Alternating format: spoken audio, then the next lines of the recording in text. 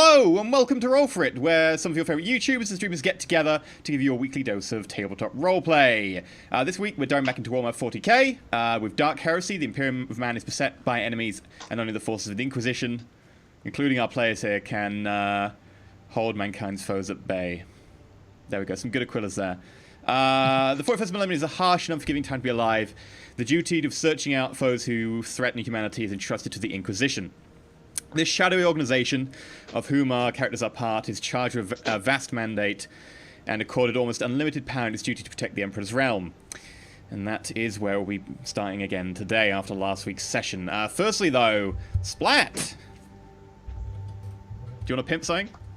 Yeah. We've got if you wanted to support the channel, we're no longer taking donations. And so the way we're trying to do this is through our Patreon now, which is patreon.com/rollforit, where there's like different tiers that you can actually monthly support the show at, and you get cool stuff. So if you're like the $5 tier, you get access to like after show VODs where we talk about stuff and buy new gear and do fun things like that. And at the $15 tier, you get to like influence where the campaign goes by picking who we're going to fight in the future, whether it's aliens or like demons or whoever else, and we work around that. And so anyways, very, very cool thing. You should absolutely check it out. Hey, I fought Captain Plant today, and he is a badass. Do not screw with Captain Plant. Who's Captain Plant? He's the superhero that you have to fight in Tropico 5. Really? Uh-huh. Wow, I haven't played Tropico 5 in a while. I had no idea that was a feature. I didn't know either.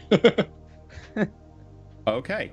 By the way, some people have mentioned that they prefer to do tips rather than Patreon, and that is completely fine if you choose to do that way. We are perfectly happy to support in however you feel. We do have the tips still live, but we won't be pushing them as much. So feel free if you want to tip instead of doing Patreon. We're just very much glad for your support either way. And you can also use Twitch bits if you really want, and you'll get some sort of weird GIF in chat.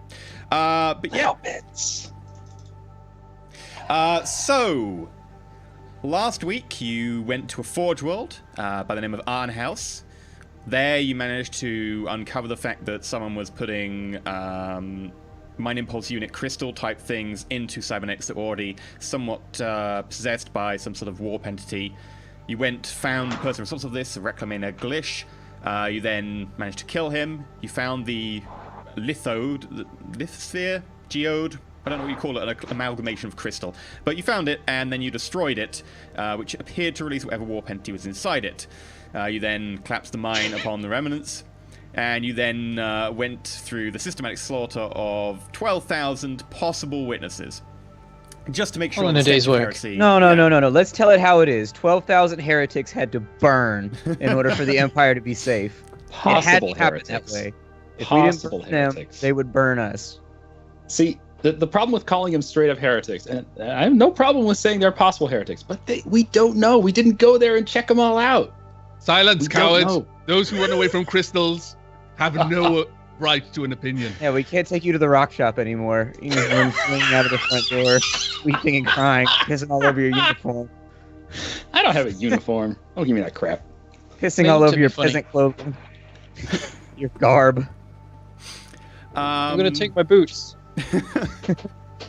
So basically you spend effectively the next couple of months as you carefully you do the whole paperwork section after doing the fun bit of your investigation. You stay there, you fill out some paperwork, you explain to certain Mechanicus representatives on the planet what has happened, you check out for the stench of any more heresy, of which you find no real evidence. You then go forth and... Oh, thank you very much, Chaos Dispenser. We got a big tip there. Thank you very much. And you go forth and you basically do the good old-fashioned paperwork, the legwork, and you also supervise the removal of 12,000 heretics, and also the setup of some temporary furnaces nearby, because quite frankly getting 12,500 bodies from one place to another place is not quite as easy as just setting up one of the Mechanicus portable furnaces nearby, which you dump all the bodies into just to make sure. So... that is where we come back. A couple of months later down the line. Shen has a question for teacher. Don't we have any underlings who can do all the paperwork for us? We shouldn't have to do the paperwork ourselves. We are the underlings. You are Yeah, we are the underlings. If we survive long enough, we get to be throne agents, which means then we'll have our own acolytes to do our bitch work for and us. Eventually, but we're not there yet. When you're at least influence 70, one of you can become an Inquisitor. That's a ways off, though. Yeah, you have to be influence 70. The GM has to allow it, and you have to be a certain character who can sort of fulfill that role, and it makes sense in terms of the party. The party agrees, because quite frankly, I wouldn't want to foist anyone as Inquisitor. Everyone else goes, no. So just give it to Splattercat. That's basically what's happening here. It says in the rule book, it says just give it to Splattercat. Well, like the one person... It's on page 87. One person I can't really give it to is Aavak. But other than that, yeah, I know you're vying for that. So yeah, that's where we come back. 2 months down the line. The stench of burnt human flesh lies heavy in the air as servitors move the last of the 12,500 penal workers' bodies to the temporary furnace lower in the valley from your makeshift lodgings where you've been observing the culmination of your investigation on Arnhouse. A servitor proceeds towards you on a pair of tracks until it is just short of your group and proffers you a data slate expectantly. We're all together right now, right? Yeah. I step forth and take the data slate. Okay. The data slate, at the sort of your touch, obviously it sort of scans your fingerprint. You being a mechanicus and having the ability to sort of sense these things in technology along with your potential coil, notice that it has definitely read your fingerprint along with your gene print. And it's very unfortunate. Yeah, say it, read your butt. That was a very unfortunate slip up. He got the data slate. He was rubbing it on his butt. Secret mechanicus methods, dude. Don't question them. 40K. They have everyone's butt methods. is individual. That's who's got a special adapter port, you know? Fits anything. Get a little USB on his cheek. Well, you always need more USB ports, so... The data slate sputters into life, and you briefly make out the markings of a recently received off-world astropathic communication before the main body of the text scrolls in front of your eyes, and a holographic face flickers into being over the data slate. Those of you who have met Inquisitor Ravan will recognize the face. Bald, big scar all down one side that curls down just below the lip and sort of ends just shy of the chin. Somewhat hooded and sunken eyes. And just the beginnings of the shoulders with a mantle beginning of a cloak of deep black, jet black feathers. Acolytes, congratulations on your successful prosecuting the heretic Glish. The Inquisition thanks you for your service. However, your presence is required elsewhere. Attached to details of passage to Haer Iridian, a world just 2 weeks' travel from your current location. Recently, the planetary governor, referred to locally as a count-elect, passed away. And I think it prudent, considering the world's recent reintegration to the Imperial fold, to have some eyes watching over the transition of the new count-elect, in addition to those of the Administratum. The face then flickers and winks out, leaving a data slate full of text in front of you, Carolinus. I turn immediately to my left to look to Cassius. I take it you caught that? Indeed. Overseeing the transfer of power can be a risky thing. I suppose there's more information on the slate? Indeed.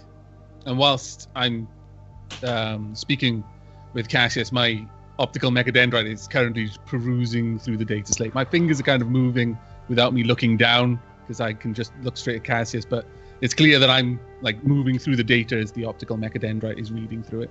Sure. And the data on there, basically, there's a quick description of the world, a quick, very brief potted summary in history, along with details of your passage, which is due to leave in 1 day's time, on a Navy cutter going past the planet in question. And they've arranged for you to have basically rooms on the ship, go past. They'll drop you off with a sort of a shuttle to the outside of one of the main towns around there. And then you've got a contact who is Prefect Allard of the Adeptus Administratum, who is there currently just to oversee the tithes, the taxes, and to assess things. As far as that person knows, they just know that you've been told that effectively you were going there, you have unlimited power. They haven't been told in so many words that you're from the Inquisition, but they have been told that you effectively can do pretty much what you want. In terms of what your cover is going there, the only details that will be provided to you is you will be attached to the Administratum, If you want to make any deeper cover or any more fancy reasons, that's up to you. Is there any... You said there's brief details about the world. Are there any details on the type of world, its populace, the city in question that we're going to be landing next to? Sure. So the world is a feudal world. It was recently rediscovered from the warp storm that's been retreating in the area. This is actually just one subsector over, so it's the same warp storm. I'll actually pull up the map so people can see what's going on at home.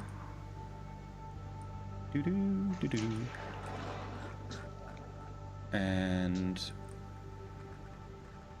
there we go. So there's Arn House for people at home, and there's Iridian. Chat is going nuts about Kitty. I just noticed. So it's a feudal world, like I said. It's just got past the stage of discovering gunpowder. Nothing more elaborate than, say, flintlocks or muskets have really been invented yet, though. They do have some ironmongery, etc., but stuff like las weapons are very much beyond their pale at the moment. Definitely marking someone as either an off-worlder or possibly worse, someone as a witch or someone wielding magic, so which they're very superstitious and will probably stone you to death. Beyond that, their religious system has pretty much revolved around having the Emperor as their god for some time. As far as records tell, they were an Imperial world 2,000 years ago, before the warp storm in this region claimed them. Oh god, what the hell is all that in the background? Whose mic is that? Is your house actually a bus stop? I think it might be the TV. Let me close my door. Okay.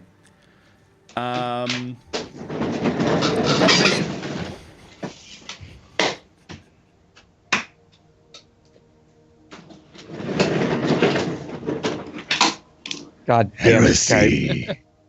Population of the world is currently marked at about 14 million, spread out in a number of different regions, etc., all over the world. However, most of the... How large is this world, for just an estimate of its population density?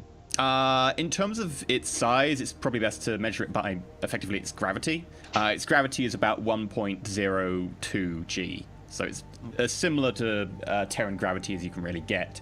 I mean, to be fair, Jupiter is much more massive than its size would imply, but... Well, yeah, but that's not a rocky body, whereas pretty much every colonized normal world will be a rocky body. Beyond that, most of the central population takes place in one town, the town of Burnham. It's more so a city now, if anything. And the population seems to congregate there, mainly because a lot of the Imperial outside influence comes down near there. There's actually effectively an old fortified castle that's been taken over by a number of the Administratum and by some of the Arbites, and from which they operate, although they don't tend to operate much outside because it's a bit of a culture shock for people living there, considering they've got a very feudal lifestyle. Okay. Turning back to Cassius, I run through some of the more mundane information, such as the population, the cities where the population congregates, that sort of stuff. I make note of the castle. But specifically, I draw attention, I'm tapping on the data slate at this point, to the fact that it's a feudal world, and that we will, our quasi-cover is working with the Administratum. This will very much be your area of expertise. I'm neither comfortable with primitives, nor am I comfortable with the Administratum. Well, I don't much appreciate being associated with primitives. At the same time, the Administratum, I have spent a bit of time dealing with their bureaucracy, and so we might be okay there. In general, though, does it say anything about what our mission is, or is it just we'll check in once we arrive on the planet, and we'll figure it out once we talk to the Administratum? Because so far the information seems to be somewhat cryptic. Just keep an eye on things while they transition power. That's a pretty broad net to throw.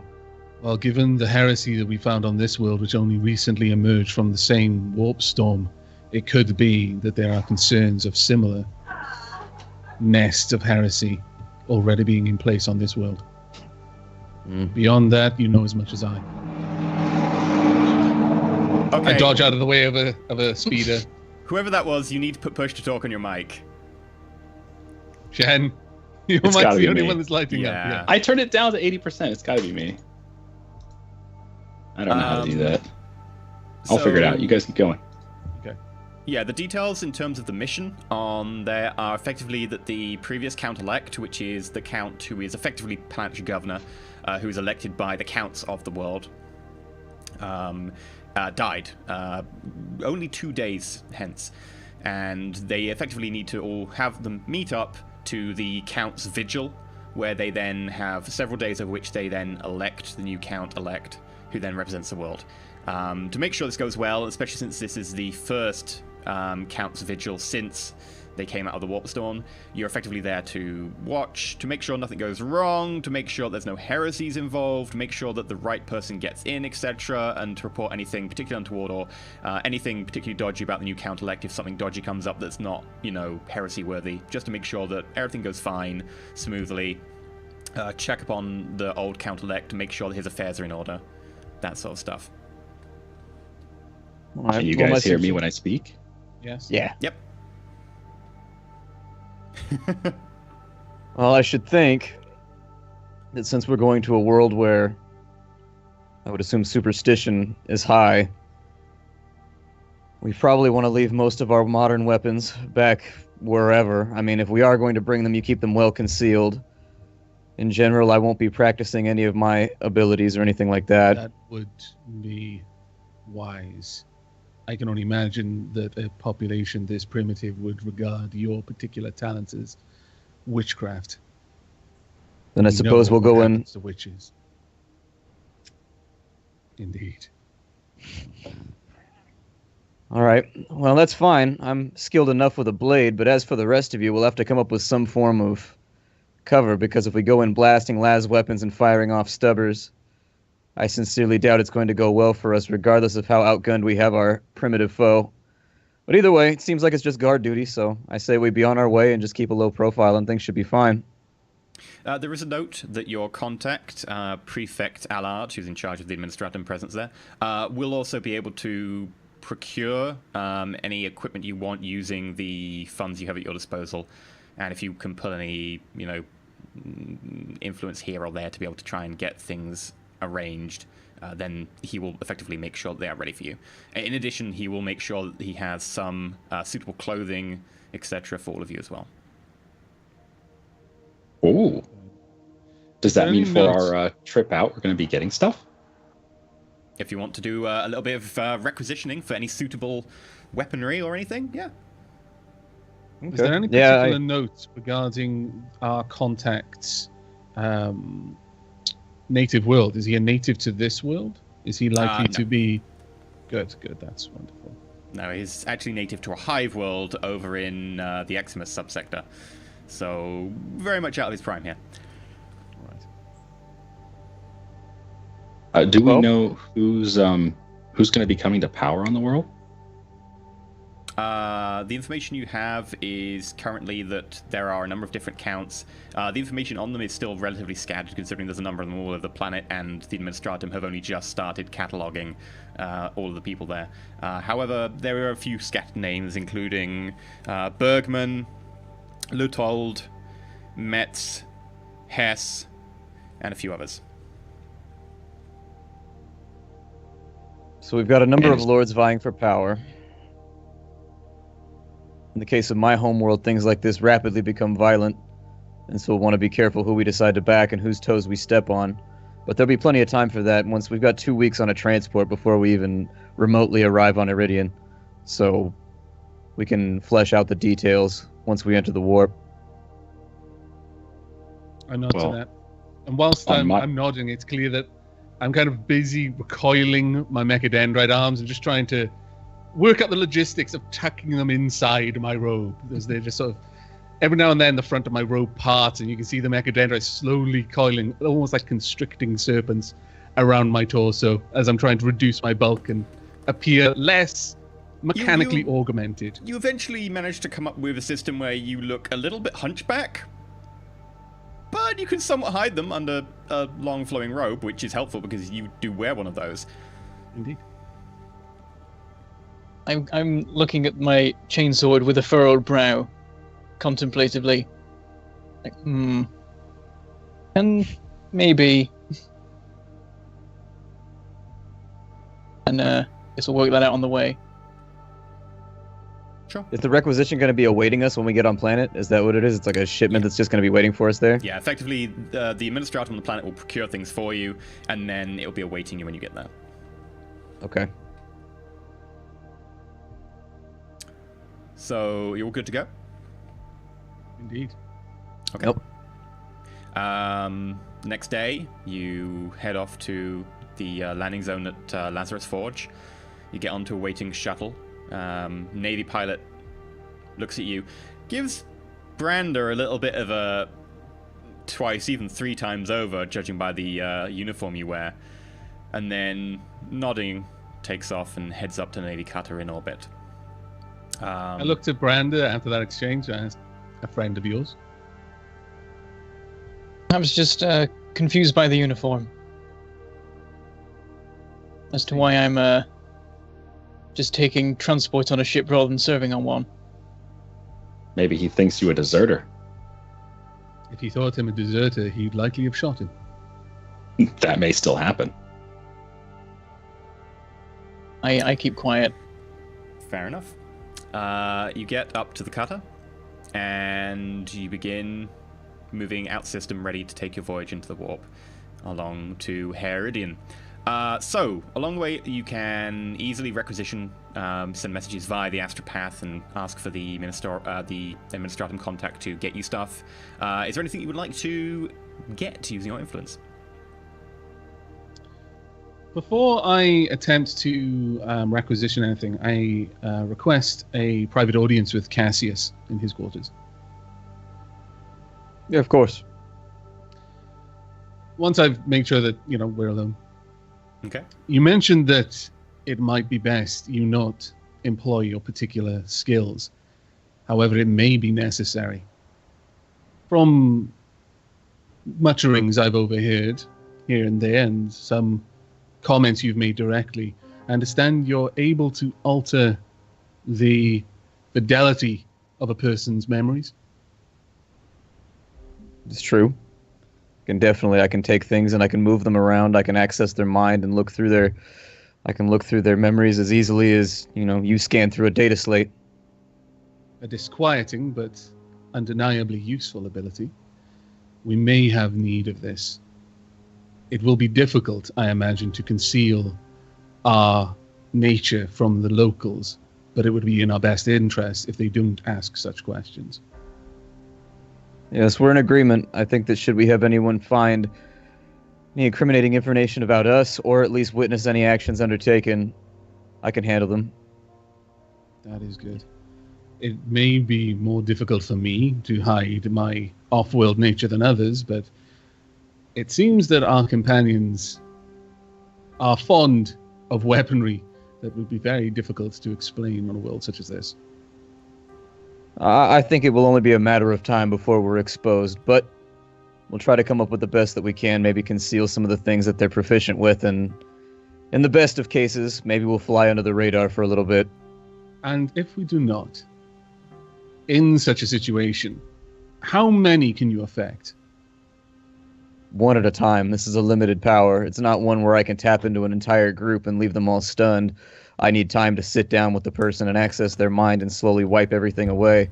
So I can do several, but it's going to take me quite a bit of time, and so we would want to limit the influence. We want to limit our wake once we land on the planet, because there's only so much damage control that I can do. Therefore, should we be discovered, would you say it is in the best interest of the Emperor, the Omnisire, our Inquisitor, that any witnesses be dealt with in a more final manner?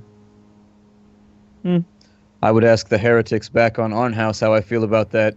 Anything is worthwhile so long as the Emperor is protected. I nod. And it's clear that I've said my piece and I've got the answers that I want, and I go to leave. Okay. So, requisitions, what do you want to grab? Oh boy, oh boy, oh boy, oh boy. Do you want your fuel plate? Yes. Can we do Okay. that? So what is the availability on feudal plate armor? Scarce. So -10. Okay.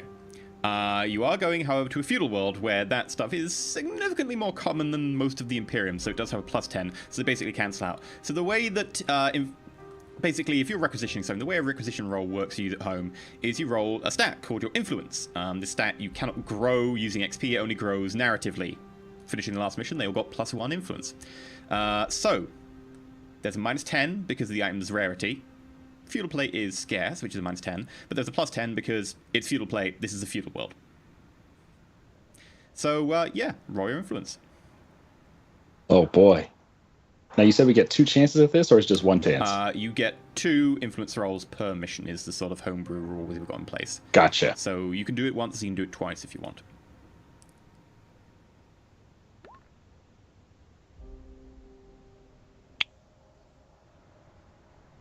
So close. So close.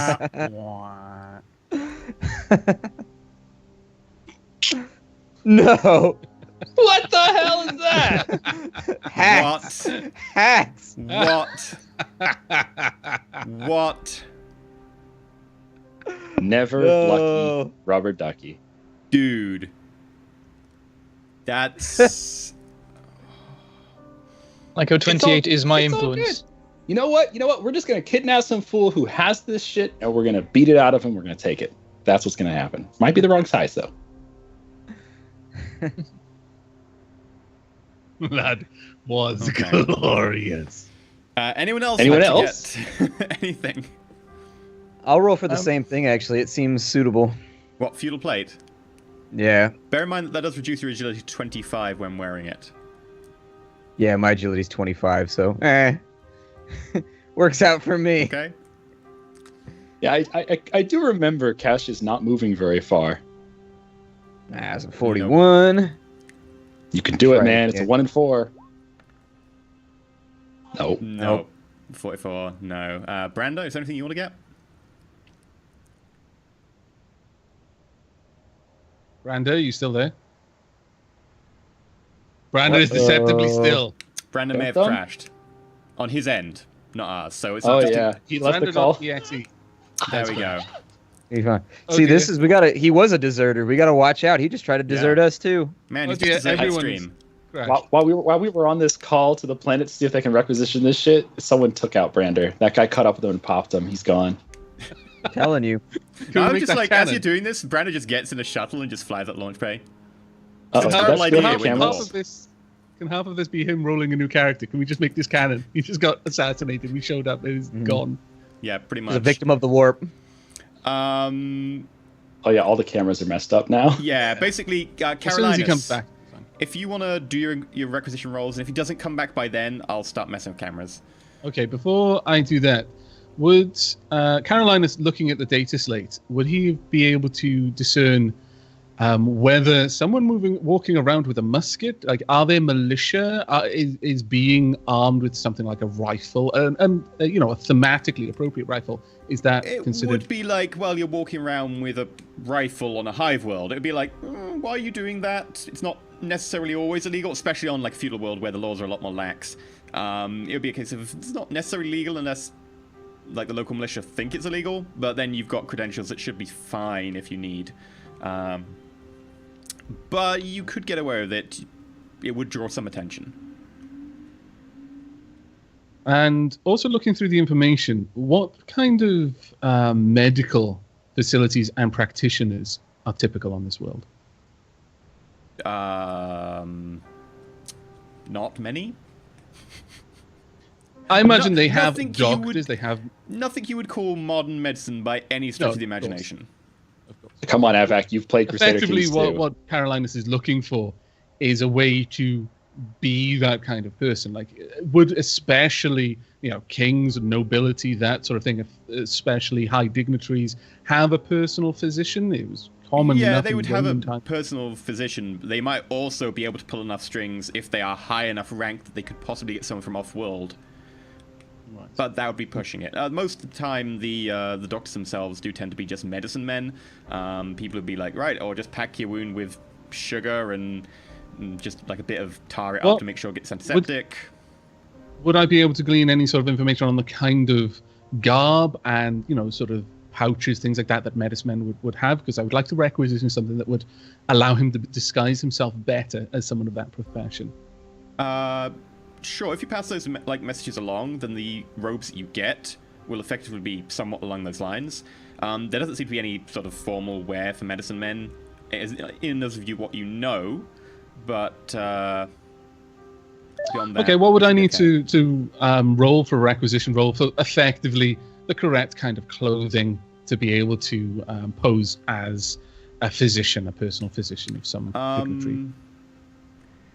It's basically just formal wear. There's no sort of set uniform, so effectively the formal wear that is suitable for someone of that status, standing, will be provided for you because you asked.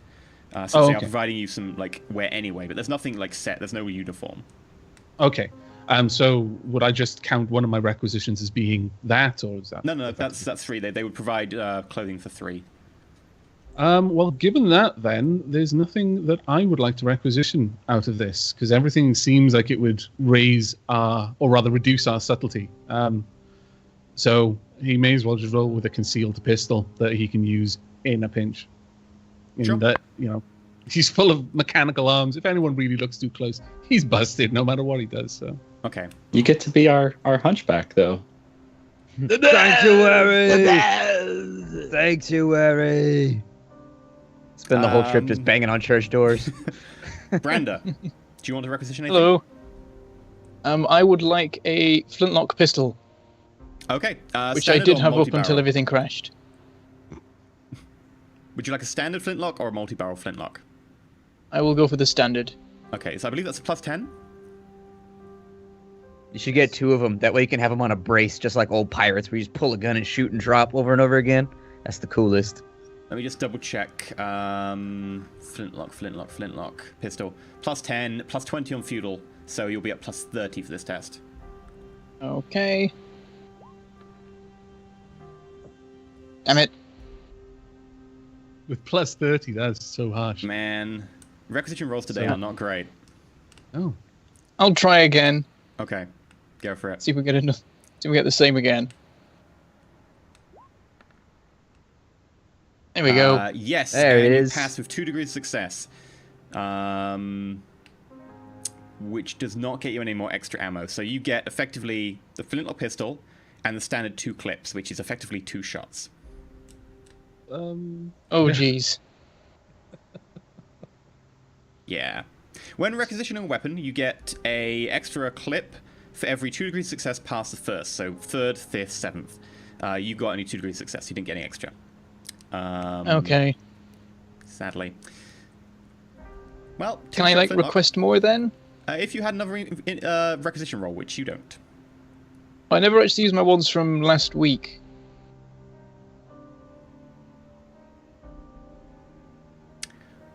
Okay, I'll let you use one. Since it is just for flintlock ammo, sure. When requisitioning ammo, every degree of success is an extra clip. And ammo. So do I just do the same roll? Another +10, because it's requisitioning ammo is 10 easier than the gun itself. So it's +40 this time? Yeah. You can always just smack him with it.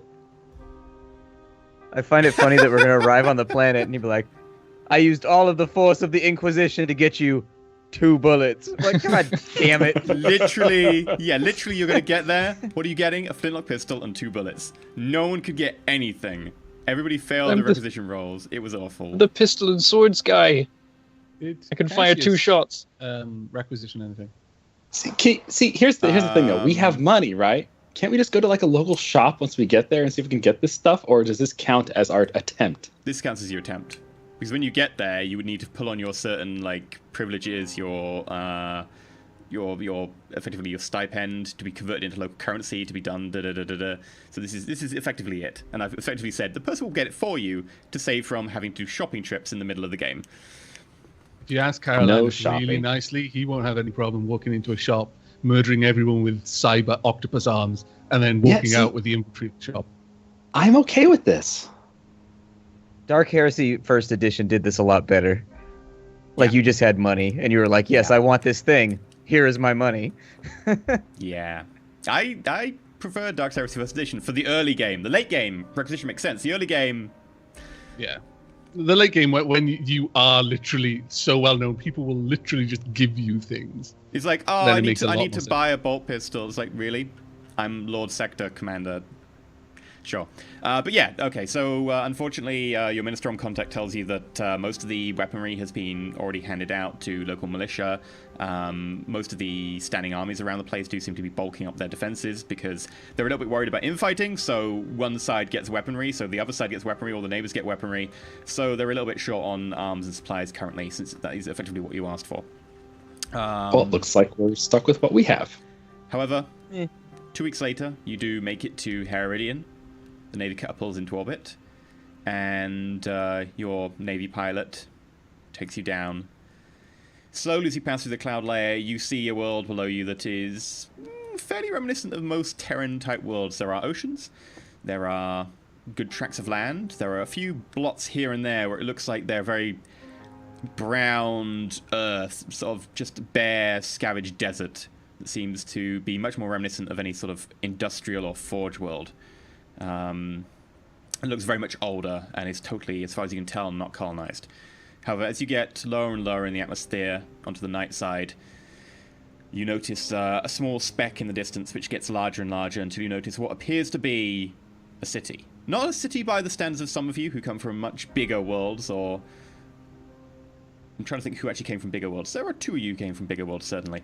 One of you having come from space, the other one from another feudal world. To be fair, my ship probably had a higher population anyway. Possibly. But would a summary of this city be that it's the Imperial's footstep on this planet, and it's basically kind of up to Imperial standards? Nope. And the rest of everything around it is just not? No? Nope. Okay. As you go past the city, you notice that... you can just about make out that the city is a lot more populated than you would think. The small lights here and there tend to be torches and lanterns, rather than the normal glow of city lights all over the place. And you notice an impending sheer castle brick wall in front of you, made from giant shaped boulders of stone, rather than any actual masonry normally that you would associate. Nothing particularly advanced. Garrett, actually, you are familiar with this. It would be a very large, but fairly typical sort of stone-built castle. As you go over the lip, you notice that the inside of this area that has got 5 walls around it is in fact a lot more modern. The insides are plasteel and concrete. There's a couple of orbital insertion craft landed here, and you pull down next to them with a throng of people going around. There's some Navy personnel. There seems to be some guards and Arbites. And there is, in fact, at least one tech priest you can see in the distance with a couple of Mechanites working on one of the landed spacecraft. The rear ramp opens with a hiss of steam, and you smell what appears to be a feudal world of quite standard proportions for Garrett. Everyone else, there is certainly a pungent smell of manure in the distance, along with the more local smells of a little bit of engine oil and coolant from the engine itself. And you step off the craft, you're in a new world. Ah. On the trip here in the 2 weeks, would Garrett have made small talk or discussed the fact that he's from a world similar to this with the rest of the group at all? Oh, yeah, I definitely would have brought this up with Cassius, because he spoke to me on the last trip out there. He at least made a freaking effort to get to know me. The rest of you guys are aloof as hell, though. But yeah, we would have had a little small talk with Cassius. Maybe discuss what my world was like. Maybe it would be something similar enough. But I've never heard of this world, so it's hard to really give any good information on it. Okay, well, I disembark. Though I seem halting, as if I'm waiting for Cassius to take the lead. Cassius steps out, not having had a low stick in quite a bit, lights up real fast before stepping down the ramp, and has a look around. I'm going to use an inquiry to see if I can figure out who was our contact on the planet. Who are we looking for? Prefect Allard. Prefect Allard. Okay. I'm going to use inquiry to see if I can figure out the location of Prefect Allard. Sure.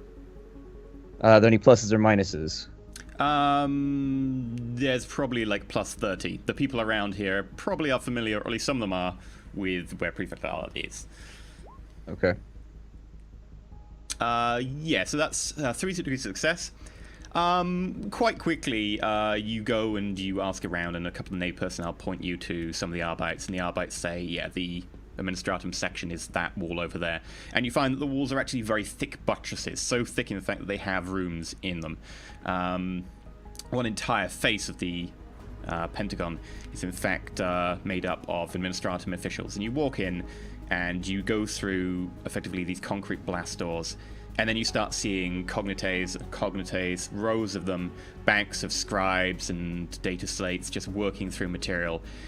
There are lecterns filled with bits of old parchment, wax seals next to people who are trying to furiously type it into the actual cognites themselves so that they can process information. This is what it looks like when Administratum officials have to take tithes from a planet that has not really got past the Quillen ink. You ask around a bit more, and you eventually find your way up to one of the offices, which is marked on the outside as belonging to Prefect Alad of the Adeptus Administratum. Okay. Is the door open? It is closed. I knock on it several times. Come in. I slide the door open and hold it for my companions to go through. Okay. And as you all file in, you notice that the man behind the desk is wearing what appears to be sort of greyish robe with banding along one side that seems to indicate some sort of rank or formality. Along with this, the man seems to be pretty much roughly middle-aged, about 40-ish as far as you can tell. You don't know about any Juve treatments the guy's had. Sort of browning hair that seems to be sort of losing at the front. Seems a little bit weathered, and you would guess from the sunken eyes like he hasn't much sleep recently. Are you the visitors I sent to expect?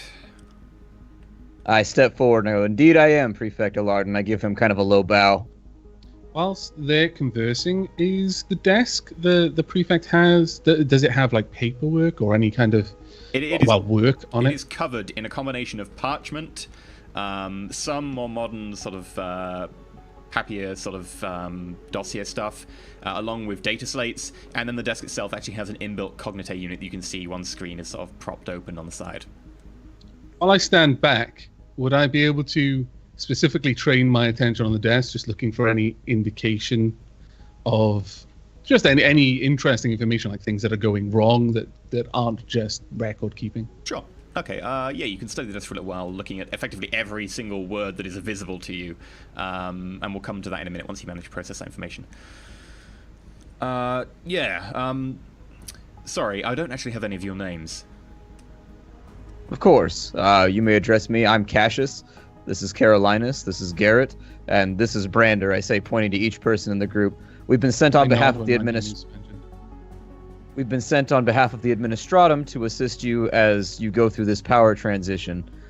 We've heard that you've lost a local planetary governor or something of the sort, and our job is just to facilitate and lubricate the process of moving from one to the next. Yeah, the count-elect. Although I was to understand that we were perfectly sufficiently equipped at the moment to be able to do that. They're flying in some more officials from off-world. What position do you have within the Administratum? What is your training? My training is simply as a diplomat. I'm mostly here to speak and just make sure that communication is smooth in between parties. As for the remainder of my group, some of them are warriors, and as you can see here, we also have a tech priest with us to assist with any technological issues you may have, but I'm not sure.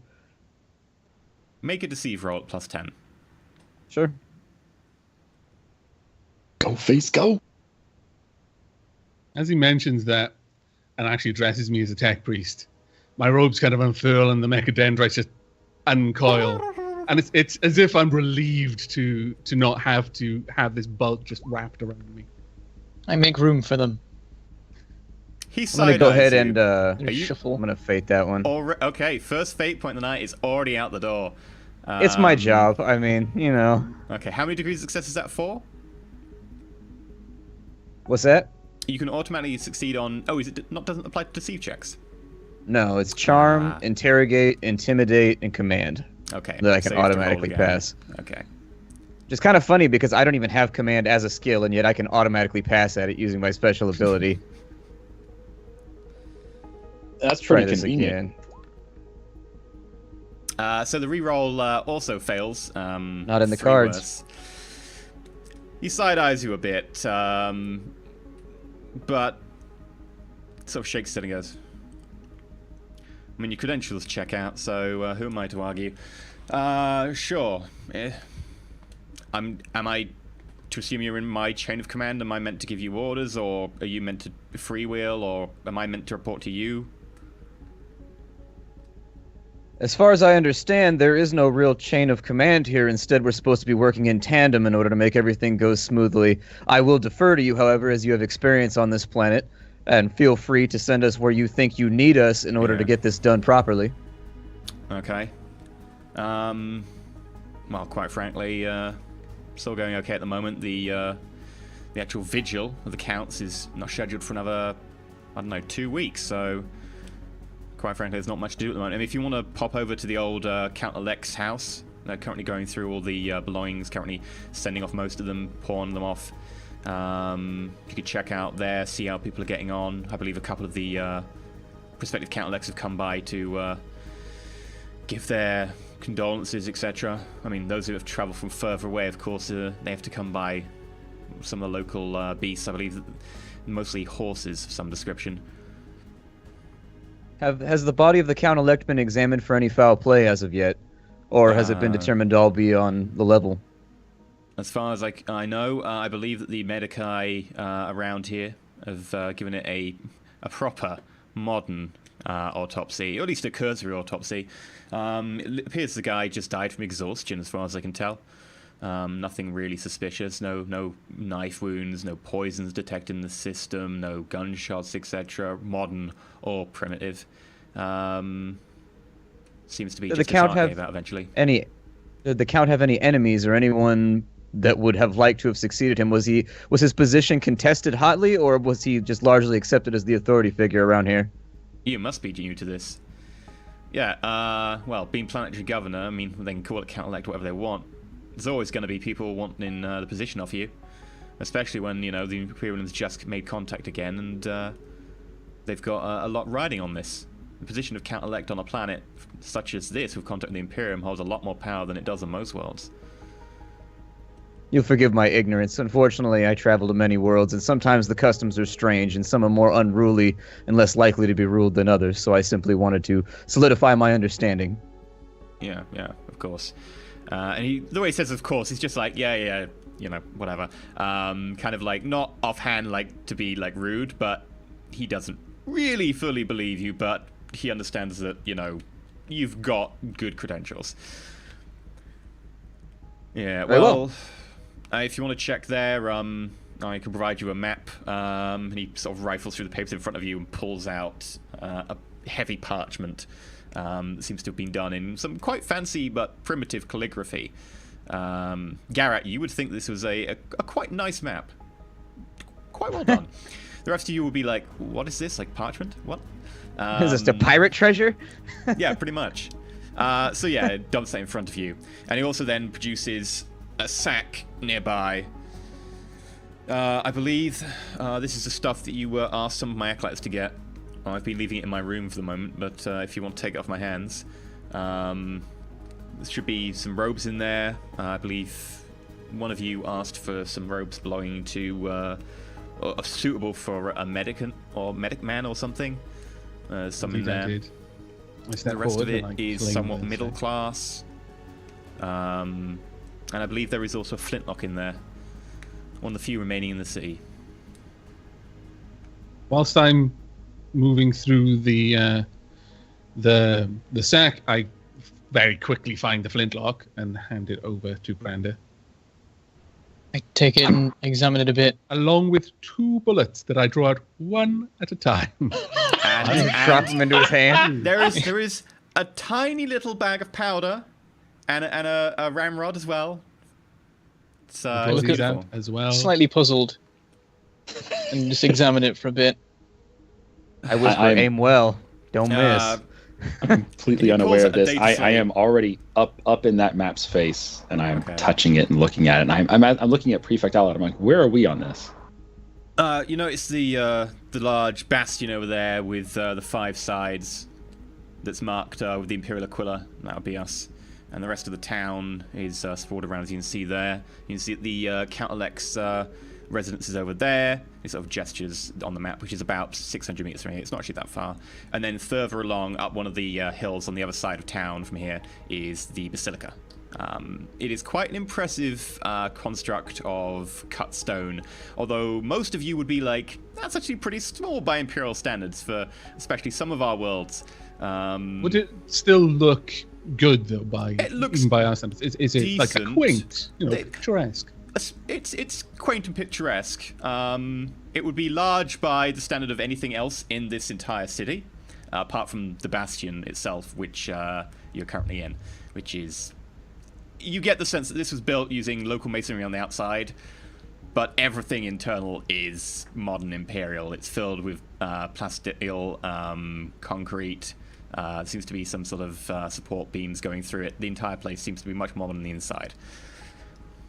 But Allard goes on. And also, I did ask around about getting some plate done. Unfortunately, I could only find one place, and they weren't really taking many orders.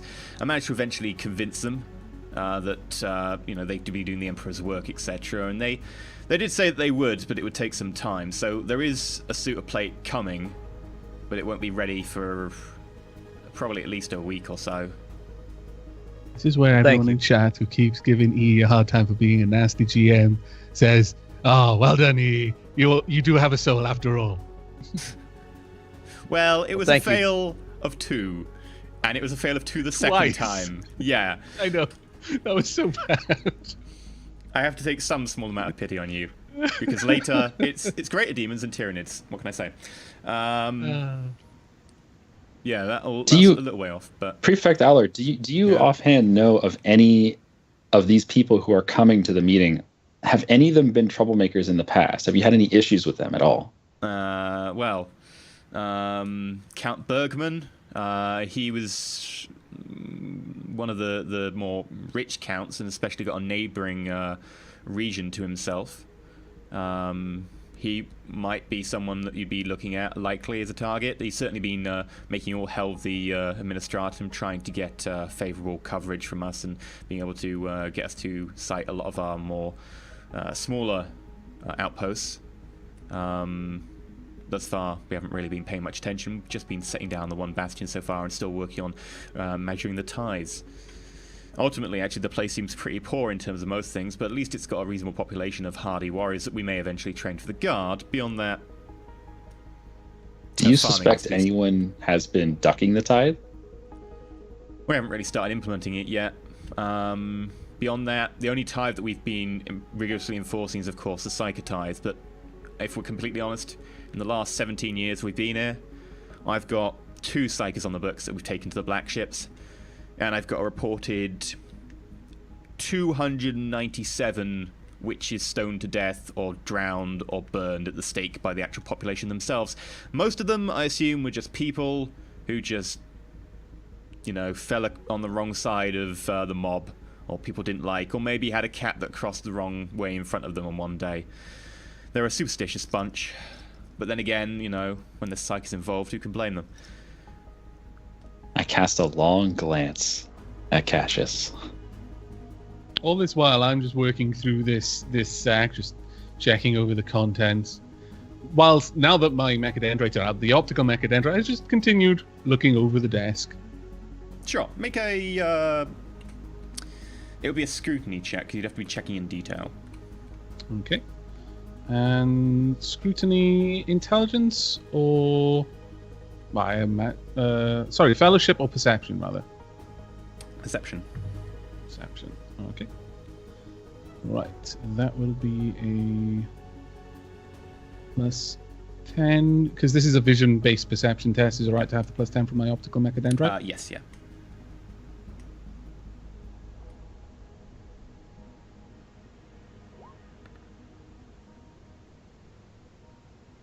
34 Nice. 35. Yeah, you do manage to pick up some basic local knowledge. Couple of bits of information here or there. Certainly some background information on the world itself, which seems to be very much in detail about the amounts of grain that they could possibly ship, the amounts of people that they could possibly ship.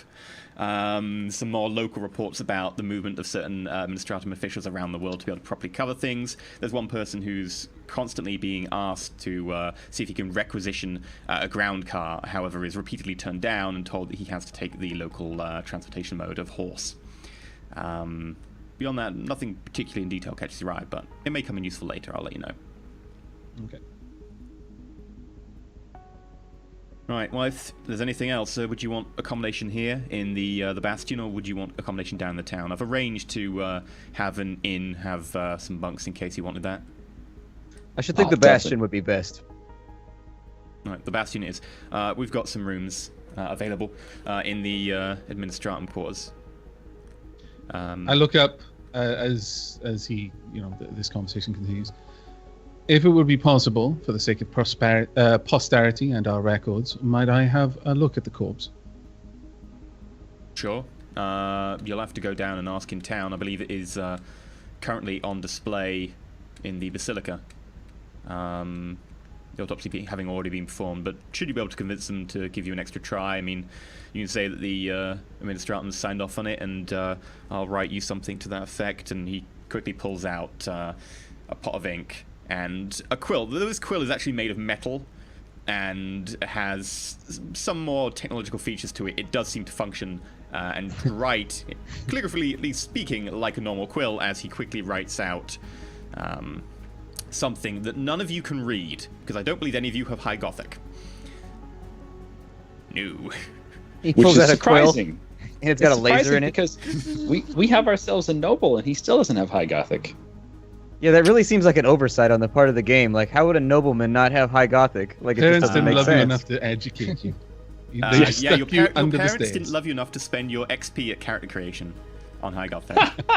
And then he pulls out a wax seal and some wax, puts the wax on, stamps the wax seal, which you notice is the seal of the Administratum, with an intertwined... Wax on? Wax off? The wax stays on, and then hands it to you.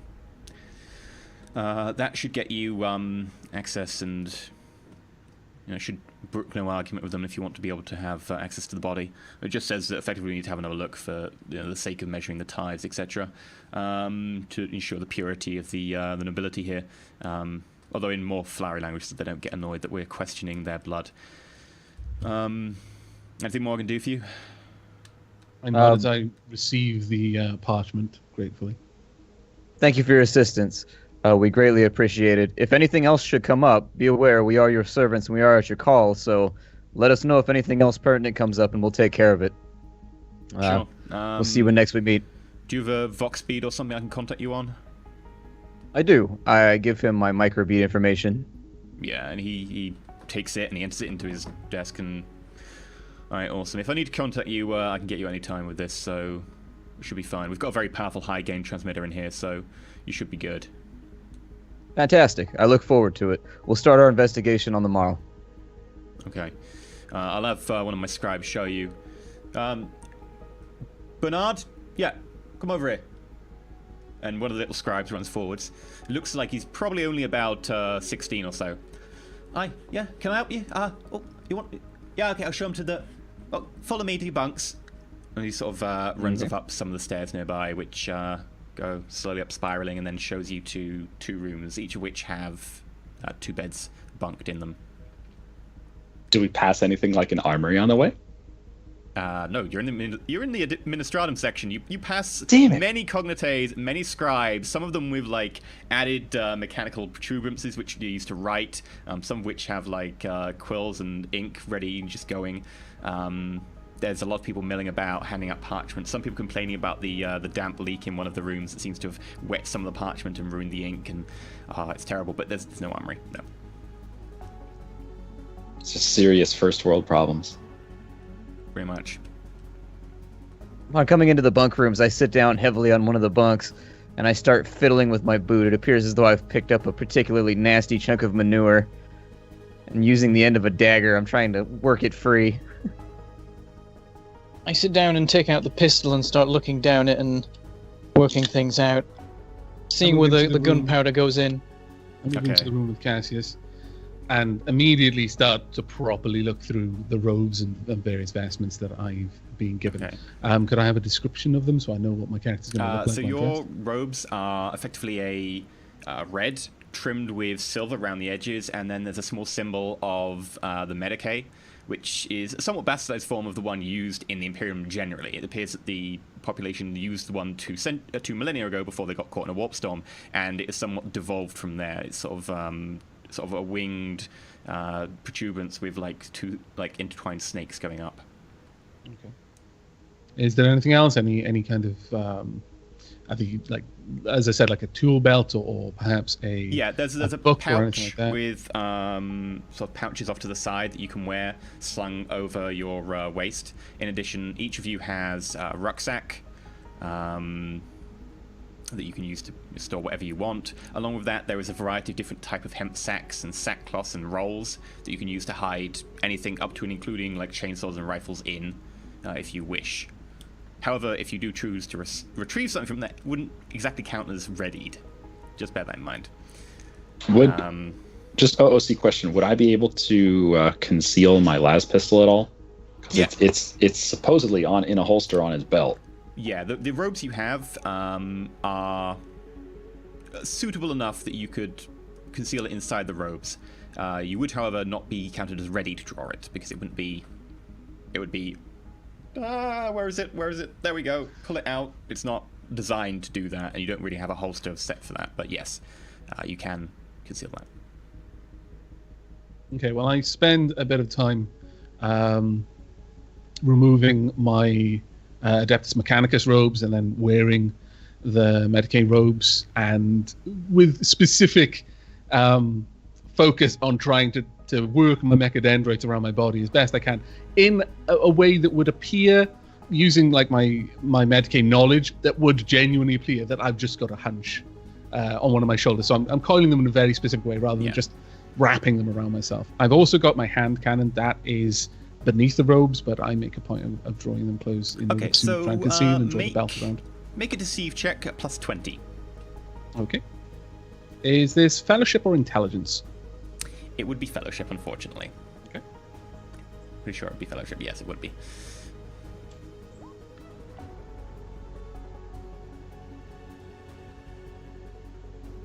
You manage it so well, it doesn't even look like you've got much of a hunch at all. If anything, you just look like maybe you've just worked a long day in the field and you just, holding yourself a little bit off. Slightly stooped. Yeah. Okay. You don't even look like you're particularly hunchbacked at all. No. You're pretty good. Hooray! You're not disabled. Okay, well that's a better result than I was expecting. Yeah, effectively you pad it out of like a little bit of sackcloth in places, so it doesn't look like it's particularly bumped. More like it's just you're holding yourself a bit funny. Maybe you're just particularly a lumpy man. Maybe you're just big boned. So it's all in the right proportion. Yeah. Well, Hunchback's just big boned. It's just one big spot.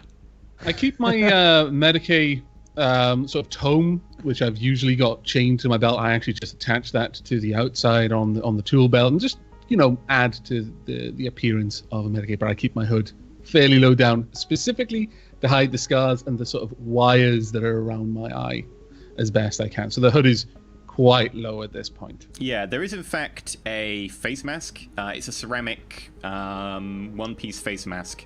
Oh, is it kind of like the leper masks that were worn? Yeah, except the nose itself is hooked, deeply hooked, rather than actually straight with this one. So more along the lines of Plague Doctor mask? Yeah, sort of like that. It's not quite as long, but it is hooked over, and it comes down to roughly about there. Okay. Would my original clothes fit in on this world, or is the robe necessary?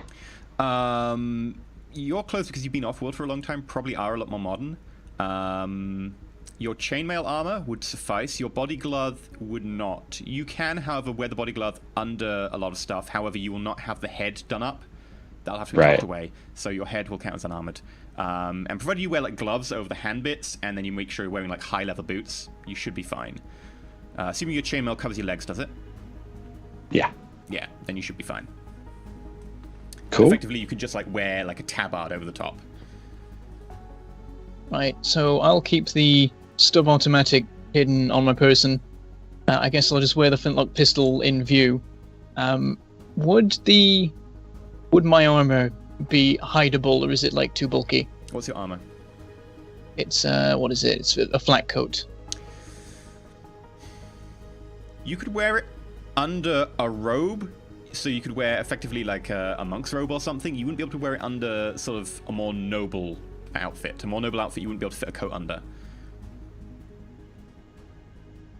I'll pass on the armor then, and I'm sure this won't go horribly wrong later. Okay. And I look for a way to try and hide the chainsword and make it look like something a person would be carrying, wrapping it up and such. Yeah, the most you can do is effectively make it like a bedroll that you're carrying around with you. It's not unheard of. Or In the case of possibly something longer. I don't know. Cassius? in the case of the flat cloak, since it's already a cloak like a robe, I could just throw something over the top of that, right? And it would just look like more robing underneath robing. Well, it's a coat, so it's sort of like an upper body thing. Yeah, Cassius has a cloak though. Oh, I see. It's a light one too, so I assume it's a little probably thinner. Manage it. If someone gets a close look, they will notice that the weave and stuff are not like it's not coarse enough to be a local thing.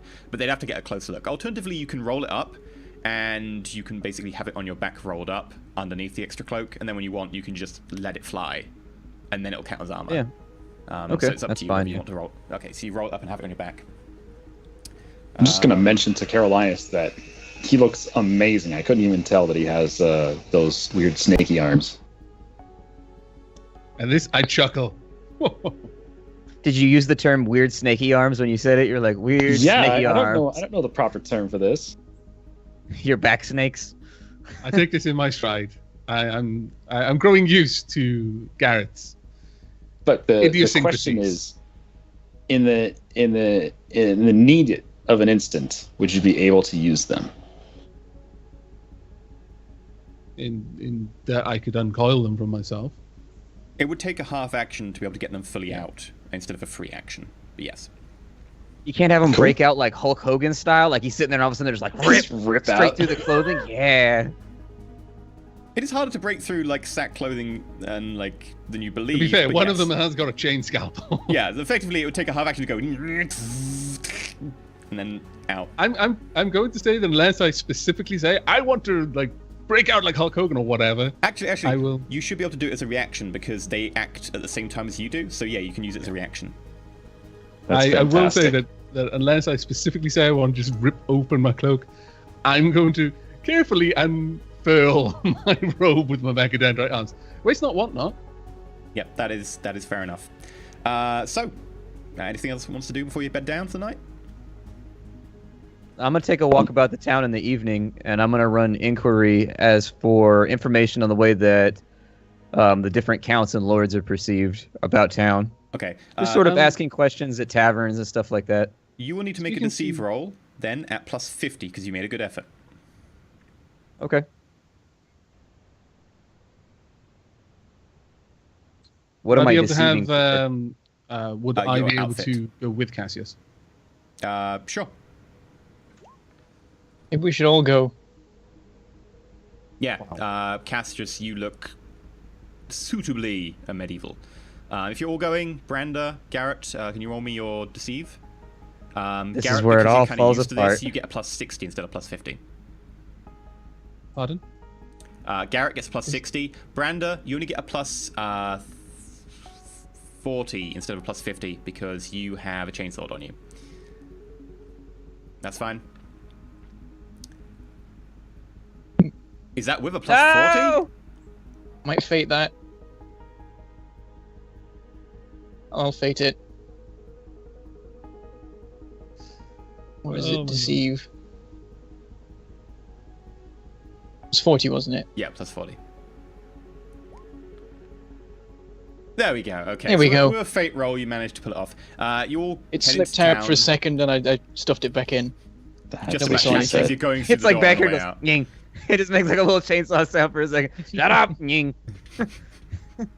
But yeah, you managed to head into town as far as you know, no one seems to gather that you're anything other than just a band of interesting middle-class nobles of the area. Make your inquiry roll. Okay. Any pluses or minuses? What are you asking about? I'm just asking. I'm looking for information about the various lords that are all vying for the position of the new count-elect. Okay. And for any hearsay just about the whole situation, basically relations between lords. Okay, sure. Yeah, it might be difficult for us to find people who actually know of these people if they're coming from far away.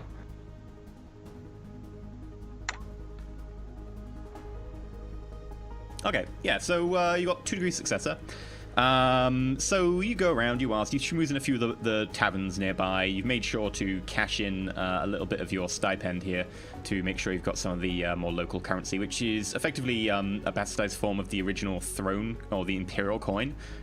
This being a more local pressed variant, which is the quality is variable, and you doubt that the metal content is quite up to spec. However, you go around, you ask in a few taverns, etc., and you do learn a number of relatively interesting and uninteresting bits of information. So, firstly, you learn that the Count-elect who just died, his name was Merrin Conrad, otherwise known as Conrad III, had been rumored to have a bastard child who had been exiled.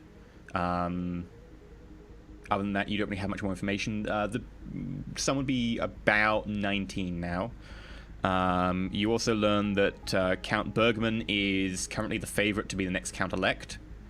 You also learn that Berger Klaus Metz has recently bought a auction house and a tavern, having come into some money by being a particularly good businessman in the town. Then the information starts to get less and less important as I go on. You also learn that there's been a recent auction that went relatively well, and that the burger is currently quite heavily drunk in one of the corners of one of the taverns you go into. People saying, yeah, he's been splashing the money around, etc. You learn that one of the maids tends to sneak out to get a smoke outside when she's not meant to be on duty, etc. And then the information starts to digress from there. Okay. Am I able to go talk to this burger? Sure. You head over. The guy's probably about 50. So the Berger being effectively a member of the middle class who lives in a city in the feudal world. He's about 50. His hair's thinning, beginning to grey in certain places. His outfit is decent, sort of deep, sort of orangey brown with white trimming, but seems to be stained with the night's exuberances with the ale that is currently marinating at one side of his face at the same time as he sort of tries to pick himself up from the table. Okay. Yeah? What do you want? You, sir, you look like a man who needs another ale. Yeah! I like Right. you. And Yes. I throw a hand up in the air for the bar wench or whoever it is here to bring more ales Yep, over. Here you go, sir. Oh, thank you very much. You just hand her like a couple of coins. Ah, I slide his drink over. thank you. Yes. He sort of downs half of it, puts it back down. Say, you've got an interesting face. I haven't seen this face around here. Can I interest you in something? Something's a wide definition. What is it you have to offer? I have an inn. If you want to have a room, I've also got an auction house and a mine. I mean, if you're in the mood for ore, I've got some of the best silver ore on this side of Valos. So business has been good. Yeah, business very good. We had a big auction the other day and got loads of money from that. We had a load of the local counts. I believe actually most of the local counts stayed around afterwards because of the death of Conrad III afterwards. I raise my drink slightly and I go, Yes, he was a good man. Patron of my establishments. It's a shame he's gone. But, so seeing as you've had good fortune, what was it that you sold that brought on such a good fortune?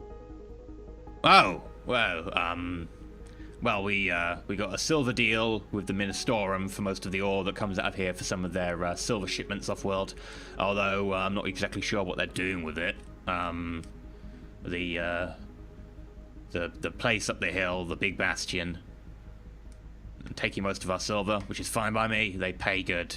They pay in weird amounts, and they tend to ask if we're okay taking their more standardized coin, is what they call it. But man, money's money, eh?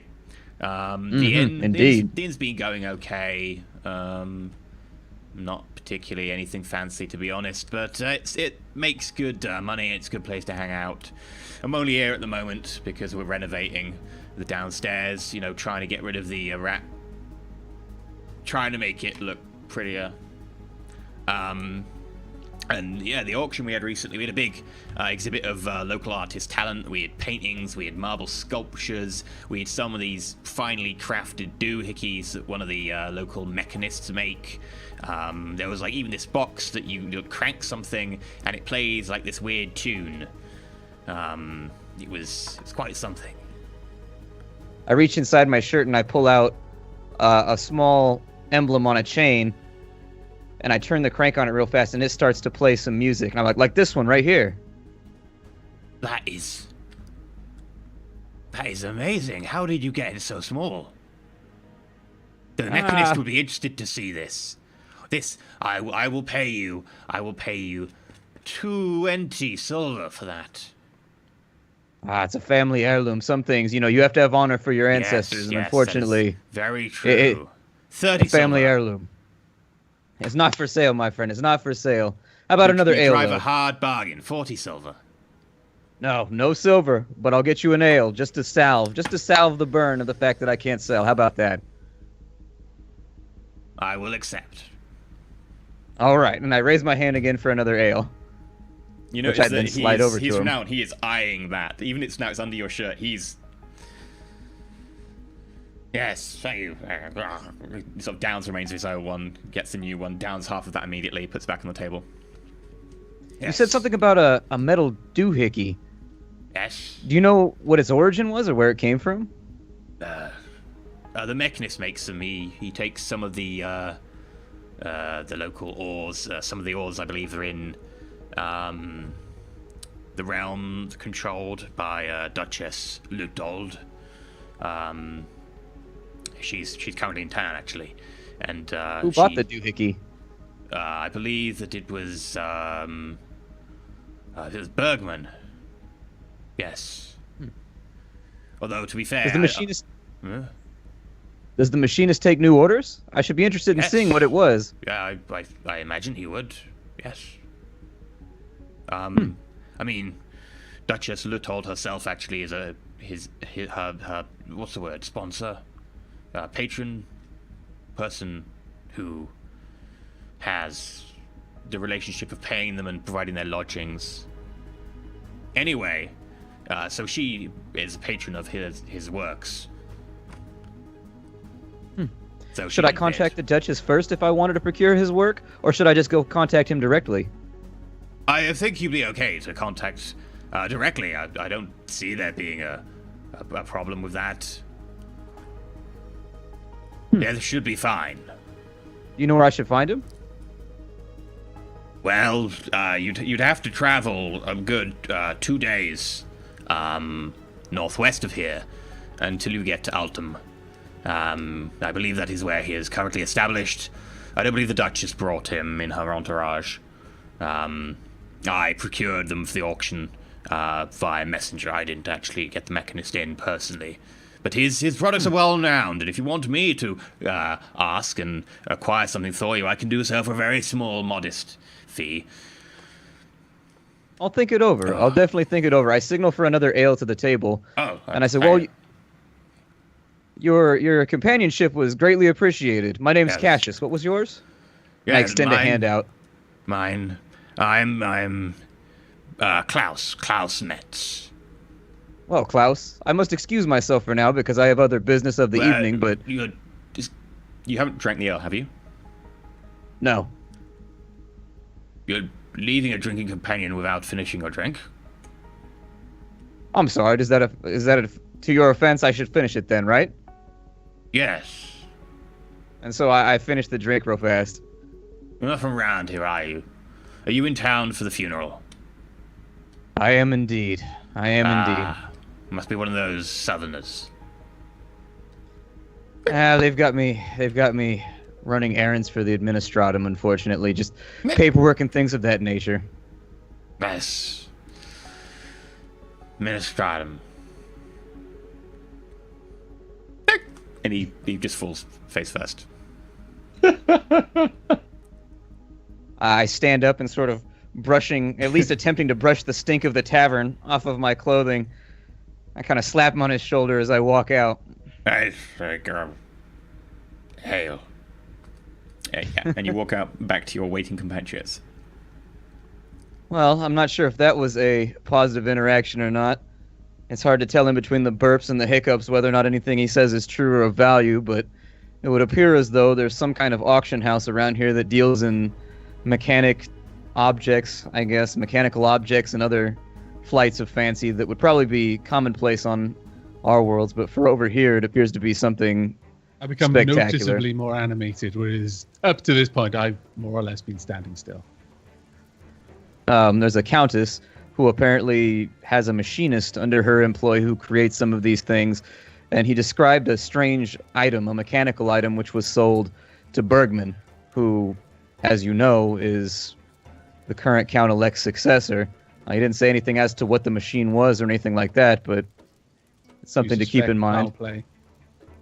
I almost guarantee foul play.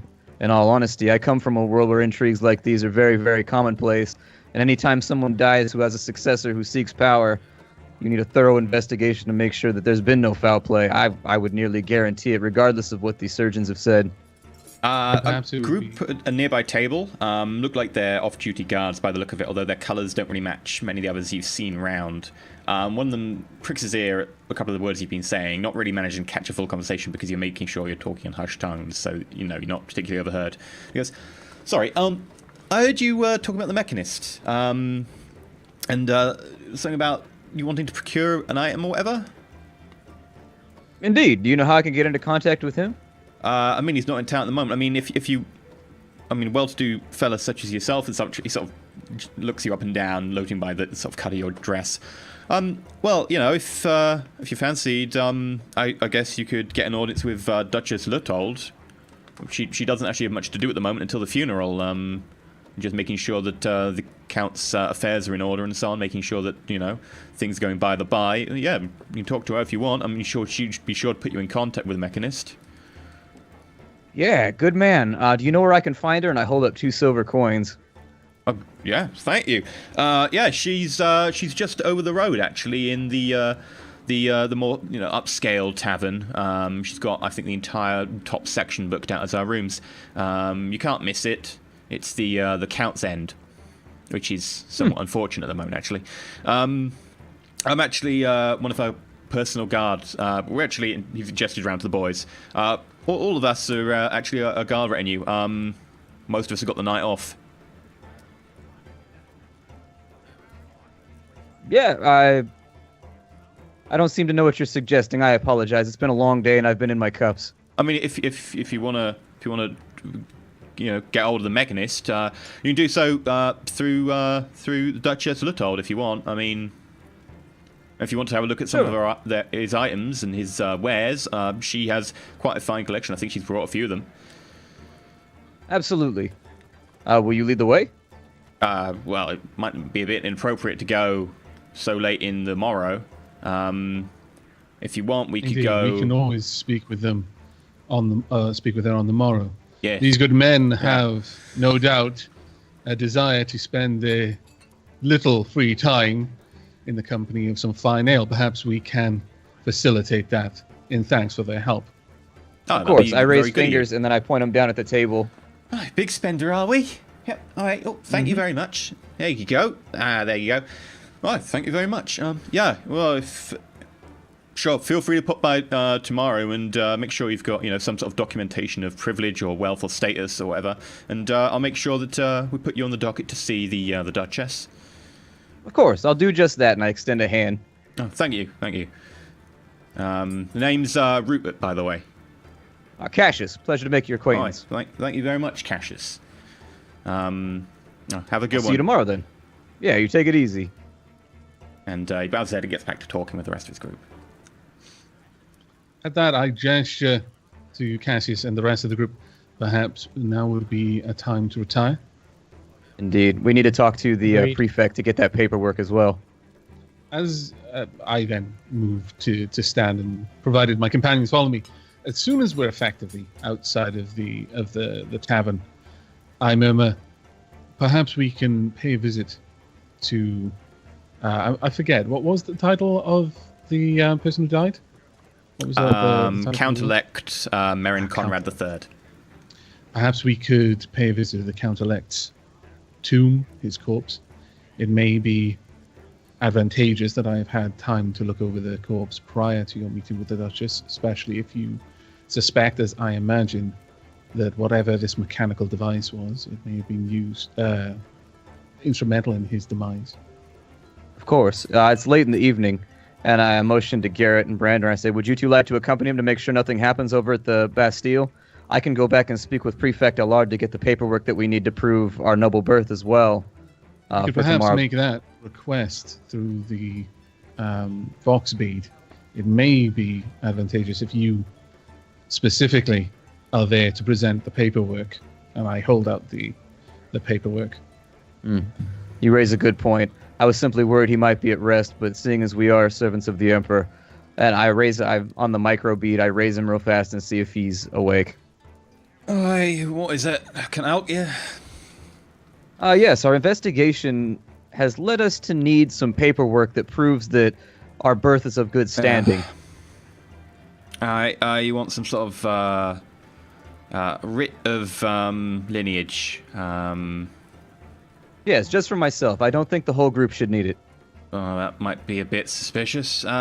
Sure, I can forge you something up if you want.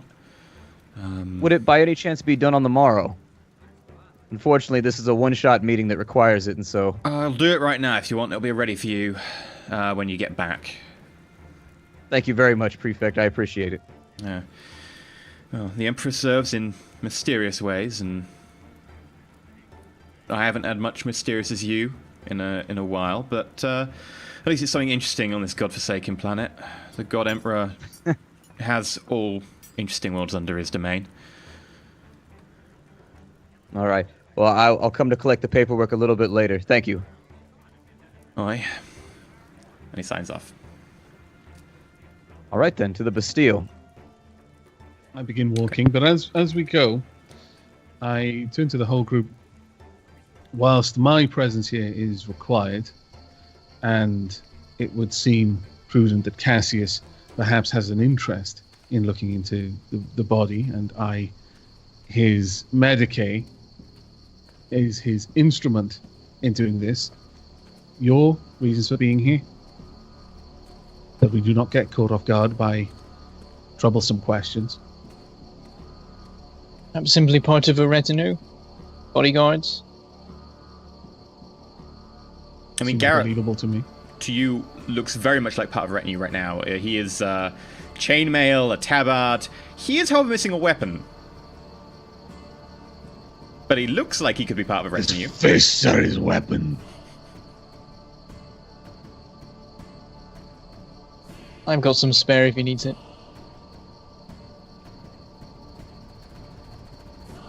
Cassius, are we in agreement as to the deception? Perhaps even this could be worked into the paperwork.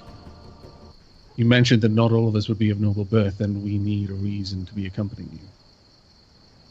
Yes, that would work out fine. You are my physician. I suffer from some foul humor on occasion. Therefore, I like to have you close, and the other two are simply my bodyguards to make sure that the noble line doesn't get snipped off too soon by intrigue. I nodded this. Very well. Should we go take a look at the body? Indeed. And so we start to make off towards the Bastille, I guess. Okay, so after a little bit of walking, passing through parts of town that well-to-do people probably wouldn't pass through, but you didn't really know which directions, which are the high roads, which are the nice roads, and which are the more slummy areas. You do at one point pass through an area that seems a little bit more downtrodden. You start to see people sort of sitting in the street wearing little more than sacks. A lot of people obviously malnourished, swollen stomachs and gaunt faces. Flesh obviously having sunk after their bodies have started to metabolize their muscles. Nothing that a lot of you haven't seen before, however. And after a little bit of time, you do start finding your way out. However, I would all like you to make a intimidation check as people around you do start to take note of your status and your obvious signs of wealth. And so, just to be able to make yourselves look intimidating, like you're not to be picked on. Okay, I have to use fate because I don't have the skill, and at a -40 I'd be rolling zeros or whatever, or -20 or whatever. It will be an average across the group, so you could just accept a failure, if you want. Are there any modifiers given our group? Or anything like that? Are there any modifiers? It'd be a +20. And are you using weapon skill or strength? It would be strength. I do not cut a very intimidating figure right now. Well, I mean, you've got a hunchback. Yeah. A concealed hunchback, but a hunchback. Yeah, I'm going to cash in a fate to take a success on mine with a bonus equal to my fellowship, which is 4. Okay, so 4 degrees success for you. Garrett failed by 1, then 3, so 0. Branda passed with 2, and Caroline has failed by 4. So that's a 2 degrees of failure overall. About you, you notice that a few people are starting to move in around you, noticing that you seem to be a little bit lost. I loosen my blade in its sheath. We may want to pick up our pace. Let's do so. And as you begin to do so, a couple of figures appear in front of you, and it looked like they were going to walk past you until they stopped and turned to look at you. One of them producing a short blade of some description. It looks almost like a long knife. Wearing very strung out, tattered, brown, sort of hemp tunic. Looks like you stumbled into the wrong part of town. Looks like you may want to check your words. Check my words. My blade slowly slides out of the sheath.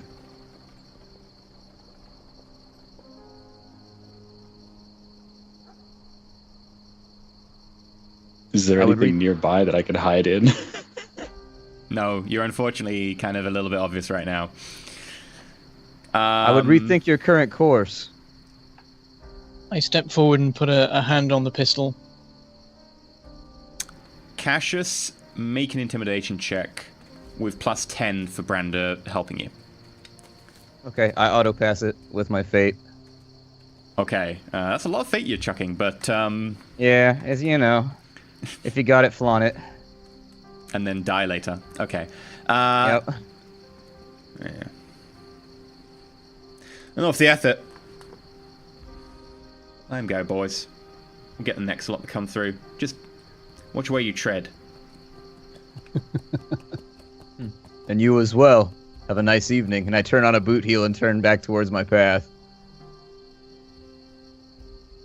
And you pass unmolested by the group. As you look behind you, you notice there were 5 individuals who now clumped around.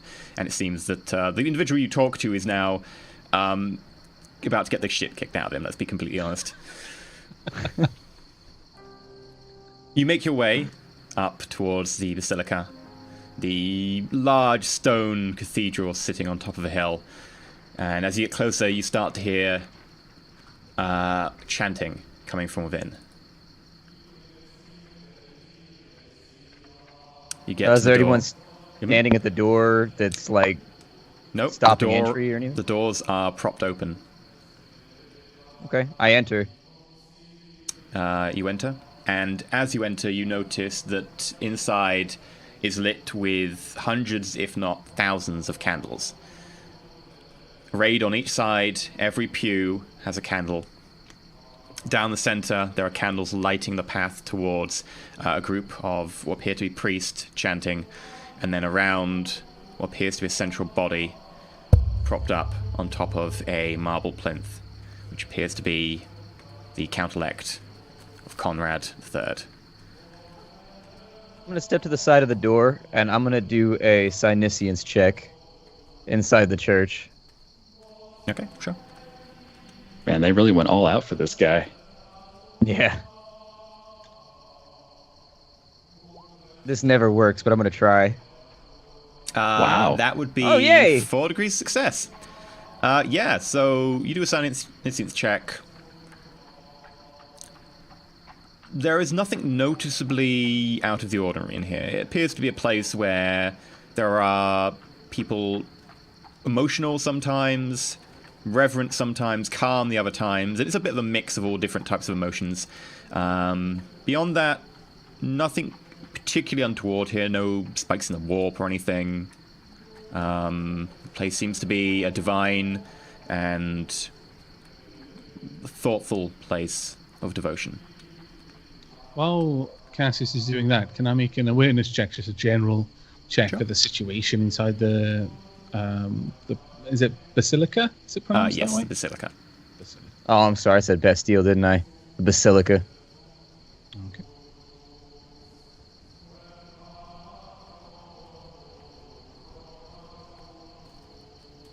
I whisper to Carolinus and the rest of the group, this place is very peaceful.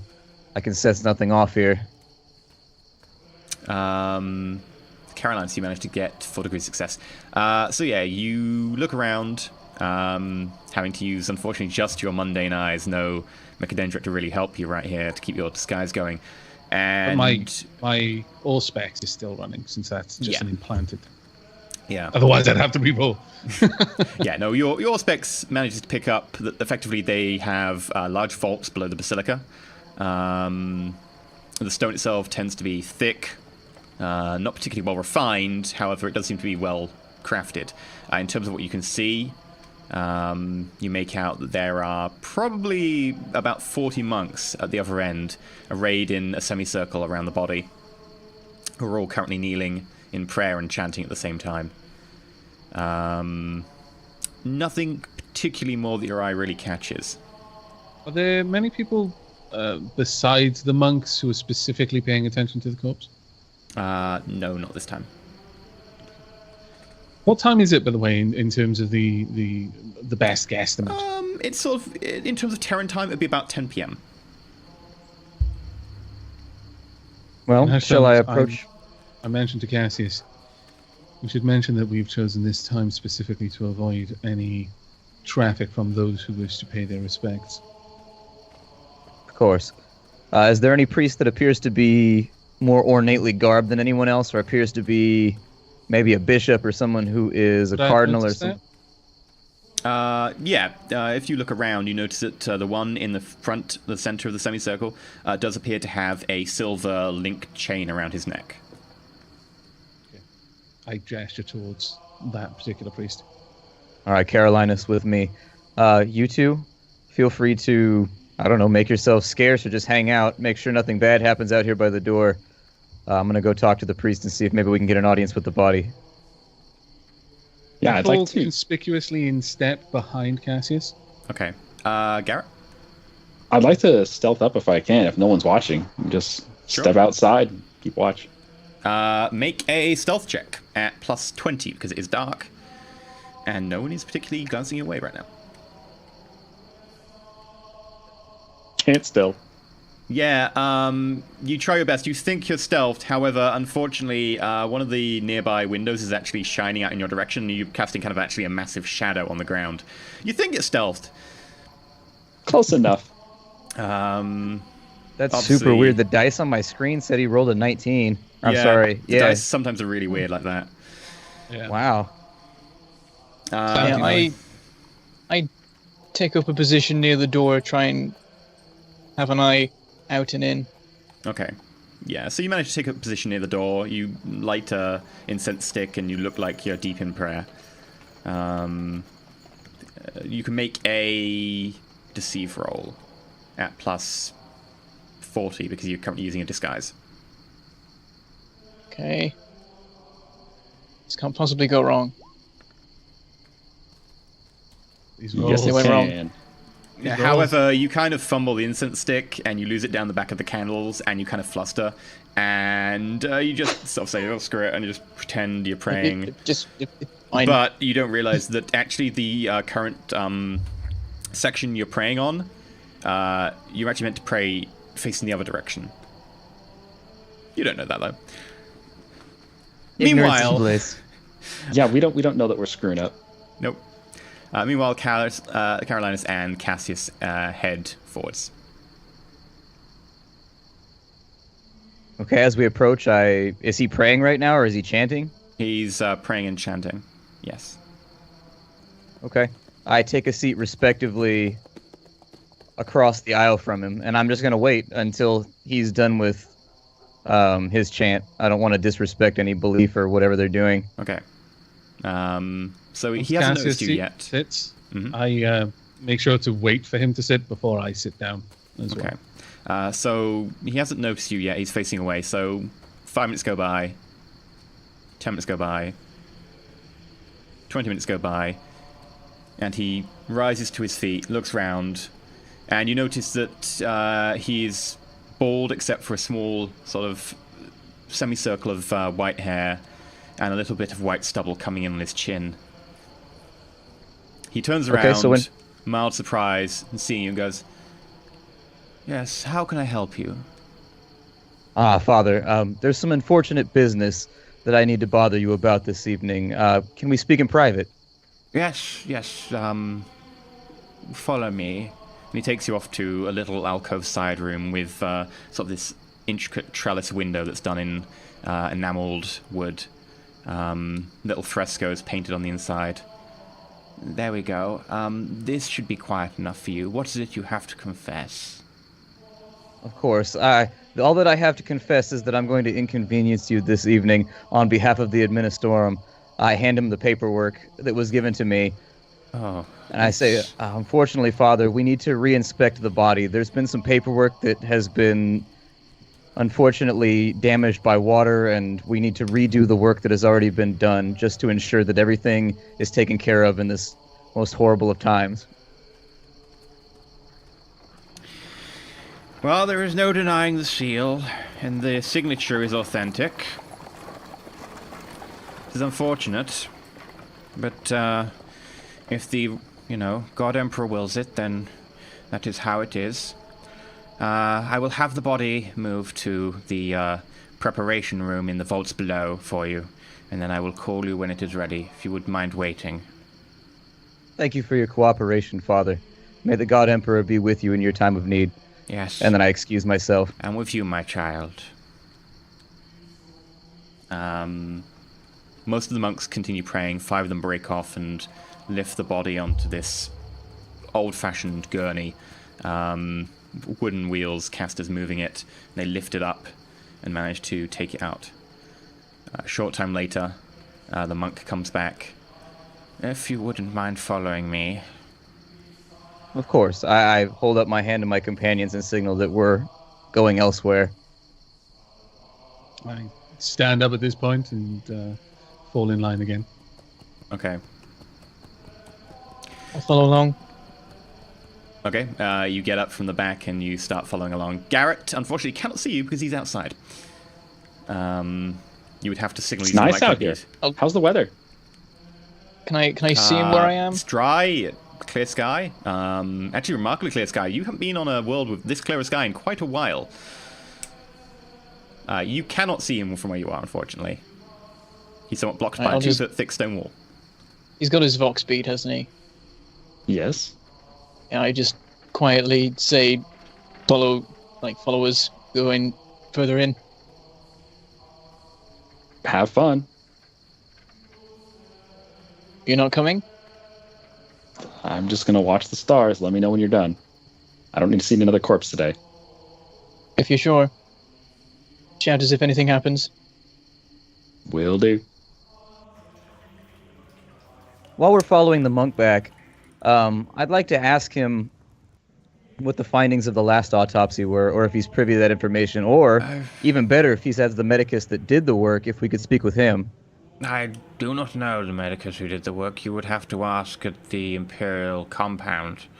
As for what happened, I was led to understand that he just reached his time. Now, here you go. And you were led into a small underground stone room, not decorated, completely blank, bare walls, bare ceiling. The only thing in this room being a stone side table, of which there are some relatively rudimentary Medicae apparatus, like some sort of blades, some jars containing weird combinations of barks and oils. There's one containing leeches, because of course. And then in the center there is a big stone plinth on which the Count-elect is currently resting. His noble features, a bit tinged white and blue with the rigors of death, although you would quickly determine that he has not been dead 2 weeks and 2 days if he hadn't been so well preserved. So obviously some preservation has taken place. Can I enter the mind of a dead person? No. As a psychic? I was going to say, I have no idea what the rules would be on that. Like, there'd obviously be some decay and, like, some loss, but, like, can you pick through the wreckage? Like, I have no idea. It doesn't mention that in the spell. No, they have to be Heresy. alive to do that. You can Psyniscience check, like, an object or a dead person, I guess. But wouldn't I have noticed that with my last one when I was in the... Like, if anything was wrong, I would have noticed. Yeah, but if you were literally, like, looking for more information, you can, like, touch an object and you can Psyniscience check an object itself, rather than just getting a general feel. That said, picking through a dead person's can be a little bit weirder, particularly if you'd say done that to, like, Glish, weird stuff might have happened, but it's That's not GM code for don't do this. No, you Your can. brain will be Heresy. scrambled like eggs. But you can, like, it's not like a psychic power, it's literally just checking the flavor of the warp and stuff, but it would be I'm licking it, more active rubbing than it all just over your face. passively picking up the surroundings, but you can do it if you want. He tastes like schnozberries. Whoever held the schnozberry Yeah, I'll Psyniscience check the body with my hand on it or whatever. is the. Are we alone right now? Yeah, that's what I was Yes, looking I will leave you alone. Come get me when you are ready to relieve yourself of your duty, and I will collect the body and take it for the process to continue. for a Thank you, silent Father. bow. And I bow slightly. Yes, thank you. As Close he the door. leaves, Mhm. I then have a look around the room for any. I'm going to use my Allspecs and tech use. I'm looking for something that I might not be able to see myself. Sure, without even really needing to roll, because your Auspex can easily pick it up. There is a somewhat hidden door over on one of the sides next to the stone side table. Okay. What means is the Allspecs reporting this to me? Like, is it just reporting like movement in the air pressure or something like that? It's or- basically saying that the radar penetrating, the penetrating radar is determining that there is an air gap behind that wall, only in a certain area which looks door-sized. All right. And with an awareness check, can I see any recording devices or anything that would seem towards? Sure. You need to make a check for that then.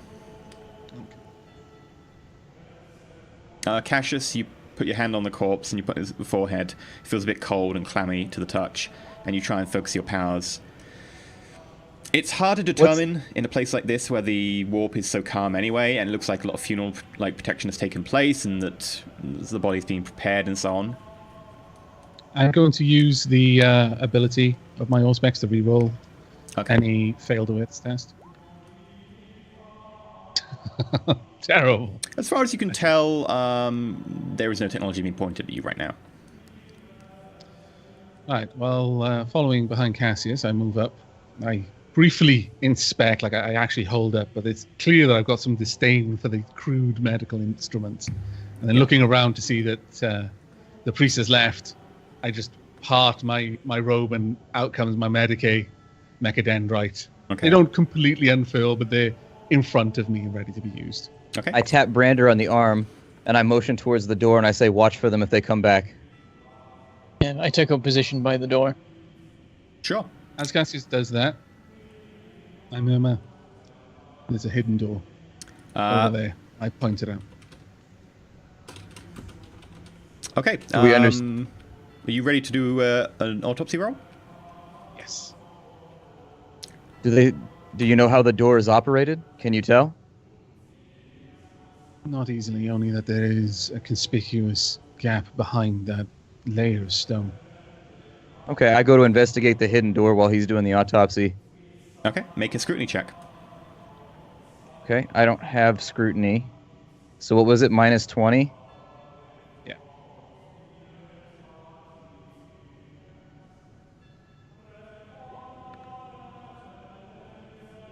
As far as you can tell, it's just a wall. You're not even sure what Carolinus is pointing out.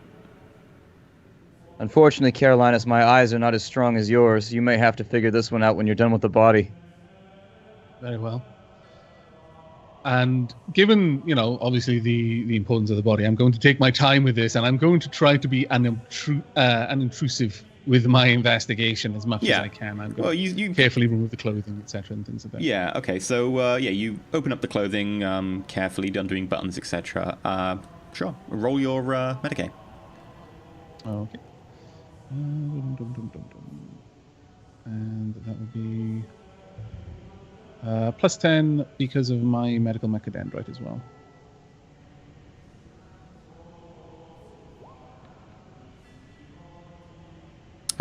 So that would be 3 degrees success. So going over the body, you notice lines where the body's obviously been opened up and explored a little bit before, although it looks like the autopsy was not completely thorough.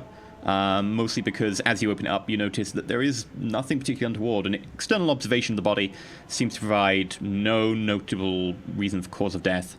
You open up the body and start rooting around, and half an hour goes by. You make sure you inspect most of the major organs from what you can, only opening up, the external cuts where you need to. At this point, I'm almost letting my mechadendrites work their way in, just slowly, slightly less than keyhole surgery because they're not quite that small. Yeah. As far as you can tell, it appears that he died of exhaustion. Effectively, like his heart gave out. From what you notice, there's ever so slight signs that he was tired, maybe slightly malnourished, maybe slightly dehydrated. His body just seems to be slightly overtaxed. From what your medical mechadendrite is reporting about his chemistry of his body, as far as you can tell, that does seem to be backed up by the fact that his sodium levels are a little bit low as well. In addition to that, his body has been treated with a few of the more common modern preservatives to make sure that the body stays relatively fresh. Okay. Specifically, would I be able to use my optical mechadendrite to investigate the obvious places where someone might inject something or anything like that, because it can use microscopic levels of zoom? Sure. The mechadendrite, the mechanical one, picked up no traces of poison either. That's worth pointing out. And you also did a quick scan of the stomach contents to check if any poison there. Nothing you could really notice. But you're allowed to do a check of the normal sites for injection around the neck, crook of the arm. Okay. What role should I use, given that I'm not using my medical one for this? I'm basically looking. You'd use the optical mechadendrite roll. Okay. Which would be awareness perception? Mm-hmm. Oh, actually, it'd be scrutiny. Scrutiny. Because you're looking in depth for something you have a knowledge of. So it'd be a scrutiny. But you get the bonuses of mechadendrite. Okay. Let's check those bonuses. Yeah, plus 10 on perception-based tests. 27. Yep, 2 degrees of success. You look, as far as you can tell, no signs of any injection site. There is an old scar that's healing. Was beginning to disappear and be reabsorbed into the body. Fairly old, over one side of his neck and down the front of his torso and back of his shoulder, which is going to be harder to tell if there's an injection site there, but you do have a very good look and you spend your time on it. It takes about 20 minutes, but as far as you can tell, no injection site. Okay. Well, a little bit disappointed as I'm using my flash staplers to put the body back together where I've had to open it up again. There seems to be nothing untoward with the corpse. It appears, for all my ability to ascertain, that he did simply die of exhaustion. Well, we've done our job thoroughly, and we've done what was asked of us so far. There are still other leads to follow. I guess sometimes a dog is a dog. Given his age, and the obvious other signs that I can look at, since I'm literally rooting around inside, I'd be able to see his real, medical age, regardless of his facial features and things like that. Is he the sort of age where someone would die of exhaustion? Would this seem uncommon? Make a medical check. This would be your medical knowledge, so it wouldn't apply for the mechadendrite. Okay. I mean, this is a feudal world, so people are going to have different average lifespans than a better world. 0.8. Right, so he didn't have access to any sort of rejuvenants until at least the last 17 years. It does look, from what you've seen, the signs that he has been taking some of the more common ones and some of the more common treatments. With a biological age of in his 50s, he should, in theory, have lived longer. Given that he was taking rejuvenants, that should extend his life for probably a good 80 years on the lucky side. Underside, probably about 30.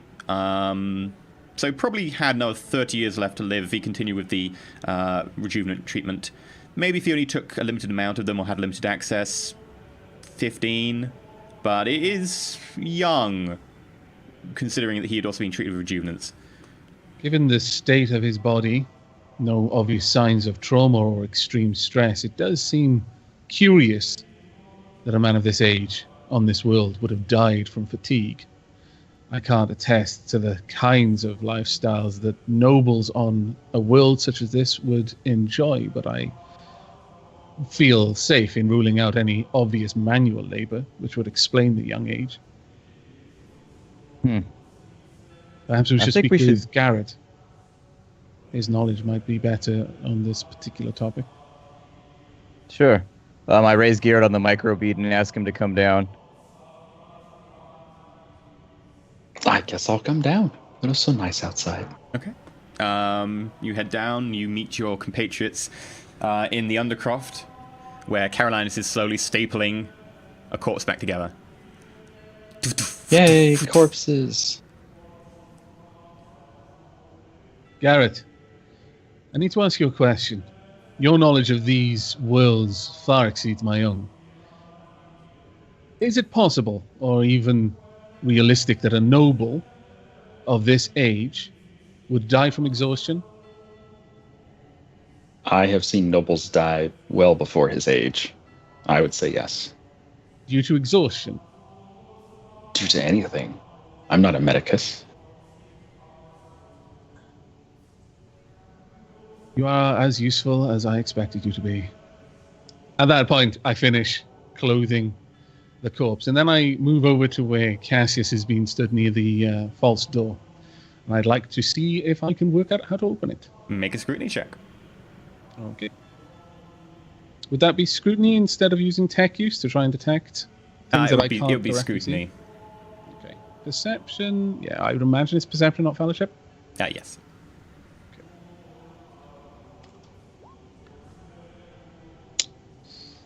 I'll No re-roll that signs. since Okay. it's a perception roll. So my Auspex allows me to re-roll. Oh, actually, let me just double check. Was that awareness or perception? No, any perception-based roll. So As far as you can tell, no signs of anything past this wall. In fact, it looks like a wall to you. Maybe your Auspex was giving you a ghost reading. okay. It seems that my radar may have reported a false positive. I would not be so swift to doubt its readings, however, but I cannot work out how to open this door. It may not even be possible from this side. Perhaps further prayers of the machine spirit are required. In any case, we've concluded our investigation here. I suppose we should rest up for the eve because we're going to go meet the Countess tomorrow. Indeed. And perhaps meet with this machinist. I'd like to worth check the noting- door before we go. Okay. Make a scrutiny check.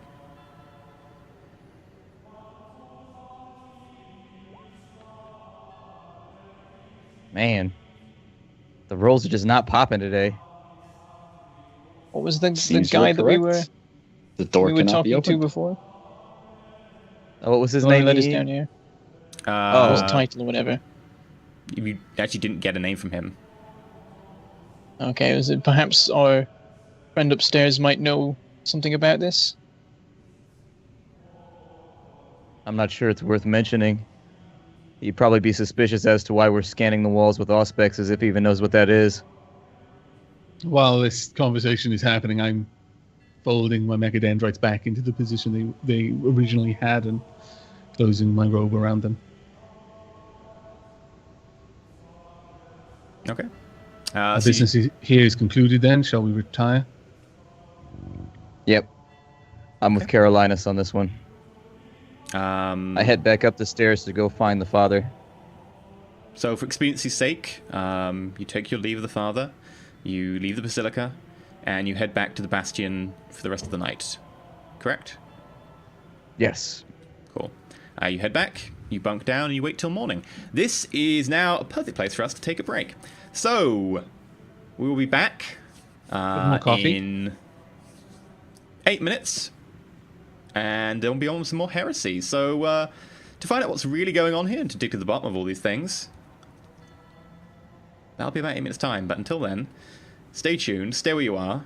And if you haven't checked out our Patreon, next 8 minutes, and you don't fancy actually going to the toilet or grabbing something to eat, it might be a good time to check out our Patreon, because there are a load of awesome tiers there that you can get, like, cool things and behind-the-scenes videos and stat sheets for enemies. So stop heresy. peeing. Hold your pee and go look at it right now. I demand you look at it with Or- with a full bladder. If you're a member of the Adeptus Mechanicus, take your Data slate. smartphone and politely request the machine spirit take you to the page whilst you pee. That Uh-huh. is what That's true. Carolinus does. I love calling people while I'm shitting and peeing. It's one of my favorite Heresy. things.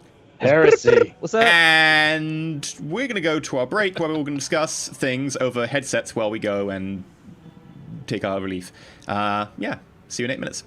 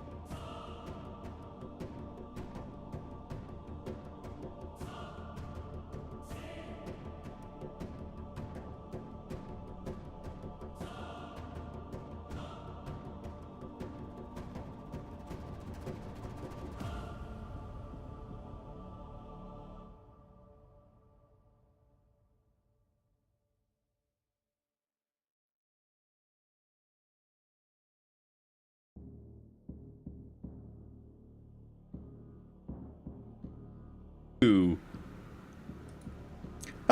and welcome back to Roll For It with your favourite YouTubers and streamers playing some roleplay. Today, of course, we're doing Dark Heresy in the Warhammer 40k universe. May the Emperor protect. Our band of acolytes is working with the Inquisition. They've currently popped to a planet called Haer Iridian, which is a feudal world, so they're currently trying to blend in the medieval setting. And in doing so, they are investigating the death and the succession and the re-election of the planetary governor, known locally as a count-elect. The team have just gone back to the Imperial Bastion and have spent the night there. And upon waking up, they're headed into town to... I believe you're going to a meeting of some sort, weren't you? Yes. As we walk through the streets, I turn to Carolinus, and I say, as to your question last night about whether or not nobles die from exhaustion, my family is of the nobility, and I can virtually assure you that neither my family nor any of their consorts in the other noble families are known for doing strenuous work if they can help it. They might work hard with a quill, but they're not going to break their backs and die in the way that you're mentioning he did. I have my suspicions. There's something is off here. Indeed, that is my concern. However, whatever it might be, it is not of a nature that I can detect.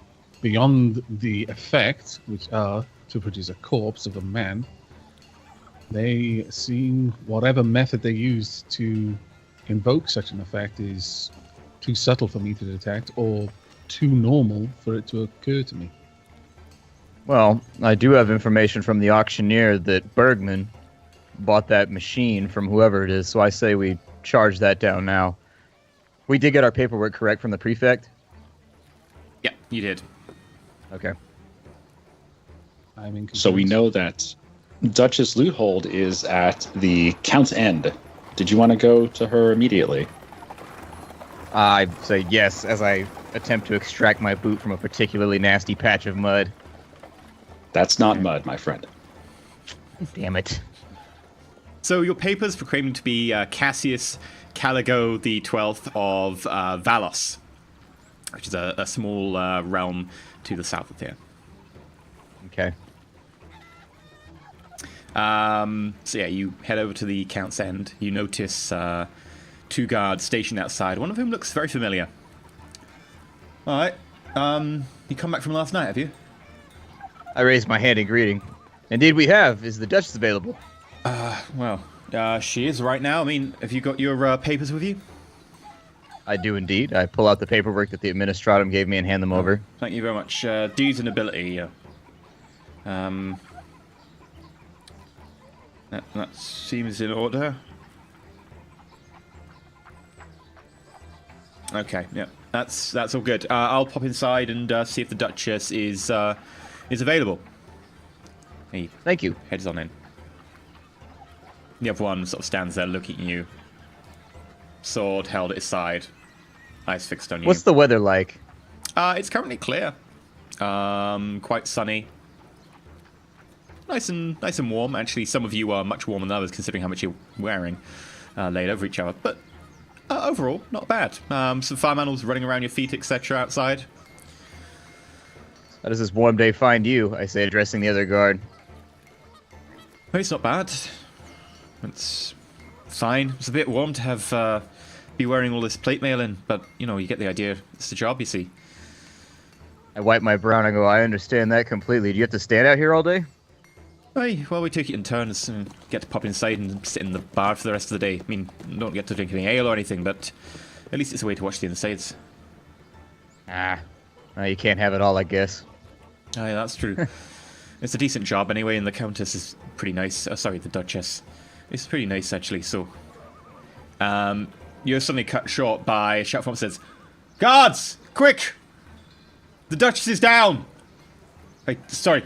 And he runs inside. Suddenly there's a commotion inside, and the armed, armored, running upstairs.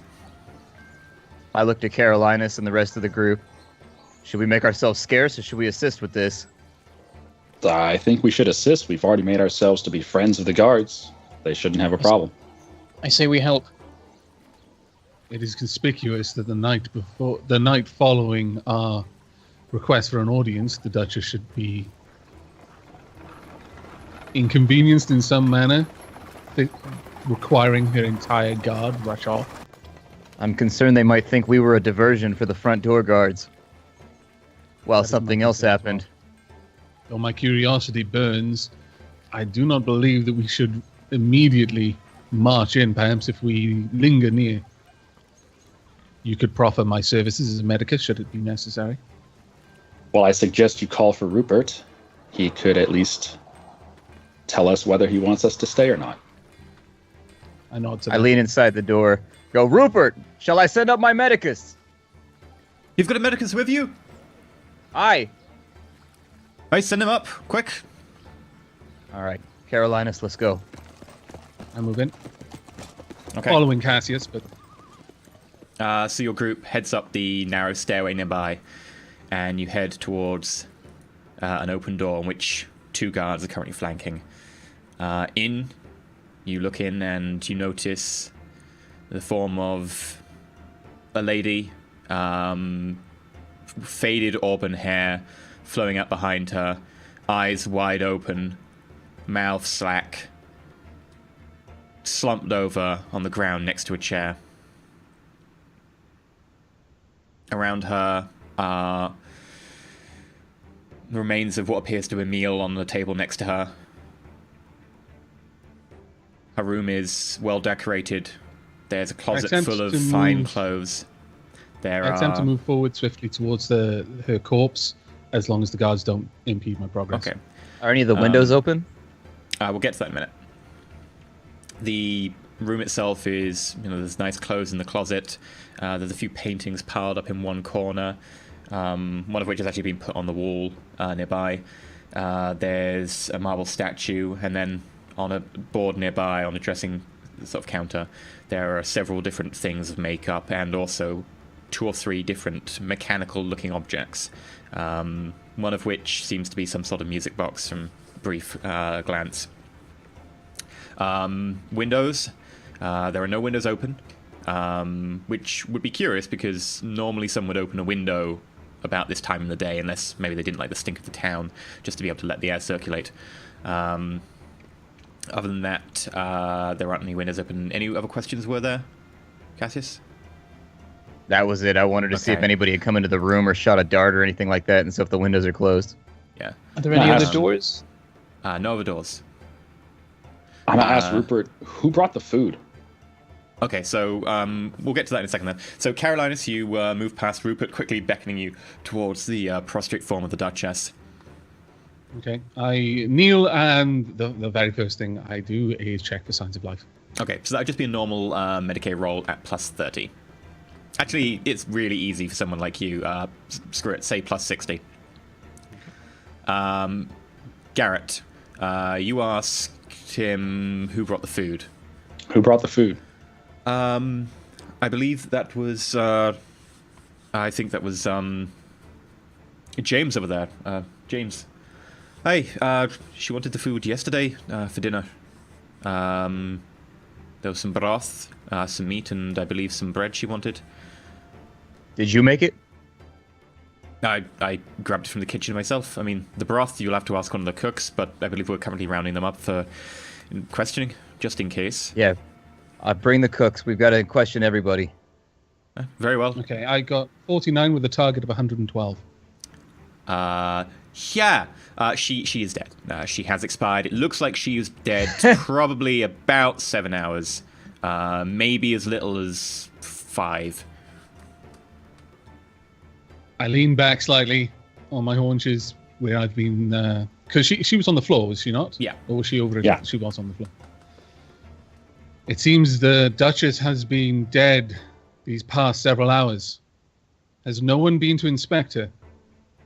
No one with any duties that would have brought them this way? Normally it's our responsibility to, assume our duty and protect the door and so on. And if she was to come down and want to, direct us or talk to us, it was odd that she hadn't been down already, but we weren't going to knock on until probably another hour had gone past.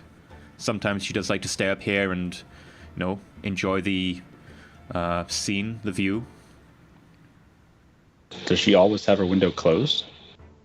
on such a hot day as this, I chime in. I mean, I'd expected to have it open by now. That's true. I motion towards the objects. What are those objects over there on the table? Oh, those are the some of the mechanist's little things, tricks and what have you. She was a bit of a fan of the mechanist's work.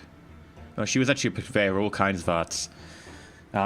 You notice that she's also got sculpture and some paintings that she recently got at the auction.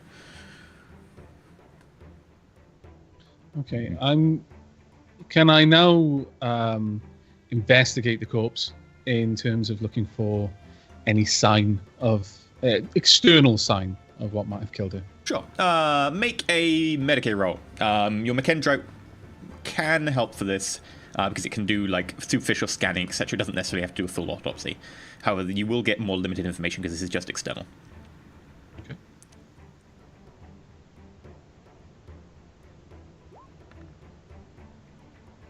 Uh, 50-52. Okay, yeah, you pass. So you quickly scan the body, doing all you can to check, especially cross-checking it against the previous death of Conrad. And you notice nothing untoward. It appears, for all intents and purposes, like she just dropped dead. As far as you can tell, there's no real bulge of any cardiac veins, no real sign of any clots or lesioning that would cause any sort of bruising. Does it appear that she struggled against it, that she had a moment of panic as it was setting in, or was it very sudden? If anything, it looked like she died very peacefully, or pleasantly happy or calm from the expression on her face. I should be curious, Carolinus, if she died from exhaustion. Well, I can find no other explanation for her death. There's no obvious sign of trauma, of extreme stress. She doesn't appear to have lashed around in any kind of death throw. For all the world, it seems that she simply died and fell out of her chair. A poison, perhaps? We would have to investigate her meal, her makeup. I stand up and I look to the guards. Yeah.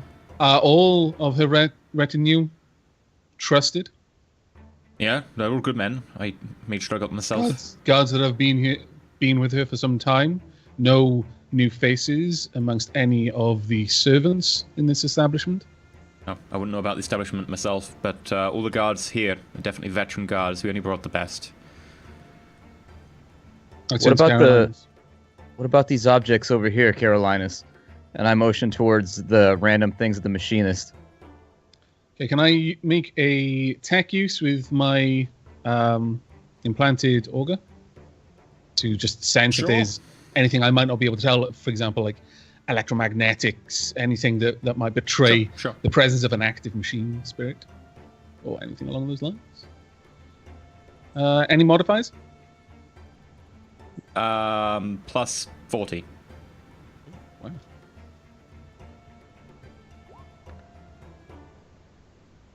Wow. As far as So you lucky. can tell, they just appear to be very simple clockwork mechanisms, one of which seems to be some sort of music box, and then one seems to be some sort of wind it up and someone rides basically its horse as it sort of gallops. The third one of which seems to be some sort of rotating mechanism that rotates a big disc, which seems to play out some sort of shadows from a lit candle. I touch each object and I make a Psyniscience check. Okay. Just make one check for all of them then. 27. You make a Psyniscience check. There is definitely some sort of background that you feel. Something calm, but in not a normal calm way. Like something is very much come here and drained any bumps out of the warp here. Not like they've deliberately made it flat, but very much like any excess, any fun, any lively jovialness has been sort of a little bit scraped from the air. In terms of the objects themselves, they seem completely normal. As far as you can tell, you get the sense of inspiration, of love for the creation of a very dedicated, hard-working individual. But you can't detect anything odd.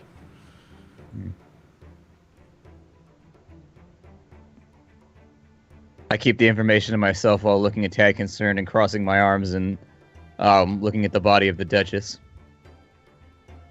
Guardsman, Maybe do any of you know when the Duchess yes. acquired these items? I gesture towards the mechanical items. She's had one of them at least 10 years. That was there when I got here. Which one was that? The music box. That's the oldest one. I joined her retinue just over 10 years ago, and she's had that all the time. The other two, I think she picked up one of them about 5 years ago, and the other one is maybe a few months past, earlier this year. Which one was the most recent? That would be the one that does all the shadows and stuff with the candle.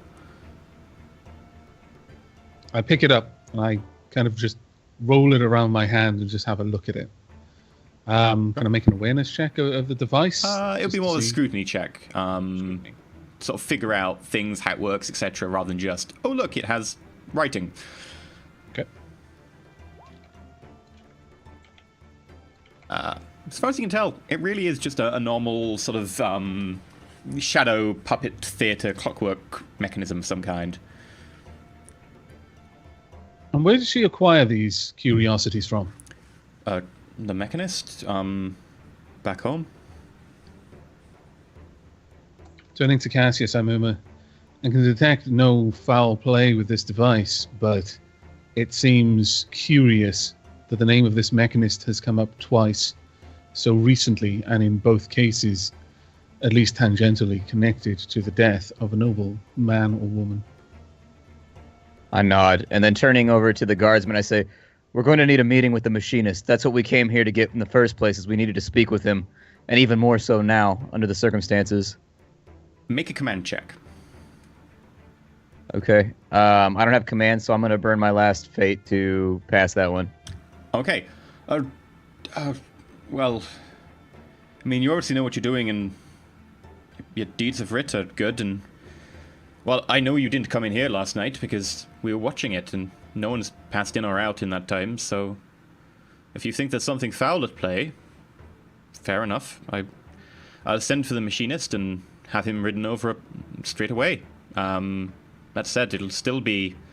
You know, we send the messenger, then he gets back over here. It'll probably take 2 or 3 weeks. we may not Maybe a have bit that less. much time. Other The lives may auctioneer be in mentioned danger. we could meet with the machinist within 2 days if it was a hard ride. Do you know where we could acquire horses and go get him? Oh, you could, but that'd be a bit more of a push.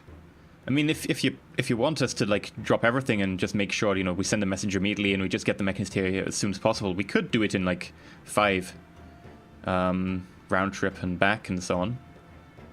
I have your word on that? I'll send off James immediately if you want. Okay. Thank you for your assistance. James, hey, can you go fetch the mechanist? Hey, all the way back? Yes. Okay. I apologize for you. I apologize for your dark time. It would appear that you're going to be in need of new employment. We still got the Let rest us of the know. family. The heir What's will that? take the rest of the family. The heir will take over. We will have the same employment. Don't worry about that. All right. If you have need of a medicus for an autopsy or of anything of the sort, please don't hesitate to call on us. We desperately needed to speak with the Duchess, and this has got us very, very much concerned. I will take note of that. And where are you staying? We're staying over at the Administratum. You're part of the Administratum. We're their guests for right now. We're acting on their behalf. In the Bastion itself. Indeed. Make it a deceive roll.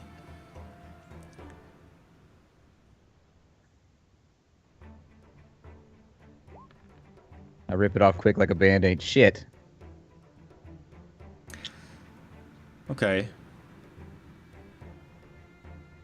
Very well. I'll do Rupert. so. Rupert, did the Duchess have any enemies that you're aware of? I mean, you don't get to be a Dutch or a Duke, a Duchess, a Count, or anything of sort of similarities around here without annoying a few people. It does What happen. about Bergman? Well, actually, he's a bit of a pushy one, actually. He's been trying to get the mining rights for a number of the... I mean, I very much doubt he was behind this. I mean, we had the place guarded the entire time, but if you wanted to go talk to him, I wouldn't blame you. He's actually over in town, just over the other side. You've got your noble deeds of, writ and etc. You can go get an audience with him if you wanted. Were the Duchess and Bergman on good terms, or were they on poor terms? I would say it was tense. Well, thank you, Rupert. I appreciate your input. We'll go speak with Bergman immediately. If you could keep that on the quiet, we would very much appreciate it. Before we leave, do you happen to know why the Duchess and Bergman were in opposition with one another? He was trying to get the mining rights, especially with the Imperium, for the export of a number of resources. And, our country has quite a few different mines of a number of different viable minerals. Unfortunately, they managed to snag the silver deposits. And no small fact due to a number of mining strikes that had happened in our feudal estates. And some would say that those were facilitated by Bergman. Not, of course, above my pay to be able to judge those of noble blood, but it does seem to be likely. And how long has this situation been going on for? A better part of 5 years. Very well. Is not the drunk from the tavern last night, Burger Metz, is he not an owner of a silver mine as well? I believe so, actually. He owns one of the silver mines over in Bergman's holdings, yes. He confirmed it last night in the tavern. I mean, if you want to talk to him, his tavern's literally just up the road.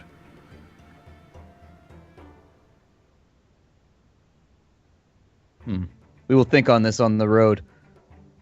No, well, if you want to talk to him, his lodging's actually just over to the side of his tavern. You can't miss it. All right, thanks. Feel free to call on us if you have need.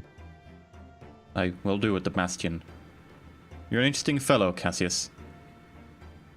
Well, I've had worse things said about me. Very well. Thank you for your help, and thank you to your Medicus friend. I nod my head. I head back down the stairs and out. Okay. You head back into the street. So what's our course of action, everyone? I'm at a bit of a loss here. We may want to ask Burger Metz how he came into possession of that silver mine he was so proud of. If there's been some conflict between the nobles in the area over control of these mines, he could either be someone involved in this murder, or he could be the next to fall victim to this murder. Perhaps we If should the also mechanist- pay a closer inspection to the holdings of... I'm sorry, I forget the title again. What was it? It was of the person in the Bastille. Oh, Prefect Allard. Prefect Allard. No, Prefect Allard is our guy. He's our contact back at the Administratum. The guy that's dead is the Count-elect. Oh, Basilica. I apologize. Yeah, the Count.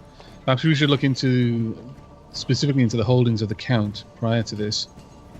There's clearly a connection here somewhere, but what it is, I couldn't guess at the moment. We're But missing I am a string. suspicious of these particular curios that draw back to the Mechanist. Yeah, Just the if other people have these items that the Mechanist has been creating, we should perhaps do something about that before anyone else falls foul of them, if they are responsible for this. Metz confirmed that he's been distributing the artifacts. It's possible that he may just be an unwitting accomplice to Bergman. And so the machinist creates the objects, and since he's in direct contact with Bergman, the objects get distributed through his auction house after Bergman tampers with them or makes them do something. I was hesitant to say inside the building, but there's an odd air in there. It's not right. Something is very strange inside that room with the Duchess. As you say this, you notice a small crowd is forming at the top of the street. Let us head back to the Administratum for now. Yeah, Is let's the crowd in excuse the direction ourselves. of the Administratum? No, it's in the other direction. How far down the street is it? It's next to the pub that belongs to Burger Klaus Metz. I Oh, reach no. up and I tap Cassius on the shoulder. Perhaps we should investigate what that ruckus is before we go anywhere else. I Isn't that agree. the inn? It is indeed. That's where I met up with Metz last night and we were drinking. I'd like to go stealthy if I can.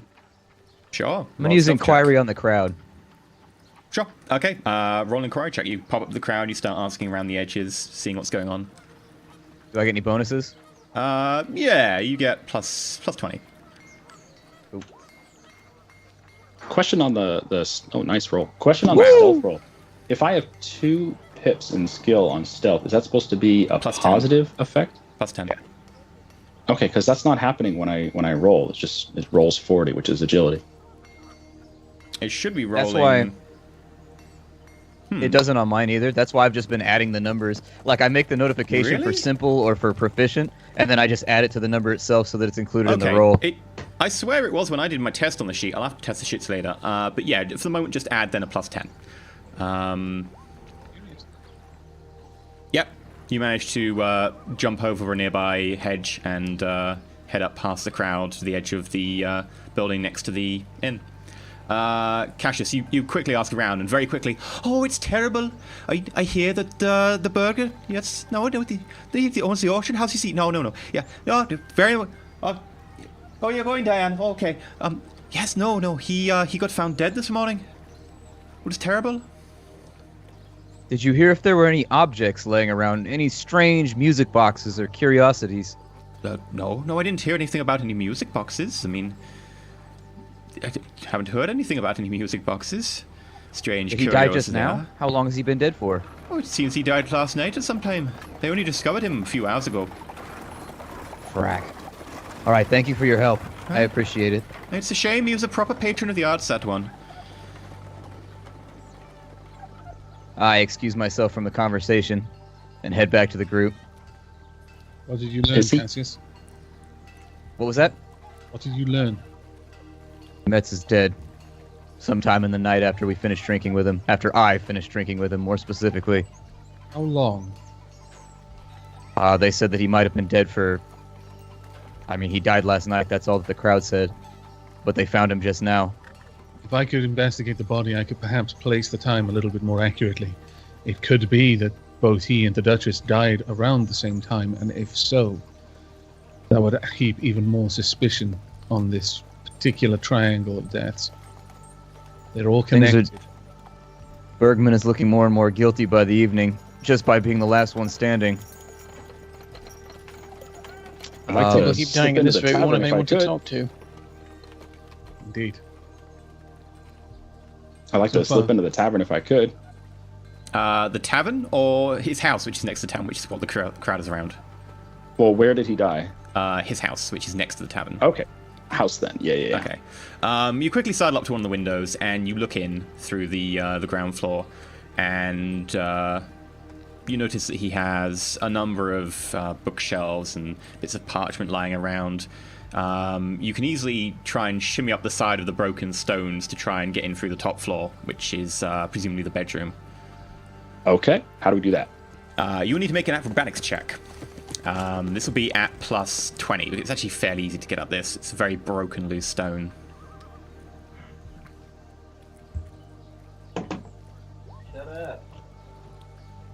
That's rude. Nope. You fall down. Might want to fate it, if you can. Yeah, I'm going to try to fake this. Okay. Does that include a plus 20? Okay. That's so much better. Without There it much is. effort, you manage to climb up to the top and pry a window open. And in through that, you can see what appears to be a study bedroom. Around are scattered bits of parchment, number of different books, along with 2 paintings. One very large one taking up most of a wall, a large landscape which appears to show the city and a number of people walking down into it. I can't help but whistle a little bit. I need to get through this room. Do we know where he died? Can I smell him anywhere? You notice sort of a knocked over goblet and a smashed bottle of whiskey next to the bed.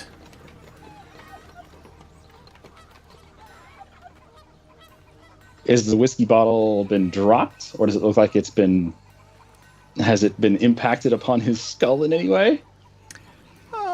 Make a scrutiny check, intelligence.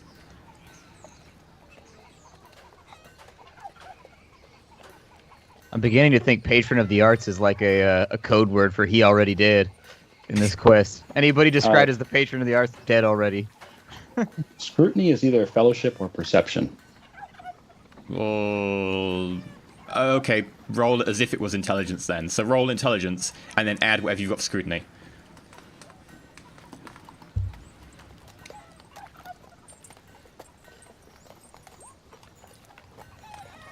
As far as you can tell, it's a broken whiskey bottle. There doesn't appear to be any blood that you can see. Can I rifle through his pockets and see if he has any his body's of not these there. wonderful... Oh, the body's not there. No. I'm sorry. Okay, so there's no blood. There's a broken whiskey bottle. In my microbead, I say, Garrett, anything? I haven't found the body. I haven't seen any blood. I have seen a broken whiskey bottle. Can you make a... Is there like sleight of hand or something? That's a... Yeah. Yep. Yeah. Cash, Agility. can you make a sleight of hand then, please?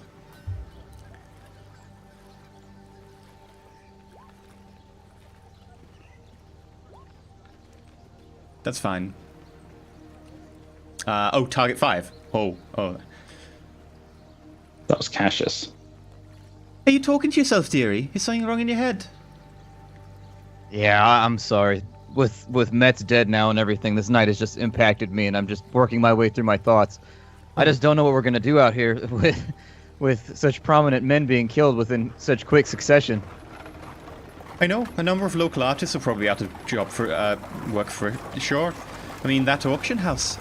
They did quite a lot of work through there, and who's gonna be able to buy their goods now? What a horrible time to be alive. Trying Those times miners- indeed. Yeah, it's a real shame. Garrett. Can I check the rest of his house? Sure. You have a look over the balcony to downstairs, and you notice there are people moving around downstairs. It would be very tough to stealth down there. At the fact that Cassius has been approached by a member of the crowd for his talking to his microbead, I move out to, my lord, perhaps the heat is troubling for you at the moment. Perhaps we should step away. Yeah, let's find an Eve. I think it might be impacting my mood. At which point, as you say this, you notice the crowd begin to part, and some sort of stretcher is brought out, covered in a sheet. As soon as I'm gonna hop out the we've- window then. As soon as we've stepped away a little bit, I murmur to Cassius. Ask Gareth if he can see any curiosities mechanical in nature. I beat over to Garrett. Are there any mechanical curiosities inside the building? Garrett, make me a willpower check. Corruption! Ah! Garrett does not respond. Oh dear. It's the strangest thing. I've lost contact with Garrett. Lost contact with him, or is he simply not responding? Not responding. Nothing, though, but usually he's pretty chipper. In a hushed murmur, can you sense anything in the wall about this structure? And while he does that, I'm going to make a tech use on my auger to sense something that I can't sense. As the stretcher goes by, I do Psyniscience, I guess. At the stretcher, or are you going to lean out and touch the body? I'm not going to touch it. That'd be way too suspicious. Yeah, it would be pretty odd. Okay, so Carolinus, you do a check of your auger and stuff. As far as you can tell, it's a pretty normal medieval building. Nothing particularly untoward about it. Roof is thatch. Walls are made of an amalgam of wood, plaster, and rock. There's no sign of radiation or any kind of mechanical disturbance like EMP. Oh, sorry, electromagnetic. Cassius, as the stretcher goes past, you reach out and you try and touch it with your mind, trying to focus all your thoughts on the body there.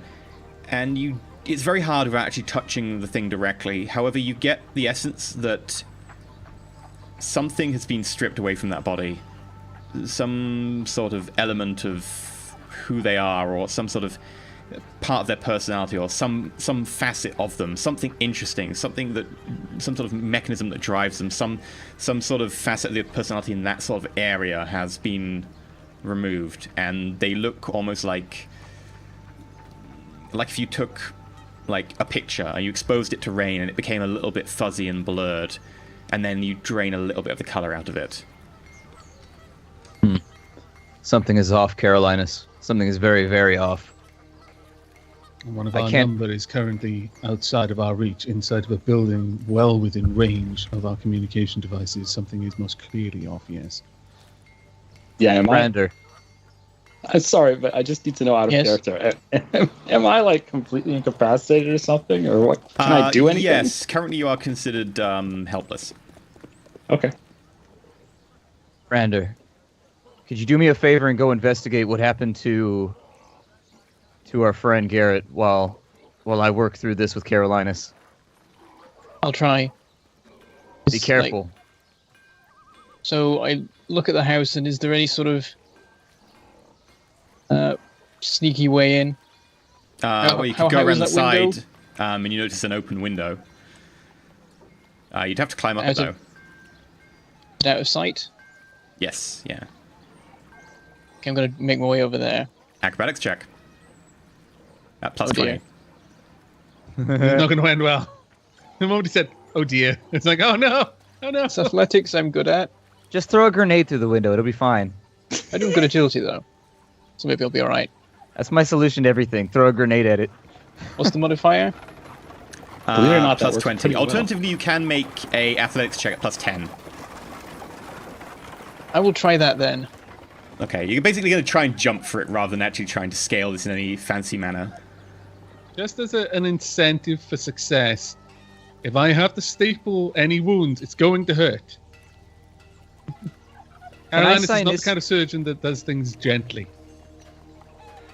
Brander, you fall down awkwardly and loudly. Okay, fate it. Fate. Nope.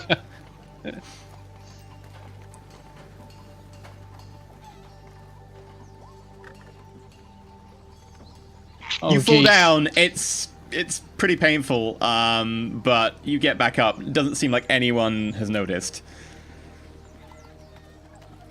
I'm going to turn a critical fail into a nearly critical fail.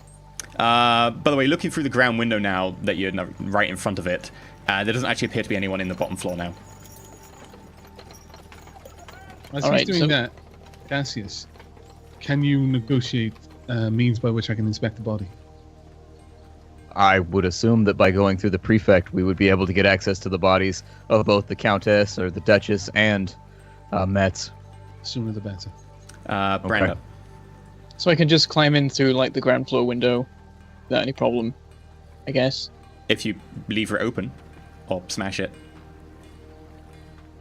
Alright, I'll try levering it open. Okay, make a sleight hand check. Modifiers? Your hands. Plus 20. It's not particularly secure.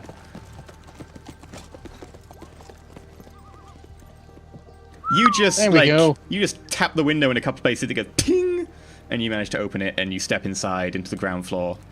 Call me the window whisperer. Our Navy pilot has had some interesting dealings in his life. Sometimes you don't get that good at opening closed windows from the outside unless. He's a Navy burglar. That was his title. He was B7. So, Brandon, do you head upstairs? Yeah, I'll make my way to wherever Garrett is. You don't know where Gary is. You know he's in the building. Oh. I guess I know he's upstairs, do I? You know he went in upstairs, so... Yeah, I'll make my way up the stairs. Okay. You go upstairs, searching. and you quite quickly see him. He is standing, gazing into the middle distance, in the middle of the room. Okay, I'm not going to step into the room. I'm going to go Garrett and see if I can get a reaction. Yeah, Screams Garrett, internally. you suddenly realize that you sort of phased, you phased out for a moment. You're back. Huh? What? Brander? What's going on? What were you doing? What were you looking at? I don't know. I couldn't. I don't know. Let's get out of here. Yeah, let's go before anything else weird happens. All right, I'm hopping out the window. I'll go back down the stairs. It's like, Okay. I need to be out of here right now. Out the window. Oh, I'm out. Brander, That's make a not willpower feel check good. at plus 40. Willpower.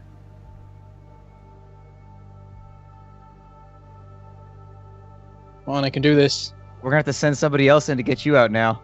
Yay! Yeah. There we go. So You get you all It's a meet up. willpower plus 40? Yeah, because He's he didn't farther go all the away. way into the room. Yeah. Oh. Yeah, you all meet up downstairs outside in the street afterwards. He was just Seeing standing both there. Garrett and Miranda exit the building. I move over. What happened? What did you see? He was just stood there staring at nothing. I'm not sure what happened. I shouted him and he snapped out of it. Something is wrong in that room. Something is desperately wrong in that room. Wrong in what way? I Harrison? don't know. Something, yes. As I was leaving, something felt strange. I looked at Cassius. What say you? Do we investigate further? You may be more sensitive to whatever occurs inside, but that may also shed light on what's happening. All I can really say is that when the stretcher went by carrying Metz's body, it was like a little bit of color bleached out of the world. Something is afoot, and given what just happened to our dear friend Garrett inside that room, my guess is that the immateria might be throbbing in some way. In every single room we've investigated so far, where someone has been dead, things have been odd. The current has been slightly disturbed. What would cause that? It's hard to say. It seems as though they've all died. Well, they haven't all, but in the case of the Count-elect, he died due to exhaustion. Did you feel tired when you snapped out of your spell inside the room? Yeah, you felt maybe GM? slightly tired. Yeah, it felt like I'd been out for days. I don't even think I slept. How much We've been time passed? Not long, 5-10 minutes. We've been focusing our efforts on the small bits of machinery, but everyone here has had paintings around them as well. Is it possible that perhaps they might be tainted? We would have to look into... I mean, were there any paintings inside the room, Garrett? Brander? Oh, yes. They were gorgeous. Okay. Were there any mechanical oddities? Brander, I didn't notice any. make a perception check at plus 40. Right. Can I go back to the window? When you found Garrett, he was actually staring, although it looked like into the middle distance, his gaze was actually focused dead on the center of one of those paintings along the wall. Yeah, he was looking at one of the paintings. Perhaps we've been looking in the wrong place. Can you show me which one if we go back? Can you describe it if you saw it yourself? What did I see it?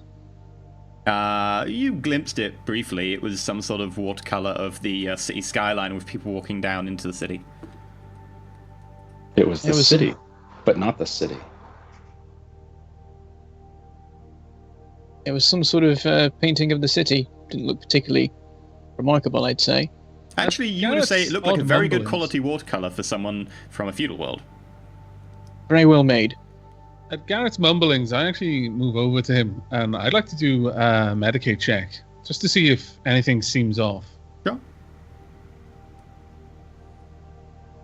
I start to head back to... Can you show me the way that you went in? At me or As far To as you can tell, Brandon. he seems fine.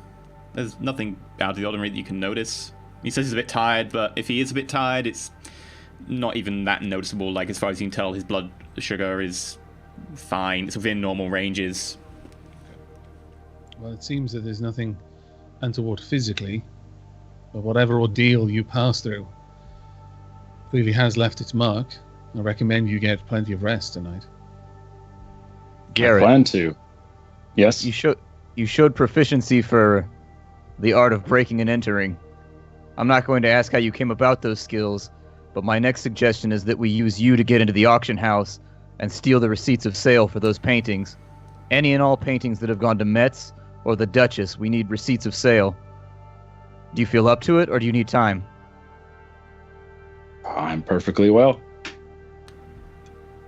So, I recommend you stay in contact with me on the microbead. So if anything happens, you will be aware. Sure. It's done. Is there a way to just leave the microbead open? Sure. You might That being deplete the the case, charge I'm over not going time. to go but in. Sorry, can you repeat that? Sorry, you might deplete the charge over a long time, but yeah, you can leave it open. That being the case, then, gentlemen, I don't think I need to look at this painting. I think we've got a fairly strong lead, and the auction house and its bills of sale are the next thing we need. And then I think we should have our artist who created whatever these foul things are. Very well. Well, do you feel it necessary that we break into the auction house? We could simply request proof of these sales. We have authority here. Of course, if you feel this is the best. That gives people time to hide anything that they wish to. If someone else is involved, if there's a middleman, if there's someone inside the guard or the police or whatever they have on this world, they could try to hide it. That does make sense, yes. I agree with Garrett. Very well. And so we make Do our we way know to the where this auction is? house. Sure. I do. You get to the auction house. Is a well-built stone building with some columns out front. Garrett, are you going to do a bit of break and enter it? Yeah, here's a question out of character. Does going stealth first, does that increase my ability to get in somewhere unnoticed? It means unnoticed. It wouldn't change the ability to get in. But it doesn't help you get in. Gotcha. But if you Okay. want to make a stealth I roll, might as well try try and... to stealth up, yeah. While he's doing that, I'm going to place my hand on the stone of the building and Sinisience it. So close. Okay, Garrett, you're not doing a particularly good job at stealthing, but you think you're okay. Cassius, you dig Yeah. really, really deep, 4 degrees success, and you try and focus on the building, knowing exactly what you're looking for. You can't really detect anything. However, when you focus a little bit, when you go for that level of detail where you think you might sort of lose a little bit of edge, you see the colors run slightly, and you sort of blink, and then they're back to where they were. You're pushing to get that level of detail. You could just be imagining it, but it could be some sort of leftover imprint. I look at Garrett and I say, be careful in there. There's no guarantee we'll be able to get to you if anything happens, and something is off about this place, so be very, very wary. Escape first, if you have to. Well, that's I going plan on. to I'm keep my going eyes. to use my auger as well, just to survey the area, looking for anything that I can't see myself. Garrett, so if you want to do You a... tell Cassius. Yeah, sorry, go ahead. Yeah, if you want to do a sleight of hand check to going through the back door, it looks the most likely to be a decent point of entry. Caroline, so you Any modifiers? Scan. Yeah, it'd be a plus 20. It's not particularly well secured door. Caroline, there doesn't seem to be anything odd about this place at all, as far as you can tell. Target was 60, 55. With some effort and a few minutes of jiggling the door handle and moving around a bit of bent wire that you've managed to procure, there's a... and the door opens up inwards, straight So into stealthy. a little bit of a corridor, of which is quite easily a back office. I look to the rest of the group while we wait on Garrett, and I ask, should we go with him? I do I'll not watch the believe door. that it is particularly safe for him to be alone, given what has already transpired. I'm just going to mention over the microweed, I'm in. I Okay. bead back. We're coming with you. And then I tell the other two, perhaps you two should follow him, and I'll watch the door and attempt to explain away any looky-loos that come around. So what do I see in this back office here? I'm looking for files of sales. Okay. Records of sales. I completely forgot that there's a security skill. Thank you for reminding me, chat. Security would be for breaking into places. Oh, well. Gotcha. We'll use that in future. Yeah, so you look around and you notice that there are bits of parchment here and there and other bits and bobs. Can I tell what's written on the parchment, or is it all just Portuguese? It is actually mostly in Low Gothic. There are some bits in High Gothic you just cannot read. However, go ahead and make a scrutiny perception check. While that's going on, Brander and I are moving towards the door that is, I presume, being left slightly ajar. Yep. And I gesture for him. You first. However, right. By the time you do that, Garrett, you've already found, quite easily actually, surprisingly, a stack of papers that pertain to recent sales. You flick through and you find all the ones pertaining to paintings, and you also find, also at the same time, a letter. It's a contract of a down payment to the artist who produced these paintings, to also produce a number more for an upcoming auction. The artist's name is Bernard.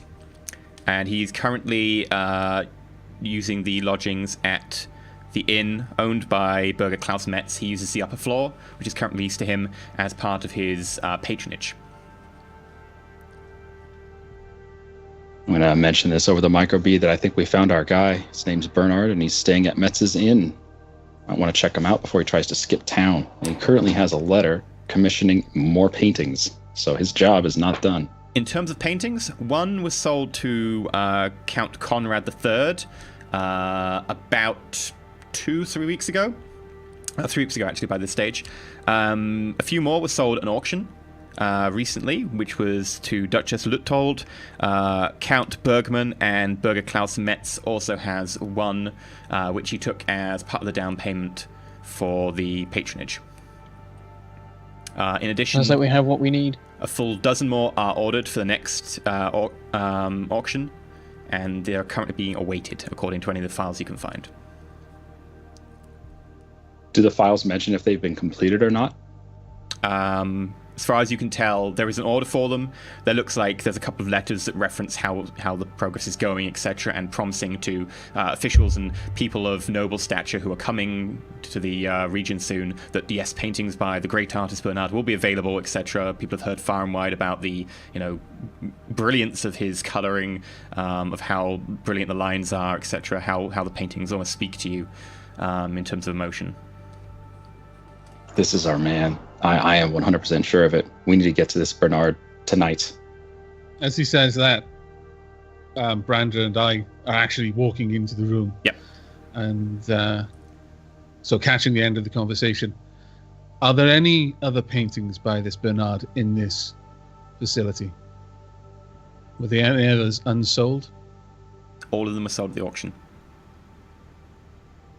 The only four that I have record of sale went to the dead Count Conrad III, the dead Duchess Luthold, the dead Klaus Metz, and the probably soon-to-be dead Bergman. Very well. Nice job, Garrett. I like to think of myself as the one who does the inquiries around here, but I believe you've cracked this thing wide open. My suggestion would be that we go back to the Administorum and we enlist the help of the Arbites to bring this Bernard to us, rather than us trying to chase him down. At which point we will make our case and make our arrest. Very well. Shall we do anything to the auction house tonight? Or leave it alone for now?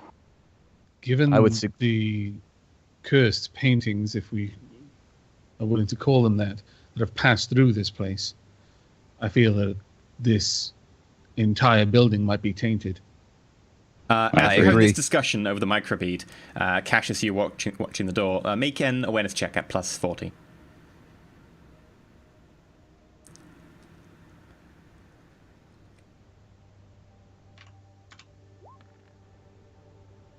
You notice walking up to you is a fairly young gentleman, about 25 years old, wearing nice but not particularly wealthy clothes.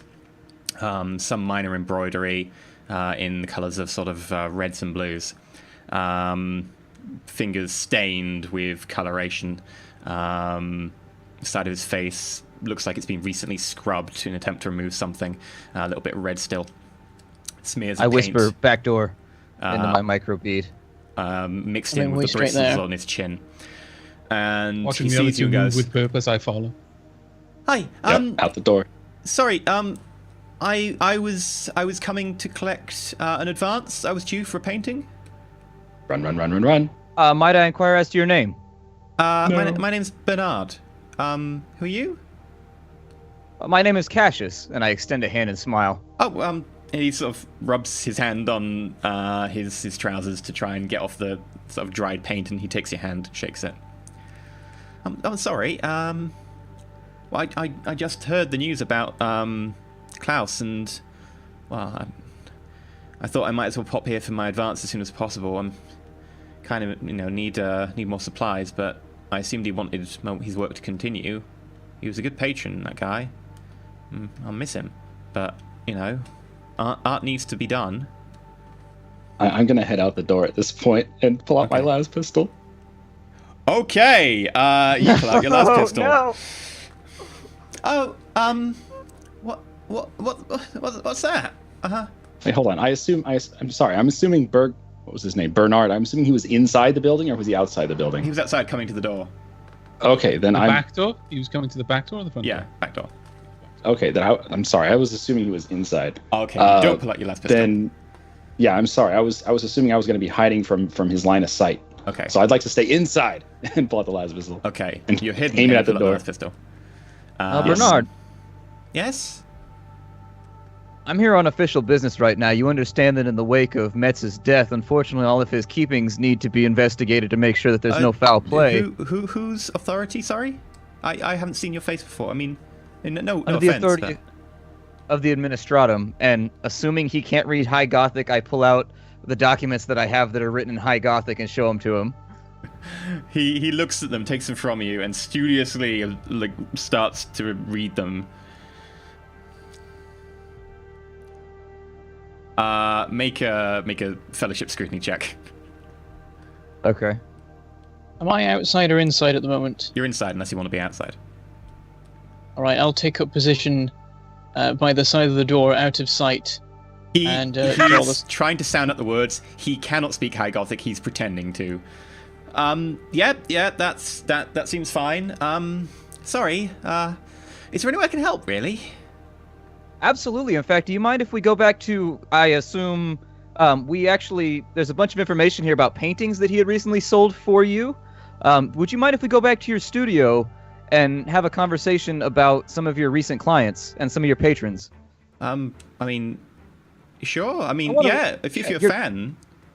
You're not in any trouble or anything like that. We simply just want to fill out some details for the investigation. That's fine.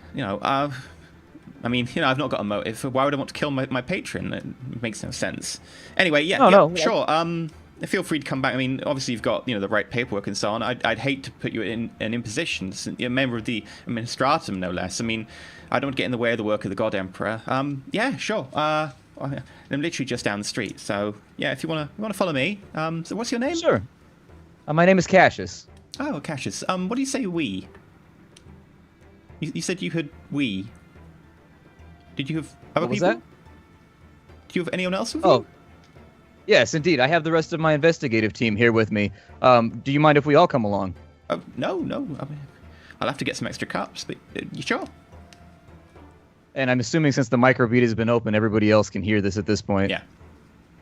I was drawing the stub automatic, but I put it away again. Okay. Close and I'm step standing out. impassively.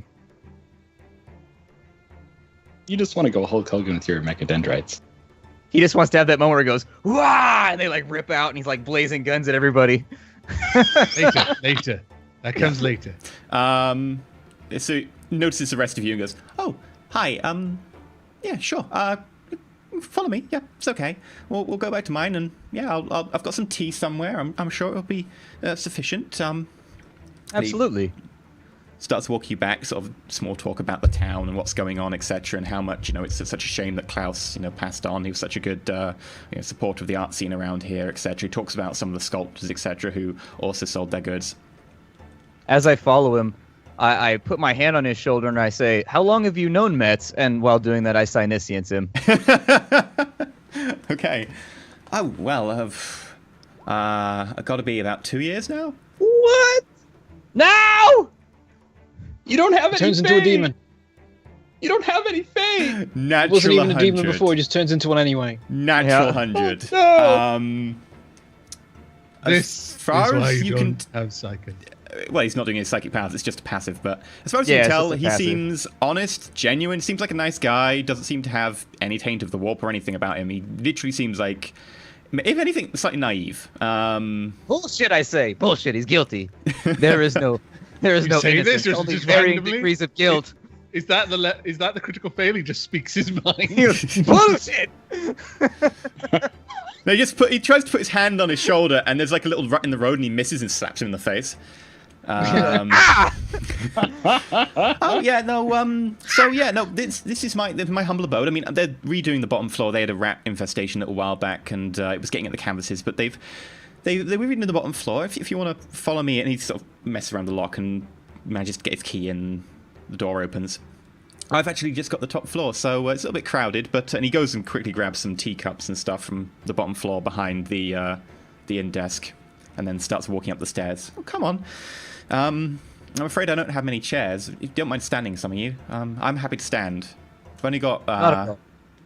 Okay, awesome. It leads you up into a loft area. This loft area, big sort of triangular roof, and you notice around it are stationed over half a dozen easels. Some with paintings done, some paintings drying, some partially finished, some with just blank canvases.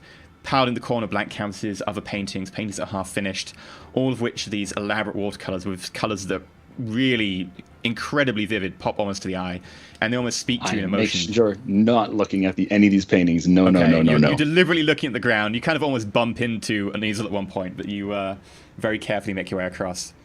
Bernard, Yeah? who supplies your paints?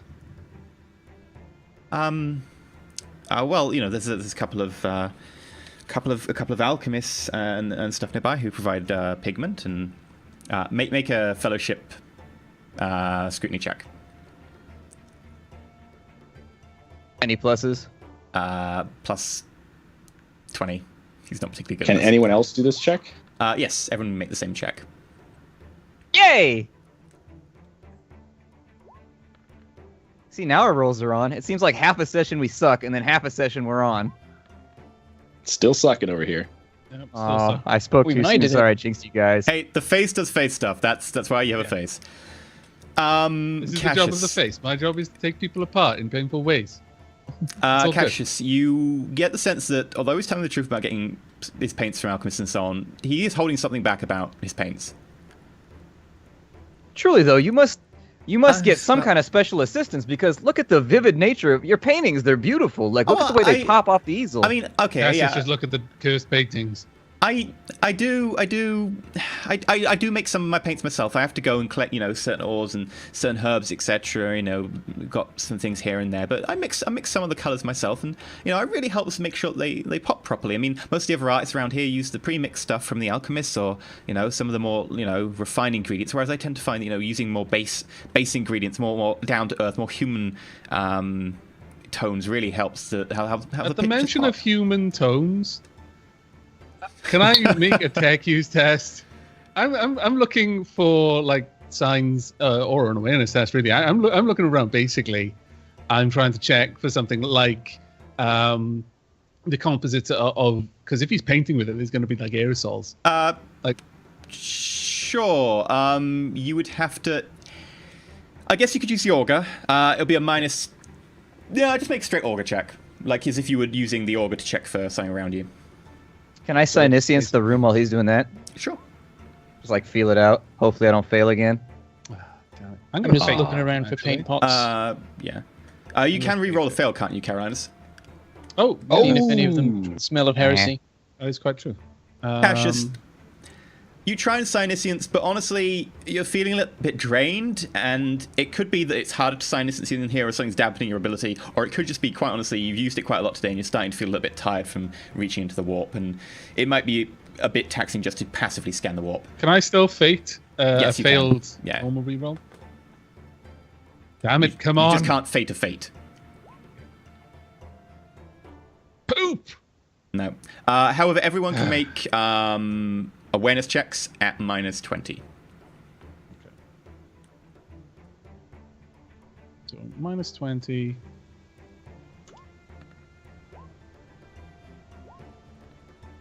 My target's -9, so Okay, I'm gonna reroll that one.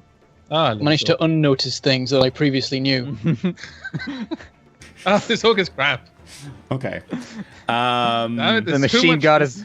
The machine spirit's not with you. You gotta No. pray harder. Use the unguents.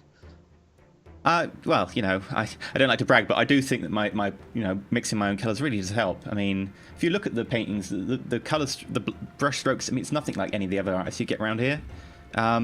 Certainly since I started pre-mixing my own colours about a month ago, I've certainly had so many more sales and so much more interest from patrons.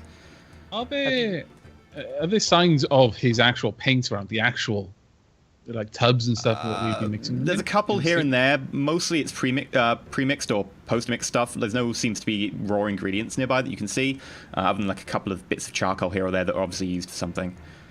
Check the bathtub. Can I move Bernard- over towards? Has he got like his easel set up anywhere with? Yeah, loads of paint? easels. With actual, paints like Yeah. any obvious paints. Can I move over to one of them and say, Sure. are these some of the paints that you've mixed? Yeah. Those are some of the paints. I mean, I was painting before I came up. It probably dried out a bit up there now, but it'll still be good. Can I offer you tea? Sure, but 2 questions, Bernard. First and foremost, can we take a sample of a paint that you've mixed? And then second, can well- we see where you mix them? While he's literally asking him that, can I have my medical mechadendrite just pop out and Sleight of hand check sample? with +10 Would that be intelligence or agility? agility. +10. I really want to. So close. You do manage I'll to do try it. one fate on that one No, as well. no, you do manage to do it. Just it's a little bit hurried, and you knock over the paint. But you do manage to do it without Okay. being seen because it's only 1 degree of failure. Okay. Oh, I'm Your medical terribly sorry. mechadendrite can now make a medical check at +30. Ooh. Can I slip out of sight at all? Oh wow, nice roll. Not really, because you're all kind of in this very Wow. small loft having a discussion. Carolinas, you That's an knock awful over lot the of levels of paint success. accidentally and splat. This big sort of red blob of paint just hits the ground. And your medical mechadendrite quickly reports that one of the primary ingredients in that color is human blood. I see. I quickly step back a little bit, shaken out. I'm terribly sorry. That was very clumsy of me. It's okay. I've got some more of that color left anyway, so... I looked at Carolinas at the noise. Turning around, where's our friend looking right now? he's looking at you. Yeah. I say I'm very clumsy at the moment. Perhaps I should take a seat. and look around. Do you want some tea? Yes, please. Oh, okay. He starts to put a kettle on the hob at the far end of the room. Yeah. While he's doing that, I whisper to Brander, "Make the arrest. Arrest him." All right. As that's happening, I move past Cassius as if I'm moving for a seat, and I just murmur, "Blood." Double arrest him. All right. All right. I'll approach. Where's the manacles? I'll approach. Hi, sorry, what was your name? Talks to you, Brenda. My name's Brander. I'm afraid. Would you like tea? No, thanks. Oh, okay. I think some it's water? best if you come with us. Well, we're going to make the tea first, and then I've got some paintings to do. I mean, I would love to, but I've got work, so... As Brandon's saying that, I just kind of move up, sort of behind our friend here. What we're trying Just to as say, if I'm peering Bernard, over. What kind of teas do you have? Oh, well, I've just a local one. Some of the farmers grow it up north. I don't know if it's actually got a name. It's While he's it's doing tea. that, can I take him down? Sure, make a weapon skill roll. Okay. Any bonuses for? Plus 30, because he is unaware and surprised. Well, he's aware. He's not. He is surprised though. So plus 30. I'm just going to say, for the sake of it, because he's a starving artist, and honestly, he's not very good at fighting. You just poof, punch him in the face. Your McEndrites, having wound around your arm, to provide a nice metal knuckle duster, and he just goes straight I out. just punched him with a Mechadendrite knuckle duster. How badass is that? Yep. That's pretty raw. I'm on board with it. His head clangs against the metal hob as he goes down, and he looks pretty unconscious. Well then. So what did was you in find that- in the paints? Yeah, what was in the paint? Human blood. Jesus. Well, I don't say Jesus. I say God Emperor. While he's been knocked down, can I test him to check if the blood is his? Sure. It comes back. It is not.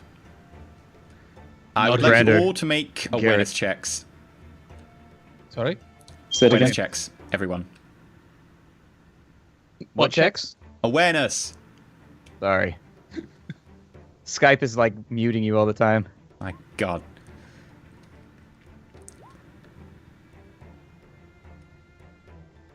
Brander is aware. Okay. Carolinus and Brander's Brander. very aware. So you notice as he goes,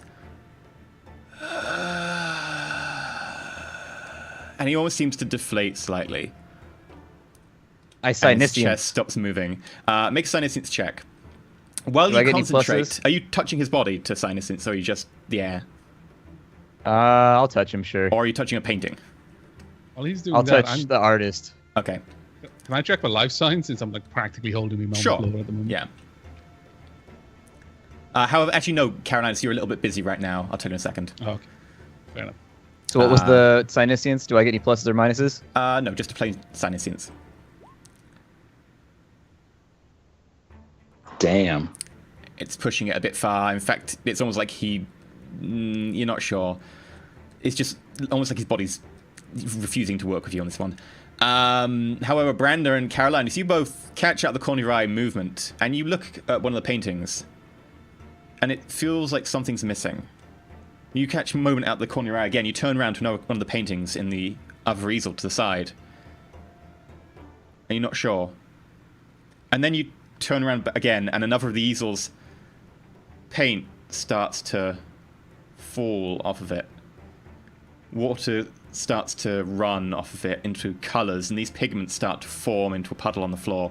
What is this heresy? And then it forms up and draw the merges. And this is happening while you're kind of perceiving this. You don't have a chance. Into a humanoid figure. And it's kind of 2D to the way you look at it. It's form made up of pigment blotches that move and swirl. Almost like looking at a gas, but it's actually some sort of very airy like liquid as it all sort of moves and forms to like show different colors that hue and change constantly, flowing over each other like some sort of very light oil. And you get the sense it looks at you. I wouldn't have done that if I were you. Roll initiative. Yay! Do Brander and Carolinus roll without surprise, and the rest of us roll surprise, or what? Effectively, I would say no. Everyone can just roll normally, but Carolinus and Brander are the ones who got where this thing came from. And Can you got. I've give got us a- icons on the map? I'm Same literally thing, providing you a map right now. What? Look at that map. Damn, Man. that's pretty spiffy. I spent some pretty time awesome, on to be this. Brander, Carolinus, Cassius, Garrett.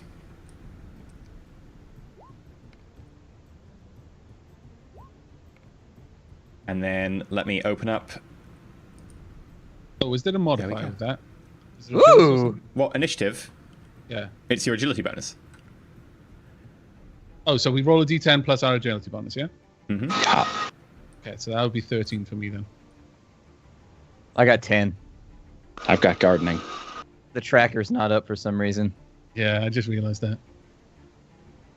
There it is. I did rubbish. Yeah, I three got on good top. initiative. I'm happy for myself right now.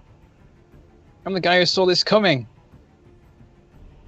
Maybe you should try to be oblivious more.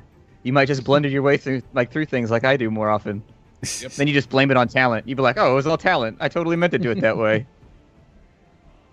I just want to be like Cephas Cain. I don't ever know if it's Cephas Cain or Caiaphas Cain. Caiaphas Cain sounds better.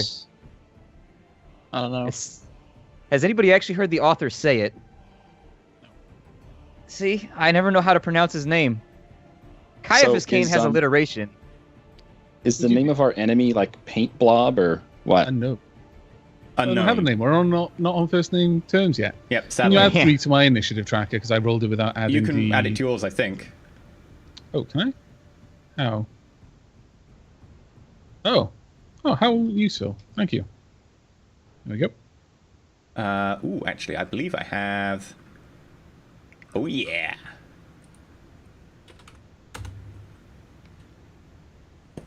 Awesome. Oh shit. He's quick. We're fucked. We're gonna die. Right, there we go, back to the map. Ta-da! Welcome to our lovely map for today. I'm going to zoom in so I've got the entire loft covered. Now, anyone within 2 meters of the north or south edge of this building effectively will be at negatives because it's kind of a steep roof and you have to kind of be bent over. Okay. So try and stay in the middle of 3 meters if you can. Right, my go.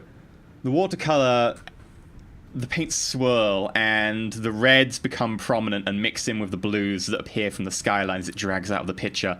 And most of it turns a shade of purple. Small blots of yellow and green moving around in places. But mostly it's now a sort of purple entity with blotches moving up and down it as it looks over towards you Which you is you? and steps towards Carolinus. No. Time to make an kill our attack medic. roll. Oh, our medic is tanky as hell. We're fine. Oh, Just okay. get in with the mechadendrite, you'll be fine. Righteous Fury, it's dead. Oh, what an anticlimax. Cassius, did you draw your sword, or you've got your sword at the ready, haven't you? No, Okay. I was unaware. I was like leaning down to check out the body. Yeah. Yeah, we're both kind of derpy over here. I would like you to make a willpower check. No, that won't work. Okay, I'm just gonna make an attack. So, right. Single attack. I'm good at willpower checks. Every time you've had a willpower check, you've pissed yourself, gone vacant, and run away from It's a crystal. It's my lowest stat. You are hit 44 in the body as one of the arms of this watercolor come forwards and drag themselves down your front.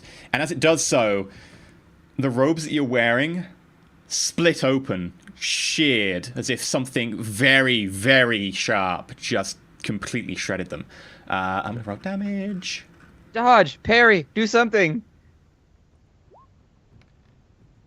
You take 7 points of rending damage with a penetration of 2 to your chest. On my body, Yes. doesn't do anything. With a penetration of 2? Penetration of 2. My defense Oh, yeah. is... Yeah. 7 points, was it? Yeah, so it doesn't do anything. Got 'cause you're- 6. My armor is 6, and my toughness is 4. Yeah, so it needs to be more than 8. Yeah. Yes. It shreds down the front, your robe splitting open massively. Your armor itself tearing in some places. However, the scars it leaves are superficial. You managing to flex off most of the damage, and the cut itself doesn't seem to have done much. Carolinus, you're up. Okay. Right. How much of a turn is required for me to ready my hand cannon? Given that A I don't have turn. a holster or anything. Full turn. It's a because full you're turn, having is to it? get it out from where you've hidden it. Okay. Well, given that, then, when I disengage, I can move 3 meters. Is that correct? Your agility bonus, yes. Right. Okay. Well, I would like to disengage then Okay. back to here. Right. Okay. That's your go. Yep. Garrett. I pull out my last pistol. I also scream a little bit. Full turn. Last pistol. Oh, Yep. also I forgot. before you do that, Carolinus, I have to make everyone here make a fear check. What's a fear check? Okay. Roll willpower. It also has baleful presence, which means that you take a -10. So everyone take a willpower check at -10. All right. Oh dear. Oh dear. Yeah, I've heard fear is overpowered in this game. It's like brutal. That's why everybody takes fear immunity as like their first thing with XP. Okay. We all just cramped ourselves and died. Oh, I am pooping dear. so much right now. Just shitting everywhere, like a jetpack across the room. Gets Oh, absorbed God. into the monster. Okay, I need to look up the rules for fear because I need to find the table. You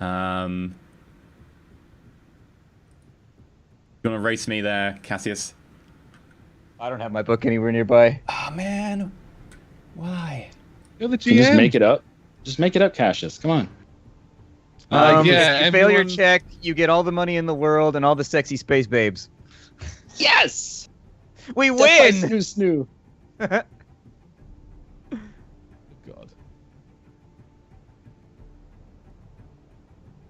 The body is willing, but the flesh is spongy and bruised. Okay, where's fear? Fear. Hallucination. Bolt weapons. No. Why are you using the word fear all over the place? Stop using the word fear all over the place. Oh no, It's a I lost book connection about to Dark chat. Heresy. What made you think that fear wasn't going to be a 285. common word? 285 285. is what chat says. Did anyone else lose connection to chat? Or it's just me? Fear! Just you. Ha ha ha ha ha. Thank you.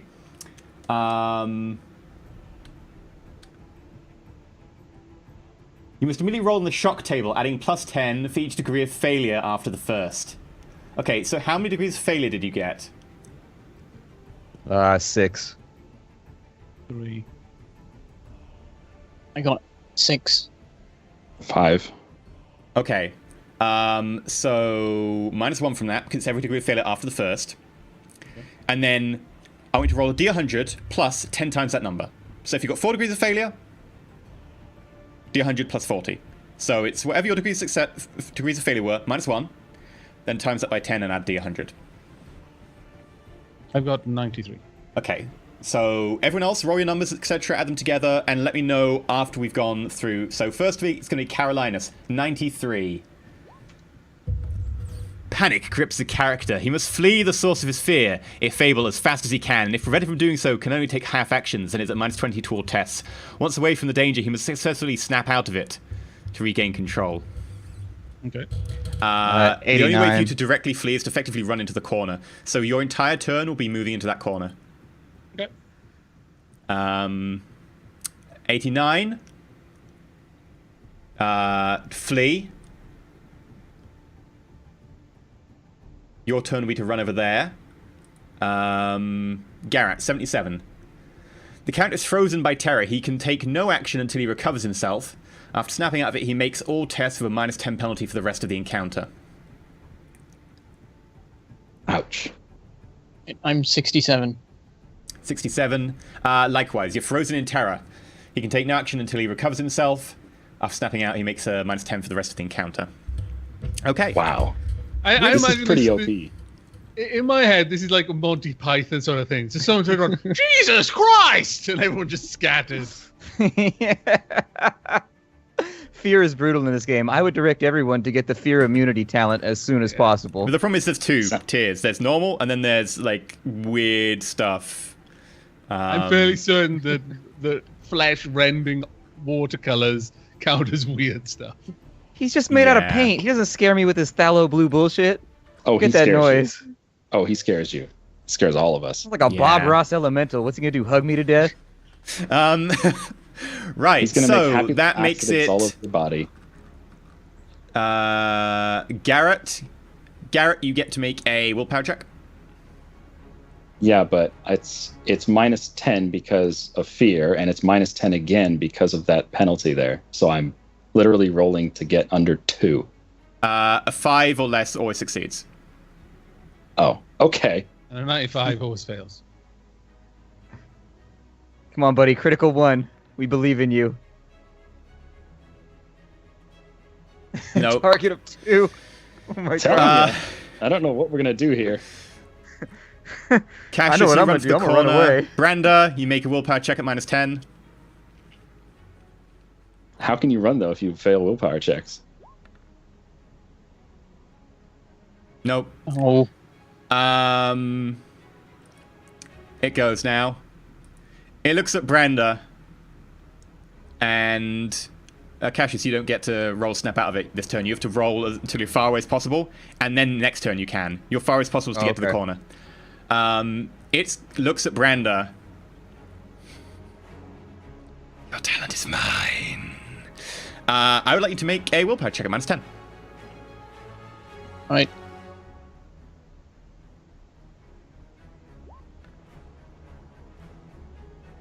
Oh, And I'm going to roll Wait, wasn't- my willpower check with plus... I believe I get plus 20 to this. Sounds like, no, let me go. smell of poop. And fear. That Target number is 245. wrong. how What? did? What? Plus 20. Let's try that again. That's a Oh, little bit I better. failed. That sucks. You okay? It Didn't know. moves forwards until it's on the table. I didn't know watercolors could poop themselves, but Into combat with there both you of go. you. Right, that makes it Carolina's. Carolina's, you're at -10 to make a willpower check. Yep.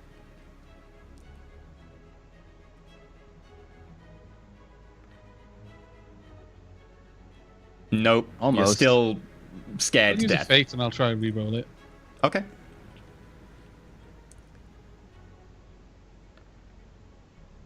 No. Even worse. Okay. Cassius, you can either do actions at -20, or you can try to snap out of it with a willpower check at -10. Actually, let me just check the distance to you. Yeah, still -10. Okay, I guess I'll try to snap out of it. Someone said that with snap out of it, the -10 doesn't apply. It's -10 to all willpower checks within the distance. Baleful presence, not fear. No, you fail. That makes it. Oh, Garrett,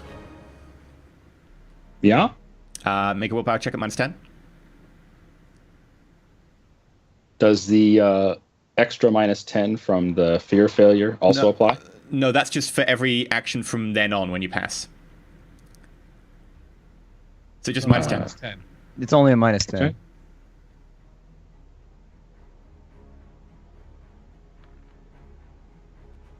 Nope. Branda?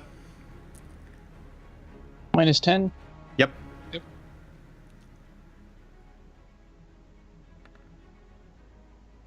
Nope.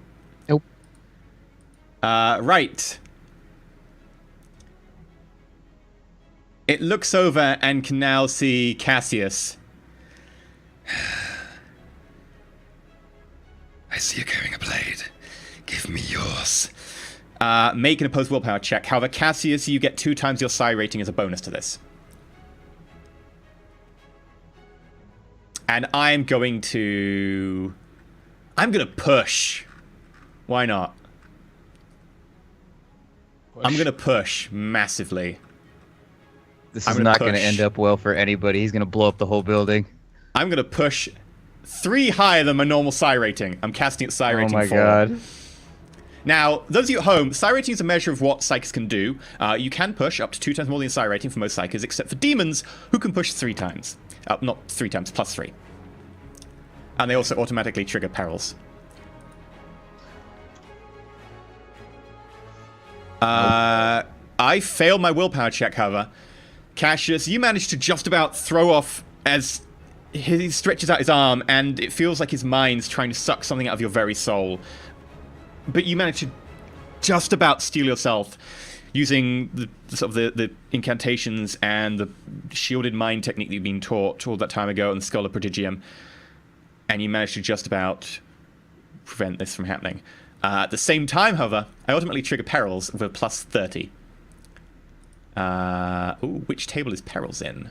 It is And in also, psychic. I can push your perils up by like 8 too. So go ahead and roll. Oh dear. So how does that work then, Cassius? So my character he's learned how to like basically duel other psychers essentially, and so there's little waves that they send a force through the warp when they do that, and I've learned how to use that momentum like mental judo to like amplify when they fail, and so I can make you fail worse or I can make you succeed better by dampening it, depending. So if you got like a full group of psychers, it's great. That's 58. You can push it up if you want. What happens if I push it over 60? It don't would have my go book in to front of me. dark summoning rather than. Oh, is that Perils of the Warp? Yes, sorry, that's the wrong one. It's going to be Psychic Phenomena. 68. Falling upwards. It instead switches to Shadow of the Warp. So falling upwards, gravity turns off and everything goes up and then falls. Otherwise, Shadows of the Warp. For a split second, the world changes in appearance. Everyone within so many meters had a brief glimpse of the Shadow of the Warp. I'll just get the Shadow of the Warp. It's fine. I'm not gonna swap gravity around. Okay, so seeing the energies let loose from the demon, you quickly grab and push them and push him over the edge. And the demons... And then suddenly everyone within...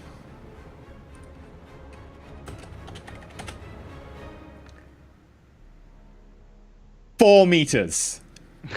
4 whole meters. So that would be Carolinus, Garrett, and Branda.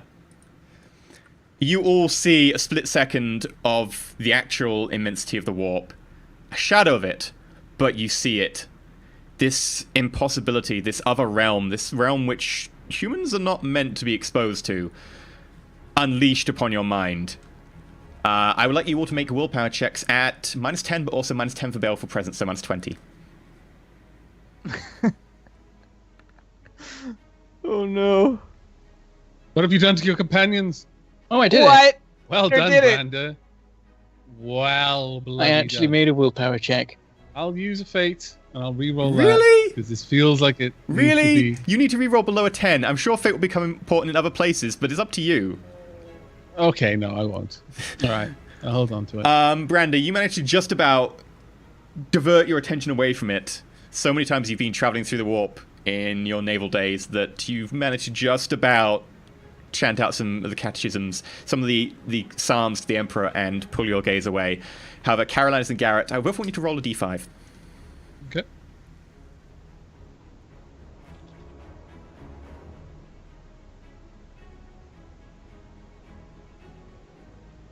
Garrett, you gain 3 corruption points. That will go through. Carolinus, Oh, I gained you get 5 corruption points. Man. Oh, boo. Why As did you you have to do gaze- that instead of letting it just be gravity, you scallywag? Because Directly gravity into probably the would have dealt damage or something. I don't know. I don't have the book in front of me. It wouldn't have done yes, to me, it you would've- were under a sloped roof. It would have dealt damage, yeah. And also, by the way, demons are immune to perils of the warp, Oh. so they would have Oh. got affected. See, the way I envisioned it is like you're going to get sucked up into the air and then slam back down into the ground, because that's a pretty high roll. So Yeah. it's like, it's a little concerning. It's probably going to It's hurt a lot, no matter what probably you do. beneficial We're in you're an under a attic. low. Yeah, it's probably beneficial With a you're in really an low attic. roof. Outside, it would be painful. You douche.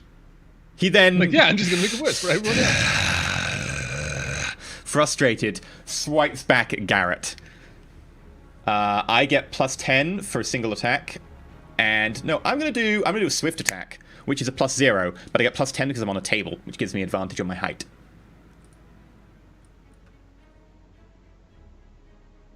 That's the other point. Physical damage can be healed. 71, which is your leg.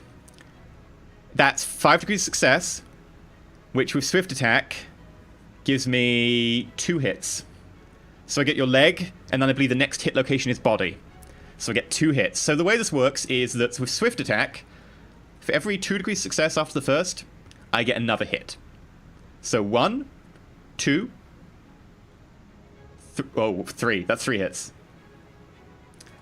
Right leg, body, right arm.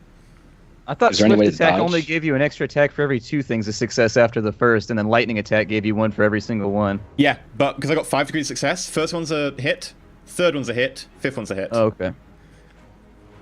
Just keeping you on your toes. Yeah. Is there any way to dodge? Yes, you may make a dodge. Oh! Yes, you can make a dodge. It doesn't stop you doing reactions. I'll have to double check. You failed anyway. Though you I'm gonna can fake feint that, it. Let me though. check. Yeah, Let me check before I you do. faked that one. Let me check before you do. I'm not sure if you can take reactions. Oh, okay. Let me check on fear. Ah, right. You may take no actions. Reaction is an action. Okay. So sorry. I just keep crapping myself then. You take 6 rending damage, pen 2 to the leg. You've got chainmail there, which is what, 4? 3? It's 3, and then toughness 3. Okay, so that's reduced to 1 because of the penetration. So 3 plus 1, 4, you take 6 damage, minus 4, you take 2 points of damage. As these watercolor hands rip through and chains are scattered everywhere and massive gouts of blood appear on your calf. Screams internally. Oh, you then take 12 pen 2 to the chest. So that's 8 more damage. Yes. Screams internally. How many hit points are you on? And externally. I'm on 2. We're all gonna die. You take 9 points of damage to the arm. That puts you minus Yeah, 7. that's a 9 minus 7. Yeah. Okay, that's critical damage. And minus 7 is pretty bad. I'm gonna have to find the critical damage tables. I had a Lose note an of what arm. they were. So let's look. You don't need 2 arms. Now you get a cool robo arm, though. Yeah, it's true. We'll replace that weak flesh with Rending on the purities arm. of metal. Ready? The attack rips apart skin, muscle, bone, and sinew with ease, turning the target's arm into a dangling ruin of severed veins and spurting blood. He suffers blood loss and 1d10 strength damage. The arm is useless until the target receives medical attention. Your that's not arm too is bad. useless. It is still there. That's not nearly as bad as I thought it was going to be. I thought it was going to be lost the arm. yeah, that's is what I bad. thought too. So, roll a 1d10. You temporarily lose 9 points of strength. This will come back after you basically rest and heal, but for now, you lose it. Okay. What is strength used for? I don't think I've ever used it. Melee. Melee damage. Ah. And also, you're suffering from blood loss, which means at the start of your round, you suffer 1 level of fatigue. Once per round as a free action, you can attempt a difficult medical test to remove the condition. So gouts of blood spool down your arm as it lies a ruin off to the side. This brings us to Carolinus. Would you like to make your willpower check? Yep. And that's at minus 10, yeah? Yep. I just want to not be feared anymore. This is like fighting a Yeah. warlock in WoW. This is the worst. Nope. No. If you're going to use fate, by the way, use fate on the rolls to actually get into the combat. Alright. Okay.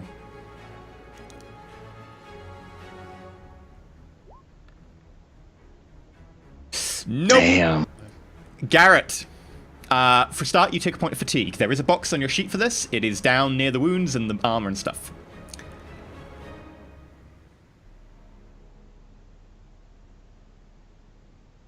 Okay, and then what? Nothing for now. Basically, when your fatigue exceeds a characteristic bonus, that characteristic counts as half. So, Cassius. You can take actions, a half action at minus 20, or you can choose to snap out of it. I'm just going to keep trying to snap out of it. Yeah. Minus 10.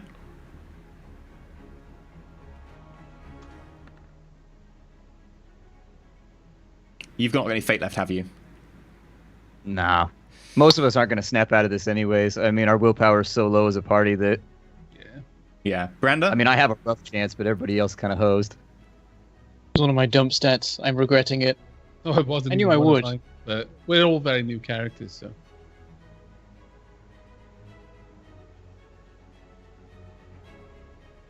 Brenda?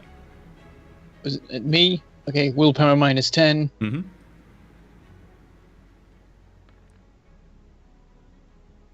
Nope. Do you want to fate it? I've only got one left. I might need that to stay alive. I'm going to leave it. A good way to stay alive is not to get hit. Is he about to hit me? Oh, God. I mean, Still Emperor. reasonable armor, but Alright, I'll fate it. This isn't going to work. Yeah, there's a 1 in 5 There's a chance. good lad.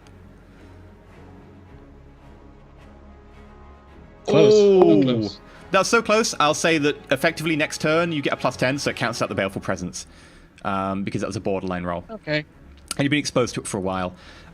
Next go. Targeting the prostrate form of the artist on the ground. Time's up. He makes his attack. He's going to use Swift Attack. He gets a +40 because target is helpless.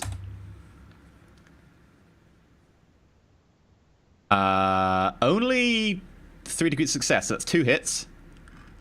To the head, because it's 0-5.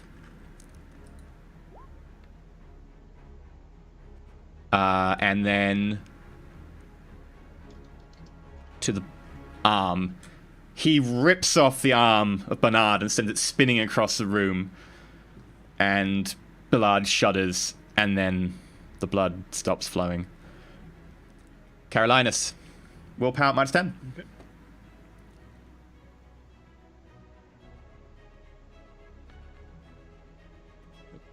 Garrett, Yes. willpower -10. Oh, I thought last turn you didn't let me roll. Okay. Oh, did I not let you roll last turn? I asked what else, and you said nothing. Oh, roll for last turn, and then roll for this turn.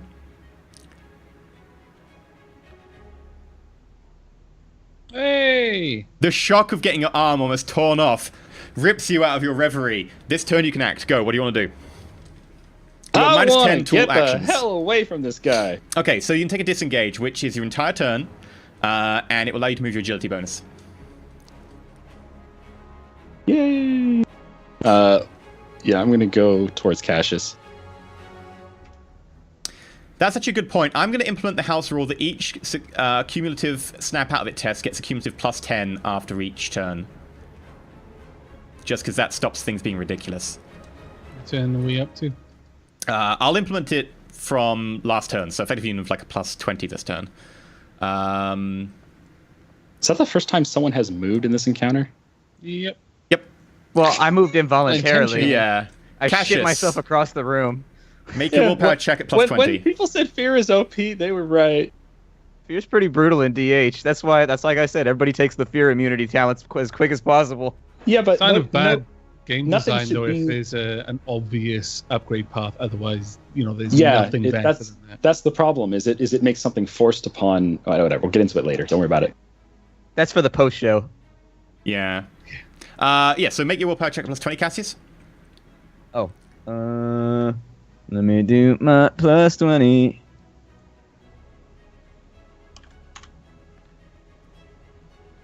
You're out of it. Nice. Yay! Brenda. +20 willpower. That's 20. Oh yeah, because it's not the -10. Yeah. So I get a turn now, or is that my entire turn That's your snapping entire out? turn snapping out. Okay. So it's me. My willpower Oh, was- 20 then. How did what was it? Shen move if its entire turn was meant to be just snapping out? Because he snapped that last Because- turn, but I didn't give him a turn last turn because he skipped. So yeah, roll. You've snapped out of it. Nice. There we go. That makes it my go.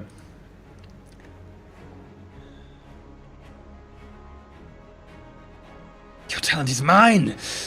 Turns toward Cassius and tries this again. This time, I'm not going to overcast it. I'm just casting it a standard power rating. Opposed willpower test, Cassius, and you also get to add double your psi rating. Appreciate the paint monster trying not to melt our brains. Yet. I succeed, but I fail my willpower check to manifest the power. You notice energy reach out towards you, but you try and put up a defense, but you feel the attack just wasn't quite enough, and it barely pushes away from your body. And with that, he turns towards Brander. Swift attack! Plus 10 for being above you. Will I be able to dodge this now Yes, that I'm you snapped can out? now. Yeah.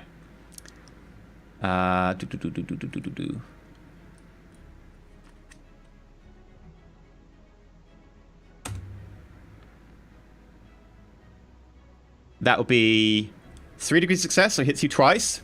In the 93, which is the left leg, then body. I'll try dodging. Okay. Modifiers? None. Yeah, would they? Oh, minus 10. Sorry. Because... Which you still pass by 3 degrees success, so you ignore both of the attacks. Well done. Not That's bad. the one thing I can do. Sorry, Brando and Garrett, bear in mind that both of you have got minus 10 for the entire rest of the encounter. But yeah, you manage to just about dodge as one arm comes in, and then the second arm comes across, and you manage to take a step back, narrowly missing you. One of the buttons on your coat. Ting! Carolinus, you're up. Okay.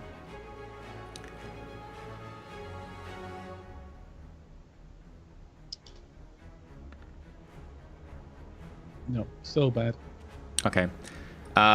Garrett. Okay, now that I'm not engaged, can I move a little farther away? Yes, how far would you like to move? Yes. I want to run the hell away. Okay, run. You can join me in the corner if you want. Just step over my puddle of shit. Just watch out. There's a stream of Now it. that's... That'd be a full move. I was going to ask. Let's see, that's half move before... Yeah, that's a full move. You got it. Yeah. Cassius. Um... Oh, by the way, you take another point of fatigue damage every turn, so that's actually like 2 more points I think you've taken. Yeah, I'm at 3 now. Yeah. Your stats are starting to degrade. I'm going to attempt to reach into the warp and cast Smite at him. Okay. This is probably a terrible plan, but I'm going to try. Nothing is a terrible plan. Do it.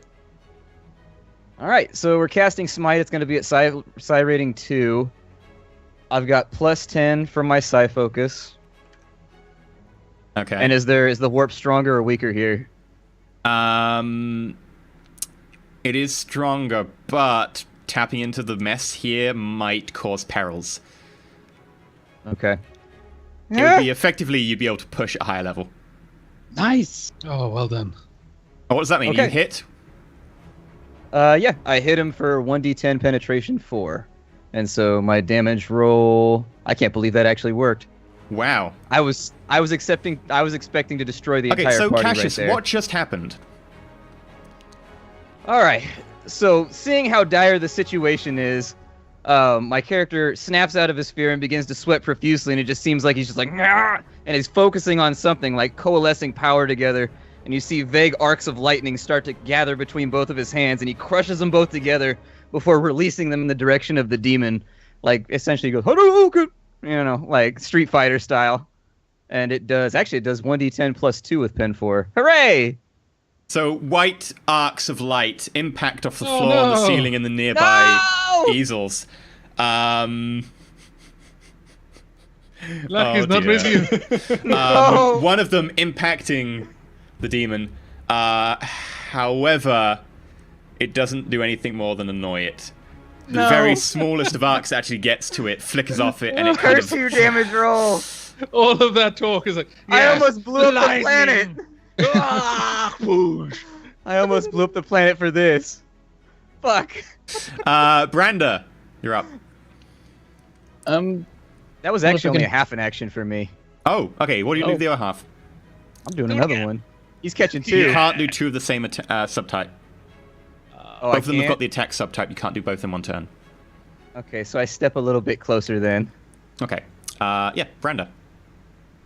I don't know if I can dive for cover in this situation. Would that be a half action that would then allow me to shoot? Or is that not? Yes, but you would get a hit as you retreat because you're not doing disengage action. Do I have to disengage to get away from him? Or you get hit. Up to you. Or you can draw the chainsword. Do it. I've got to press you. What are you going to do? Alright, I'm going to draw the chainsword. I'm going to grab the... Full action. Through the cloth thing, I'll grab it. Wait. And have it tear through the cloth coverings. Is that a half action? I've got quick draw. It's a full... Oh, quick draw. Then it is a half action for you. Yes. Slice this fool! Slice him! Then I'll make an attack on him. Okay. Using my mighty powers. Single attack plus 10. Foul beast. Yeah, remember your -10. Okay, so just and a minus 10, 10, so yeah, nothing just, else on no, the... plus 10 because it's a single attack, so they cancel out. Okay. Remember, when you do a single attack, you get a plus 10. However, Ooh. There we go. nice. I am, however, going to make a dodge roll. Oh. Nice attack, though. I get to do my thing now. However, he didn't dodge. unable to dodge into you. Yeah, sure. 80, that would be the right leg. Make your attack. What damage do you I do? have to roll for damage twice, don't I? Mm-hmm.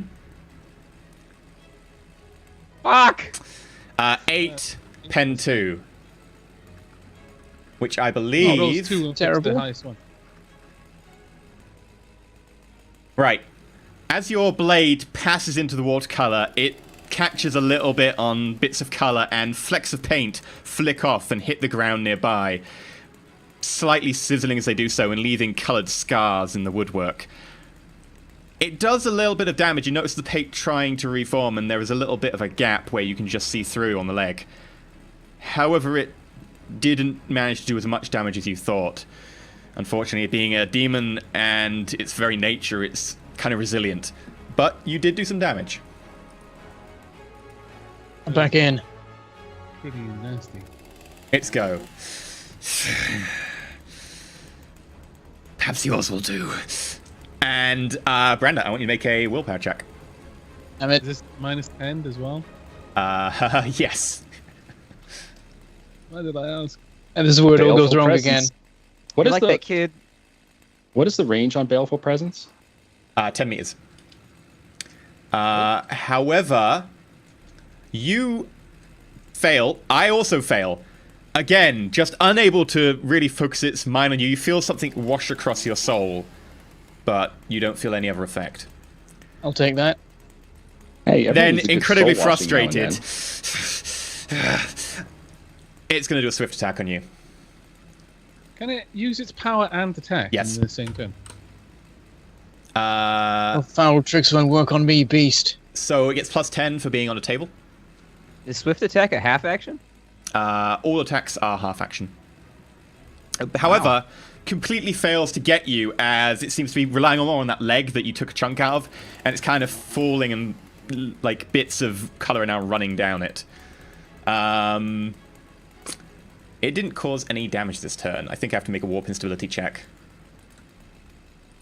Ah. That's fine. Right. Whose turn is it now? Mine, I believe, but you just... Ah, there we are. That's fine. Carolinus. Let me just expand that again. Right. Snap out of So it, now buddy. it's plus 30 at this point, is that right? It should be plus 40 by now. Oh, Oh wow. God No. damn it. see, the thing is, if this rule had been in at the beginning, I would have passed it ages ago, like 2 or 3 different tests with like 7 or so above what I needed at the time. It's like, oh, So if he's cowering in fear, what are his mechadendrites doing? They're kind of like just curled up, like protectively around him, kind of attack the curled up face! across him. Attack the face! I played rugby enough. Yeah, so that would make it Garrett's turn. I pull out my las pistol, full action, and I take another fatigue. Yes, you do. By the way, you can spend a fate point to remove all fatigue. So whenever you need to start doing stuff, might want to do that. Okay. That makes it Cassius. Can I look around to see if there's any paint thinner around? Sure, that'll be a half action. Yeah, you glance around the half action. Make a perception roll. Paint thinner. This heretic's version of holy water. Yeah! You don't notice any paint thinner. However, you do notice right next to your leg, actually, at the end of the bed, there is a jar of some very red liquid, which at first glance looks like a large container of blood. How did we not notice it? Is I it feel like that would bat- make it worse. Is it How do you bat not notice this? demon It's actually removal behind spray? the curtain. Pardon? Is it bat demon removal spray? It looks like blood, and it's a big container of it. And blood? it looks Tastes like like the blood. jar Maybe it is is blood.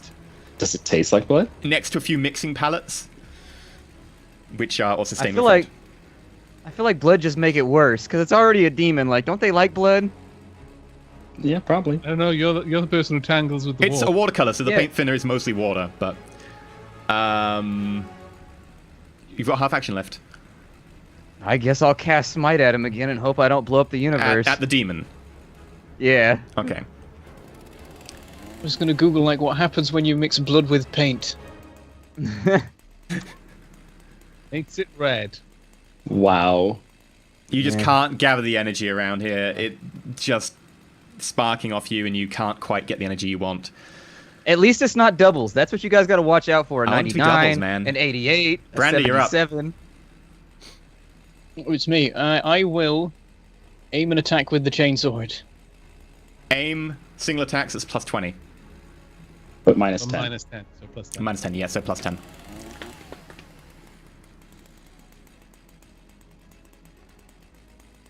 What? Ah! I don't have any fate left. No, no. You cut off your own head. Your chainsaw jams into the table. It'll take a half action to get that chainsaw out. Damn it. As it starts Just soaring cut its through way the table, then you won't have his table. height advantage anymore. I mean, it would also take a half action to shove it through the table. My go.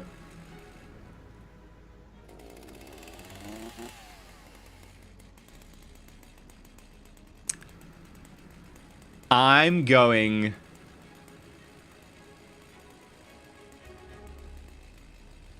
I'm gonna hit Branda again. Branda. Aim, swift attack. So that gives me a plus 20. Oh dear lord. Roll high. High. I'll get my dodge roll ready. Oh, so However, lucky. you managed to just about duck under the furious blows. I Holding imagine out that there, his- Branda. He's trying to jiggle his chainsaw out of the table. He's making a very unstable footing. Carolinas, plus 50. Roll for your willpower.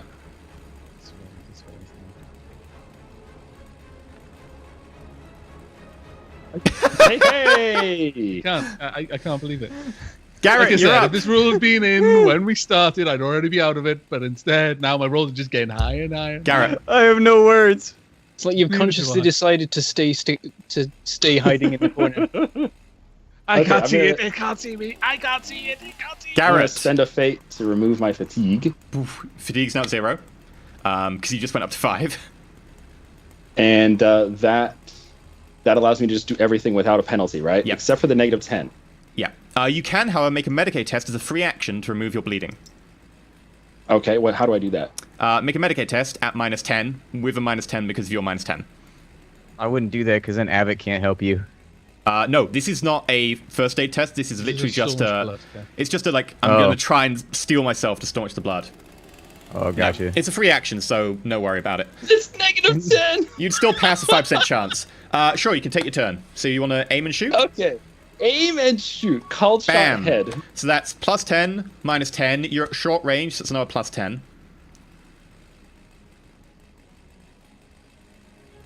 Why did we get into this line of work? This is the worst job ever. I could have been a rice farmer. This is bullshit. Should have stayed in the Navy. Yeah. At least then you'd have other people dying all around you. We putting together titans on a forge world. That's a hit. Oh, that was so lucky. Roll for damage. What's funny is on my screen it had a 0, but then the other die knocked it over to a 60. The laser blast hits it in the back of the head.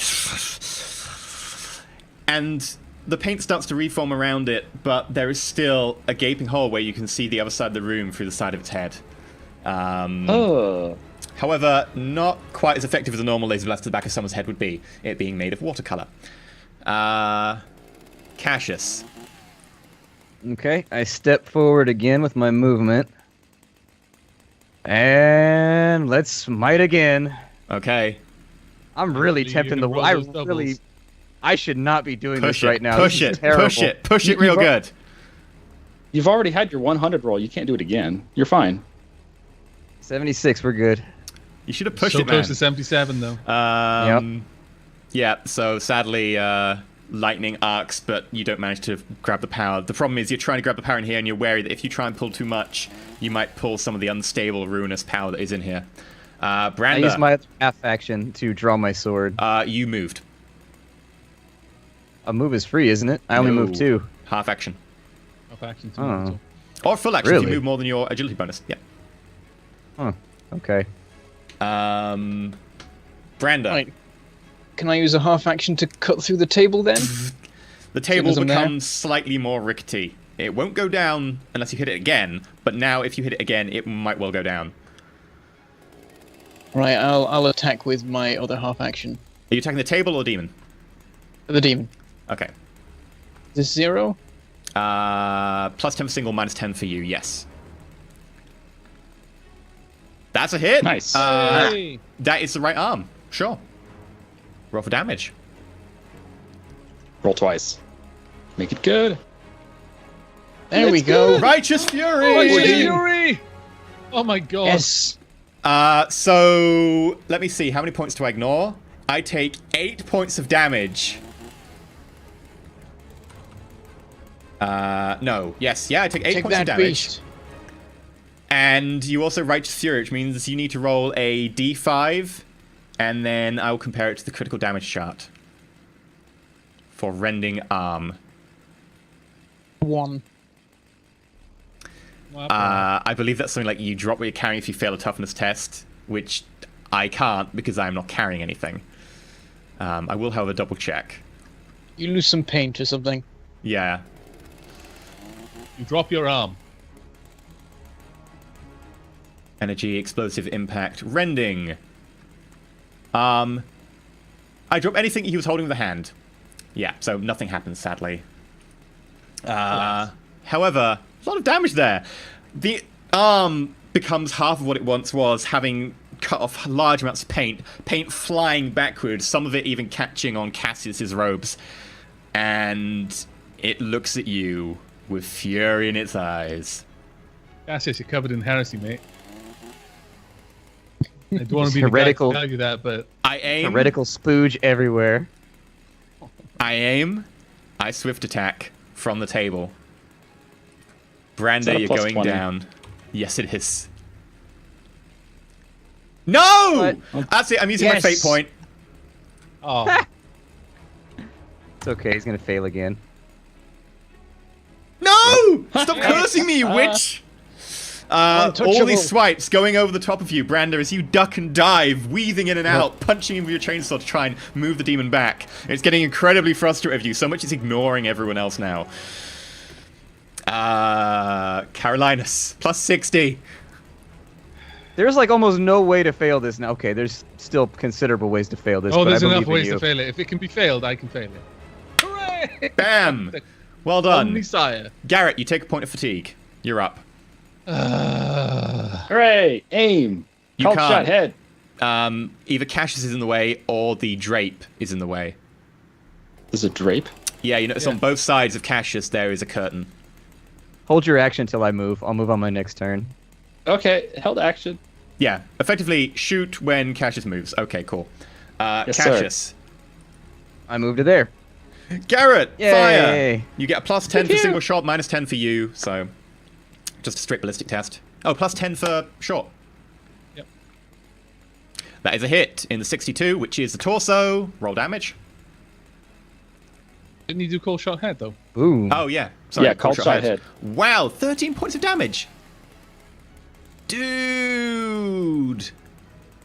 Oh, you just vaporize him. what is it? Because you've got the ability to add your agility, your ballistic skill to your damage. Ballistic skill divided by 2, and then ceiling. Yeah. Yeah. So Garrett picked up last session an amazing advance, which gives him the ability to add half his ballistic skill to all damage rolls with weapons at range, which means And that he it's does rounded up. loads of damage. That is amazing. That sounds nice. I might get that. Except I keep using the chainsaw. It's been doing very well. Yeah, there's a similar one for melee too, where you get your melee damage as a bonus, your weapon skill or whatever. Yeah. Its head almost becomes insubstantial, a slight slither on the side showing. I need to find out what critical damage is for head. Yes. I hope his head pops like a water balloon filled with dye. Might happen eventually.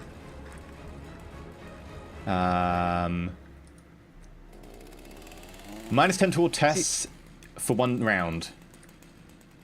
Okay. What crit is he on? -2 or -3? Minus 1. -1.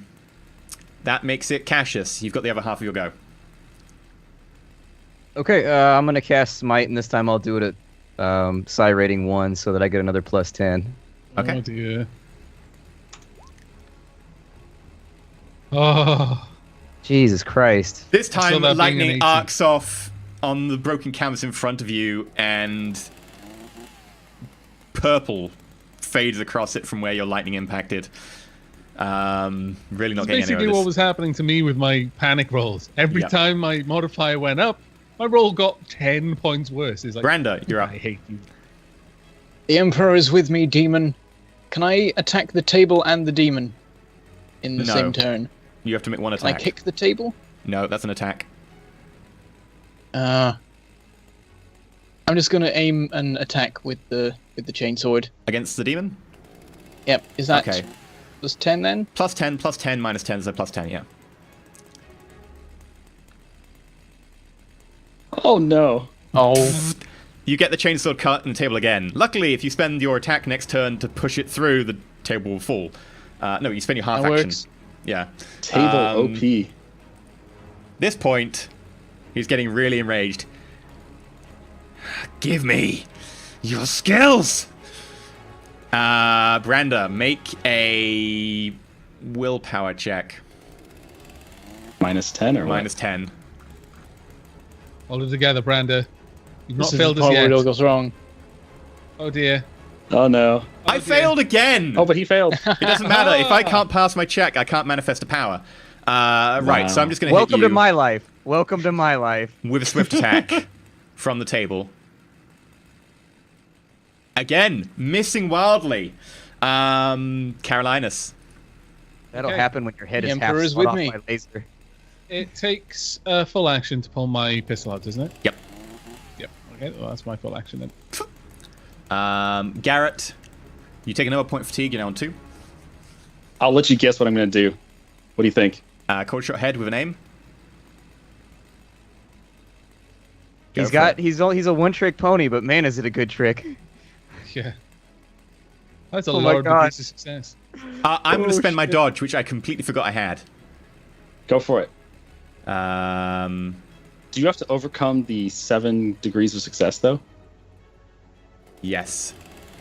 Is there any way that you could do that? I'm not going to do my dodge then. Alright, so right. 9 damage. So 9 damage. I take 3. My head is now at -4.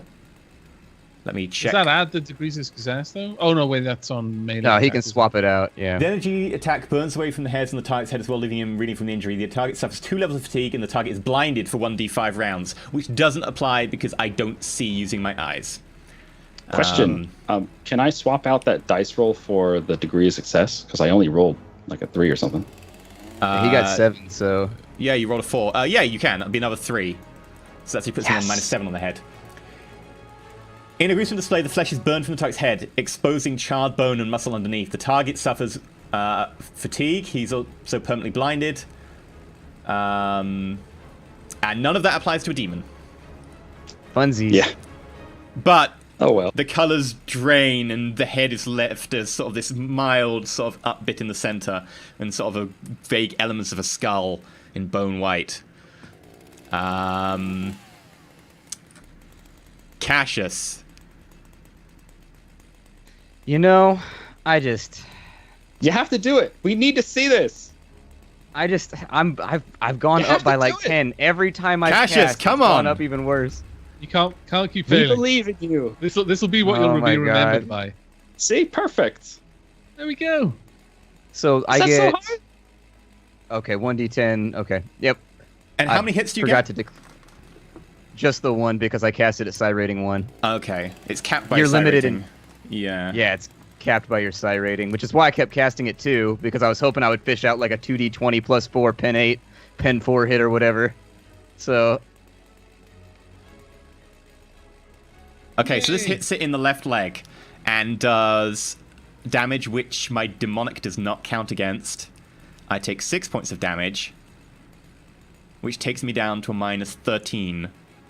Wow. With that, another ball of lightning, you actually manage to send it out this time. This time it arcs over and directly impacts on the leg. And with that, can we make him bubble and boil and then explode if that kills him? sure, it courses up, arcs around through the watercolor. And then bubbles start appearing. He starts to boil all over the leg first, and then he explodes outwards in a shower of paint and pigment, covering Branda, a little bit of Carolinus, and some of Cassius, and also covering the one easel nearby that hasn't got any paint on the canvas. Hooray! You've managed to defeat and vanquish your demon. Jesus. Da-da-da-da. What an ordeal. What an ordeal. At this I'm point, I gonna just pass out now. sink back against the wall and just slide down for a moment. One of my Yeah, hands I'm- is coming up, covering one of my eyes. I say, "Too much, so too much." I'm stood over the shaking his head. puddle of paint saying, "The Emperor protects." And the Carolinus. chainsword Car- winds down. Carolinus. I'm just gonna slump down against the wall here at my -7 critical damage. Okay. Don't mind me. Spurting blood all over the place. Don't mind. I light up a low stick and just sit down in one of the chairs. Meanwhile, Garrett is slowly bleeding out in a puddle. This is what happens when your medic is forced to witness parts of the warp. Bloody psychos. I eventually noticed the things around me again and say, "Oh, quick, Carolinus, help Garrett." At that point, I actually do take notice of the situation, just kind of climb to my feet and head over to Garrett. Is he bleeding at the moment? Yeah, he is bleeding. A lot. I literally just staple his flesh together and stop the bleeding. My right arm is completely Okay. mangled. Yeah, Carolinus, his bleeding condition is halted. Okay. I will then do a Medicaid roll, plus 10. Close. Close. Well, I think it's safe to say that you managed to deal with the heresy and stuff. You can sort your wounds, etc. back. The question is, what are you going to do about all these paintings? Burn them. Burn it all. I'm in agreement. the whole house down. all of the canvas, the house, everything here. In fact, these robes, and I disrobe, I just throw Yep. the white robes away. Burn the auction house. Agreed. In total agreement. Cassius, however, has got this weird vacant look in his eyes, just staring at one of the paintings. Getting a little bit concerned. Keep trying to talk to him. Doesn't He found a reply. painting of a cat, and he can't draw his eyes away from it. I'm just like, ugh. It's all over my face. There is a On the lot of chain paint. sword. Has Branda been harmed? Were you even hit? No. Brenner It- dodged every single attack. Yep. Dude. The Emperor protects. He was with The me. only Really? hit that landed, he successfully dodged. Have I ever been hit by anything ever? I don't We'll think get, I we'll get you there. We'll get there. I'm keep the melee asking guy. I blowback, haven't bro. been hit yet. This is great. Yeah, you're the new Nice. blowback. Cassius, are you in agreement? Should we we wish to burn this place. The paintings, the house, everything here should be put to the torch. Indeed, we should keep the receipts of sale, and we should pass those off to the Inquisition as well, so they can find the owners and burn all the ones that have been distributed as well. Assuming lest they already be corrupt. That too will make the Inquisition aware that they may have. I mean, these people are nobles. I think the Inquisition will be slow to get rid of them, so we'll just make the situation known. We need to track down that fourth painting, make sure that guy hasn't died who has it. Bergman. Okay. Contact the. Contact Prefect Allard. Let him know what's going on. And Okay. with that, you crack the heresy that was forming inside of Iridian. You manage to weed out and then banish a demon who'd been acting as a muse for Bernard. I've got to be honest though. Wow, those panic rolls. Yeah, those are pretty my bad. goodness. The standard rules. Yeah. It didn't help that you all failed by such large margins that you all got really bad rolls on the panic table. Because you all got like 75s and above kind of thing. And with that, congratulations. You send off to the Inquisition saying there's one painting left. You go collect it yourself, since you are here. Yeah. You go collect it, you burn it yourself. You put in that, by the way, these are people that had them. I don't really think they should be dealt with because they're nobles, but as you will. And you are rewarded. The Inquisition thanks you very much and asks you to just make sure that everything goes okay. We also get the auction house because I would push for the auction house to be destroyed. You I burn the would as auction well. house then. You're the ones on the ground. If you burn the auction house, you can burn the auction house. Yeah, and Do along with the home of the artist too, we burn that, right? Yeah, Okay. this place is studio. It's gone. As you burn the auction house, you hear the shattering of glass and raw flames as certain paints go up here and there. And then you hear a sound which sounds like glass shattering along a large container.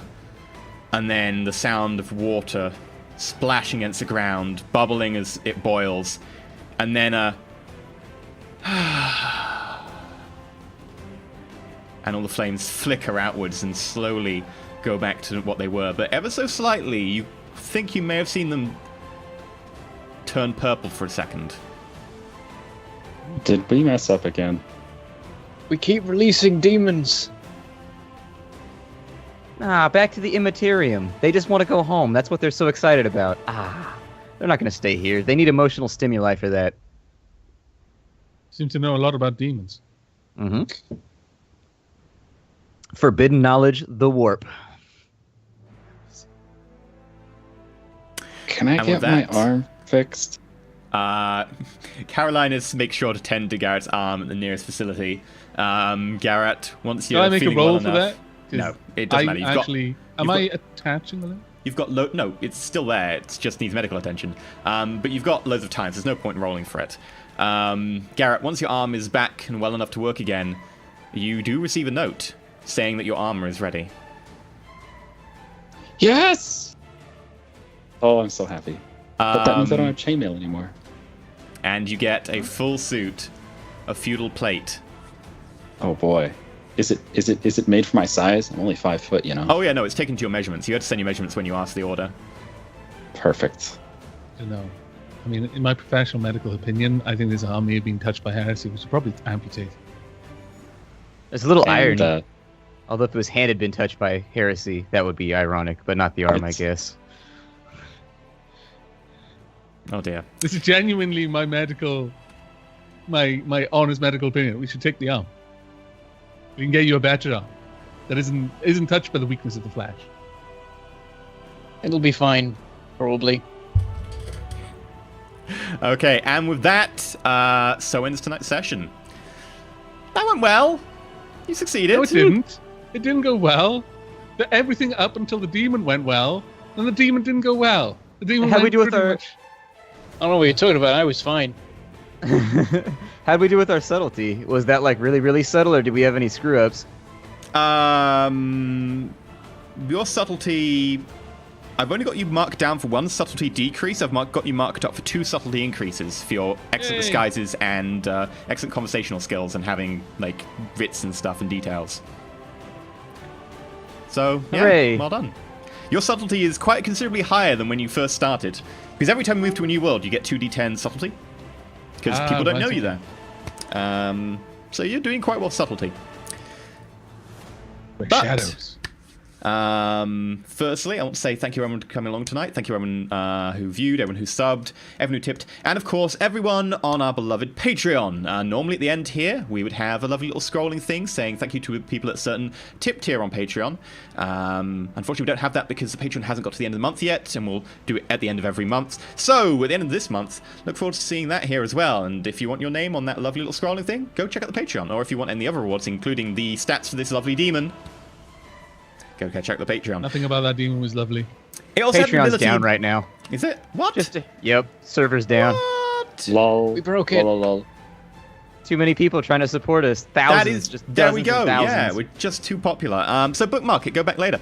Also, I'm really annoyed I didn't ever get to use an ability on the demon that I really wanted.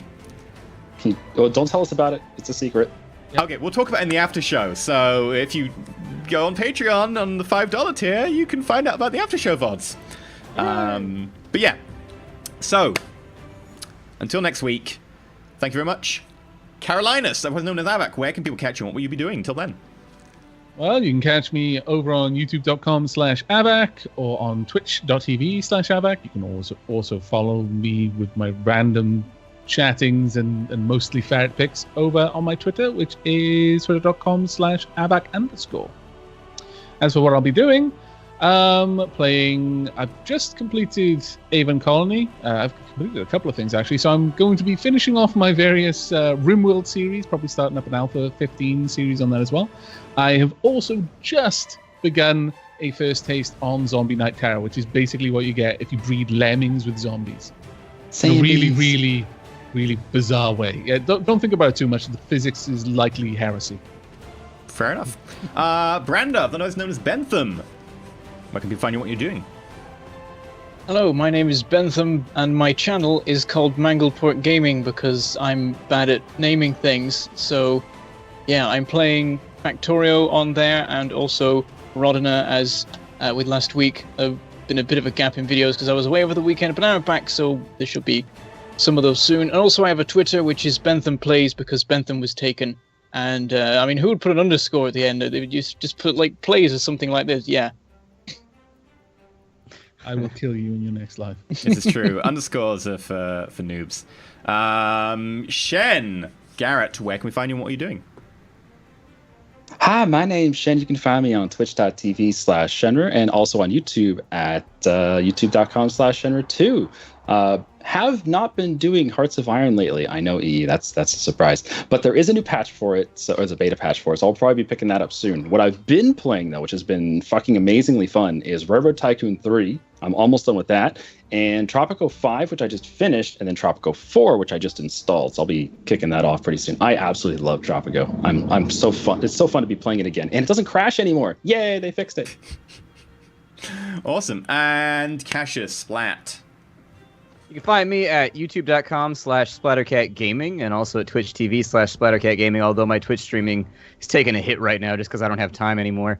YouTube, on the other hand, at the moment I'm playing, actually just about everything's ending right now, but I've got Everspace up on there, which I'm really, really liking. Really enjoying Everspace. Everspace, don't end that. Yeah, we've got Everspace. We just finished up Mother Russia Bleed, so that's all done. I'm still working on Forest Village. Still got Halcyon 6 going on, so things coming, things going. Should be a pretty fun month. Great. And as for myself, you can catch me over at youtube.com/Enterelysium or twitch.tv/Enterelysium.